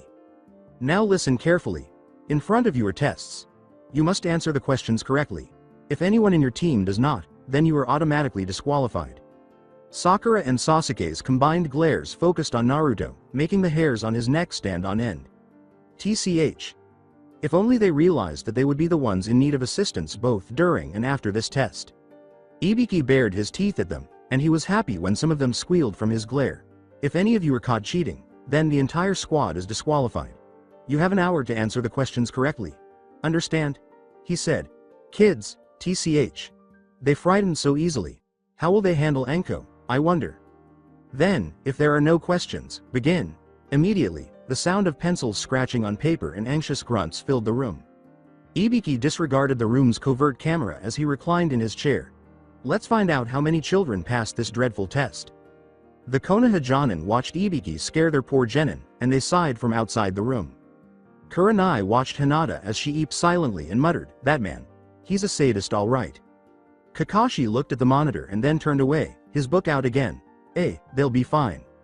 Aoba took a seat and said, "Are you sure, Kakashi? I mean, wasn't Uzumaki the dead, last?" The Cyclops ripped his gaze from his book and glared at Aoba. It was difficult to doubt him when he said, "You know as well as I do that this test requires a different type of intelligence. Naruto will pass." Furthermore, it appeared that the blonde Gaki was not at all struggling to finish his test. He was really focused and into it. Perhaps Kakashi was correct about his child. On his paper, Naruto was contentedly making a few haphazard sketches that he knew Ibiki would value in the future. He knew the answers. It wasn't that he didn't know them, but why take the test when he knew he only needed to respond to the 10th question? He would not do arithmetic for the sake of doing it, and he had an hour to spare. Sakura most likely knew all the answers, but Sasuke was undoubtedly copying them from a Chunin in disguise. It was frightening to see how smart she was on one side and how foolish she was on Sasuke-related issues. While their teammates were making every effort to keep up, he knew Shikamaru and Lee were doing the same thing as him. He caught a glimpse of Gaara's eye, which genuinely frightened him, scanning through all the documents, undoubtedly cheating. Naruto's mouth quirked up a little. He was eagerly awaiting the return of his Gaara, the Gaara he had fought alongside, against, and who had given his life in defense of him. They were cursed at birth due to the harsh circumstances that befell his brother. As the best man at Gaara's wedding, Naruto had stood by his side and watched as the boy who had only ever believed in hate had allowed Matsuri to enter his heart. He had witnessed Gaara's tears upon hearing that Temari and Kankuro had passed away, taking his unborn niece or nephew with them. He had witnessed Temari and Kankuro's bodies turning to ash in the funeral they had prepared, and he had been there when Gaara and Shikamaru had shared their grief as brothers and men. With tears in his eyes, Naruto watched Gaara disappear into the next world after burying him in a private funeral and allowing the sand to take away its embodied spirit. Naruto would defend the marginally younger boy this time. In case Shikaku got out of control, he had seals ready in his sack. Shikamaru casually swatted away one of Shino's bugs, and he watched with a smile as the insect fell on Sasuke. Shino was always cunning. Just like Hinata, quiet but strong. Later on, he would need to speak with Shibi-san in order to learn more about his father. Number 14. Ibiki's strong voice reverberated during the almost quiet moment. Disqualified. Don't give me that look, boy. I saw you trying to copy that kid's paper. You and your team are out. To avoid being accused of cheating themselves, no one dared turn around and watch the three irate genin depart. And so, slowly and frustratingly, the hour went by. One by one, teams were eliminated until there were only about 30 left. Half of the 60 teams had been eliminated. Ibiki exclaimed, "Put those pencils down, maggots," as soon as the second 60 minutes were over. Hinata's hand on his right was trembling so badly that her pencil fell and thumped lightly against the desk. To calm her, Naruto put a hand over hers out of instinct. Her face was the color of a tomato without him having to look at it. "Relax, Hinata. Chan. We did fine." As Hinata looked at Naruto's paper, which was filled with arbitrary words and images, she wanted to argue, but his comforting voice and gentle hand silenced her. She was only able to nod. Ibiki's gaze wandered over everyone, making many people feel extremely cold. He lifted one finger and aimed it straight at Lee, who blinked at him languidly. "Do you have what it takes to pass this exam?" The older man was not persuaded at all by Lee's sneer before recalling his current age and giving Ibiki the thumbs up. "If I didn't, then I wouldn't be here." Guy shook his head affectionately from where he was observing. Ibiki alone was not going to be enough to scare his child. Ibiki carefully considered Guy's second coming before continuing. "Good answer, Gaki, but let's see if you are through to stage 2, he said, glaring at a blonde child who was grinning joyfully at him. He was acquainted with the child. It was Uzumaki, who had previously given him a lot of trouble with all of his antics. He questioned whether the child could actually pass this test. Although he had a bridge named after him, he had heard that Uzumaki was the dead. Last. There were so many contradictions. Now for the 10th and last question. Ibiki grinned like a savage as the children straightened up. If you answer this question incorrectly, then you fail no matter how many right answers you had. But if you get it right, then you are clear to the next round. Raise your hands if you feel that you won't be able to answer this question. It is the most difficult of them all. Beyond this point, the exam will get infinitely harder and more dangerous. Choose wisely. If even one member of your team raises their hand, the entire team is out. There were mutterings among the kids. This was not what they had anticipated. That's bullshit, exclaimed Kiba. You can't do that. Ibiki just gave the Inuzuka a sly smile. Why not? I am the proctor for this section. I can do whatever the hell I want. Shino's hand on Kiba's shoulder interrupted him before he could say anything more.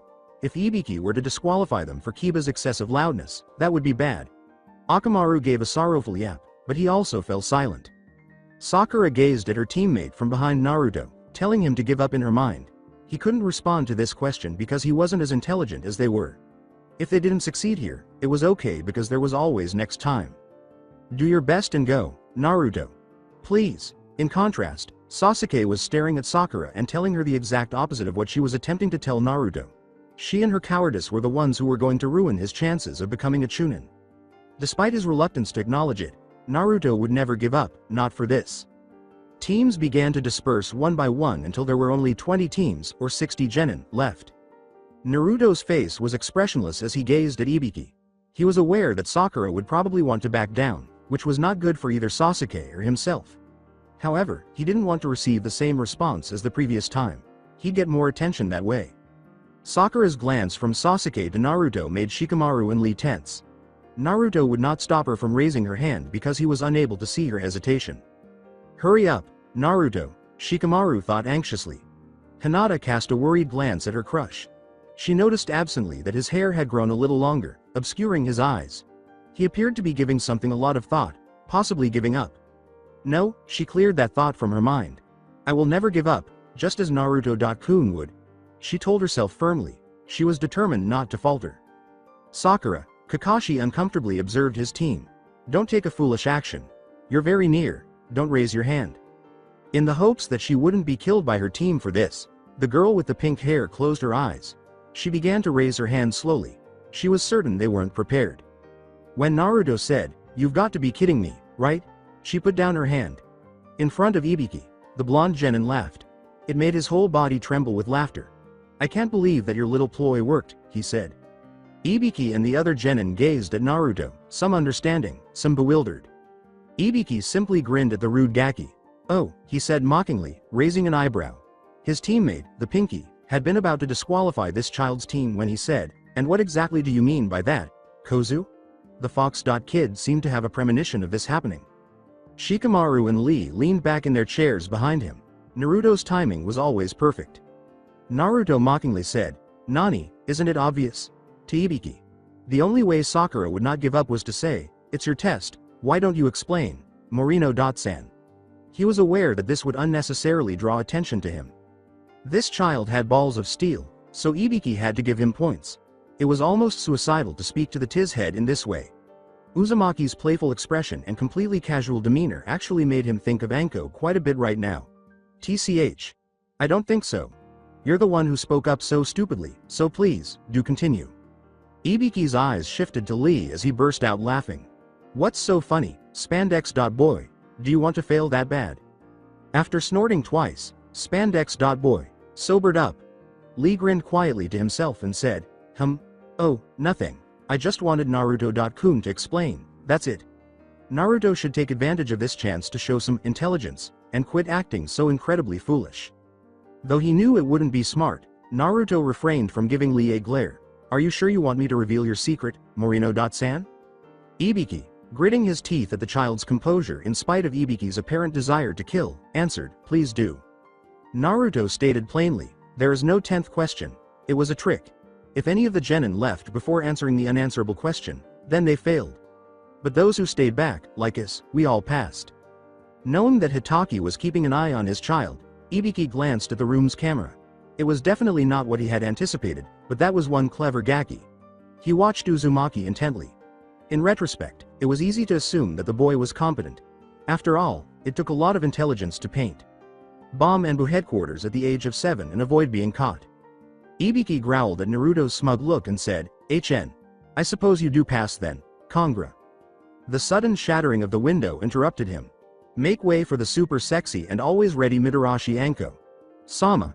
Anko interrupted her brief discussion when she noticed the children's facial expressions. With her hands on Ibiki's hips, Anko gave the genin a great view of her assets and demanded, "What the hell, Ibiki? Why are there so many kids?" At his eager subordinate, Ibiki covered his face. He pointed to Naruto, who was staring at Anko blankly, and said, "Anko, you're early. And as to why there are so many, blame this kid." When Anko saw the recognizable whisker marks, her eyes brightened. The Kyuubi and Kakashi's student's jailer. Fantastic. Playing with him would be entertaining. Anko moved closer to the child, who was blushing slightly at her appearance, and yelled, "Uzumaki, what did you do?" His tone was deceptively innocent as he asked, "Me? Nothing. I swear. All I did was point out that I was surprised as to why Mornio Sans half-assed plan to eliminate the genin worked, and then he passed us." One could see the vein in Ibiki's temple. A half-baked plan. What on earth did this child believe him to be? Was he duped into letting them pass? "Why, you little?" Naruto interrupted, grinning at the man in a manner that was uncannily similar to Kakashi's. "Ah, Gomen, Morino-san." He said, "I didn't mean to insult you at all," in a way that might be interpreted as extremely offensive. Back in the viewing room, everyone's attention was focused on Kakashi, who was deeply absorbed in his book at the moment. Anko gave him a savage smile and said, "If you're so smart, Uzumaki, why don't you tell me something else?" Perhaps he shouldn't have gone this far, Naruto thought as he gulped. Wearily, he said, "Nani, Anko-san?" in the hopes that she wouldn't force him to share details of his life with everyone. "You remind me so much of that pervert, your sensei Hitaki. So why don't you tell me something about him?" Naruto closed his eyes and questioned, "And if I refuse? Then you fail," was Anko's prompt response. Kakashi's book had disappeared by now, and he was glued to the screen. What did Anko have in mind? For Kami's sake, his team had already passed. Naruto attempted to delay, but Anko saw right through it. "Very well then, but honestly, you grew up with the man. I assume you know a lot about him, probably more than I do. Humor me." She was slightly unsteady after Naruto threw her a cold glare. "Hitaki Kakashi. Son of the Shiroi Kiba, student of the Yondaime Hokage, also known as Sharingan no Kakashi, the copy ninja." Anko pulled out a kunai and polished it nonchalantly. "Not good enough. Everyone knows that. Tell me more." The boy let out a sigh. "No," with all eyes on him, Naruto politely declined. Sakura and Sasuke were perplexed by his actions. He was going to make them fail after first making them pass. Anko raised an eyebrow and repeated, "No? Well that means that UFA." The room fell silent as Naruto said, "Mitarashi Anko," in a smooth voice. Anko gave him a suspicious, yet expectant, look. She had no right to fail these kids.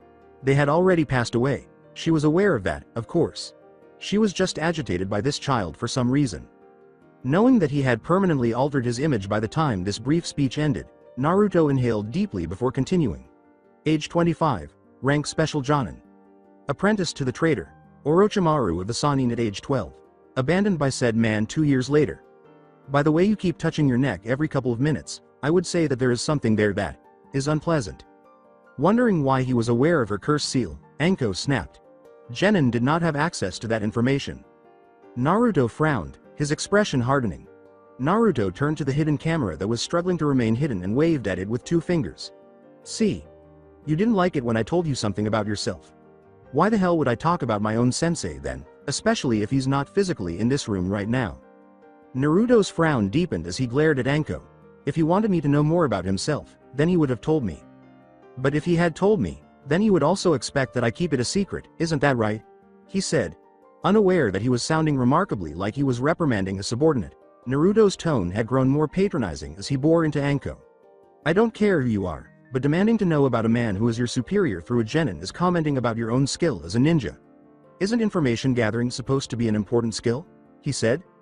Naruto spoke again before Anko could shout at him or defend herself. The frown on his face turned into a look of sheer exhaustion. "Look, if you like Kakashi. Sensei." Kakashi was cleverly ignoring the screen as Anko choked. "Then just ask him yourself.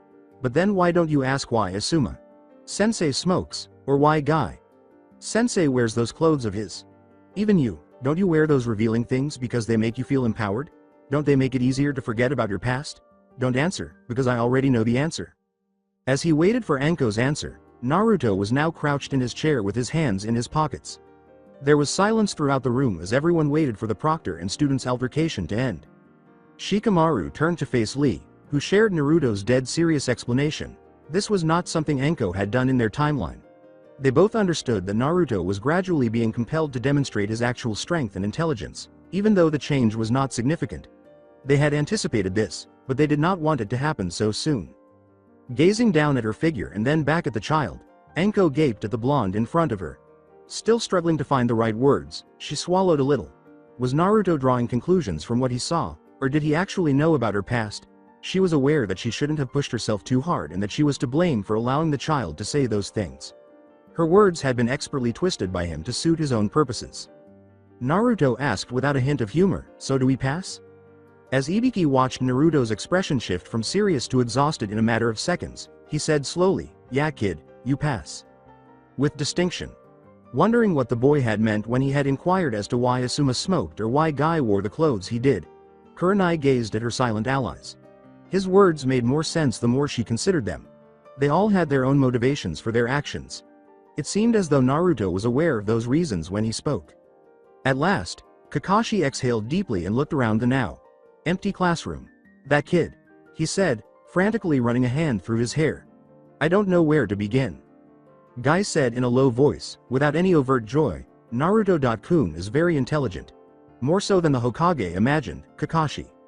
Slowly, Kurenai began, "The Hokage, what does he?" Kakashi tiredly told the young Jonin, "Hokage." Sama suspected for a while now that Naruto has been hiding his intelligence. Guy, Asuma, and I were told that Naruto, Lee, and Shikamaru were training together. He told us to keep an eye out on them, and keep him updated on their progress. "That's ridiculous," exclaimed Aoba. He rambled on, glancing at Kakashi to refute his thoughts. "Naruto may be concealing his intelligence, but why does the Hokage want to track him? It's not because of..." Kakashi firmly said, "Absolutely not. There have been no traces of demonic chakra around Naruto." Asuma went on to say, "Dad sees Naruto as a grandchild." He recalled what Naruto had said about his smoking habit and remarked, "Dad means well, but it can be construed the wrong way." Naruto usually is quite open and Dad didn't like it when he felt that the kid was keeping stuff from him. Did he have any idea why Asuma smoked? Based on his observations, he wouldn't rule out the boy. Guy added, "The boy is capable of great things. So are all of the genin. We can only wait and see what they will do next." Fury filled Ibiki's face as he rushed into the room. Without saying another word, he hurled 3 papers into Asuma's, Guy's, and Kakashi's hands before hurriedly leaving the room. Despite the somber atmosphere of the room, the 3 Jonins couldn't help but smile as they looked down. Ibiki was sitting in a meadow, surrounded by turtles in Lee's drawing, deer in Shikamaru's, and foxes in Naruto's, all of whom he was happily petting. After all, who couldn't find it amusing to see 3 nearly identical drawings by Naruto, Lee, and Shikamaru? The caption that appeared beneath Lee's photo read, "Like a turtle, Morino Ibiki has a hard exterior and a soft, squishy interior." Alas, Ibiki. His character had been perfectly captured by those 3. That's it for today. I hope you guys enjoyed this great story. See you in the next one.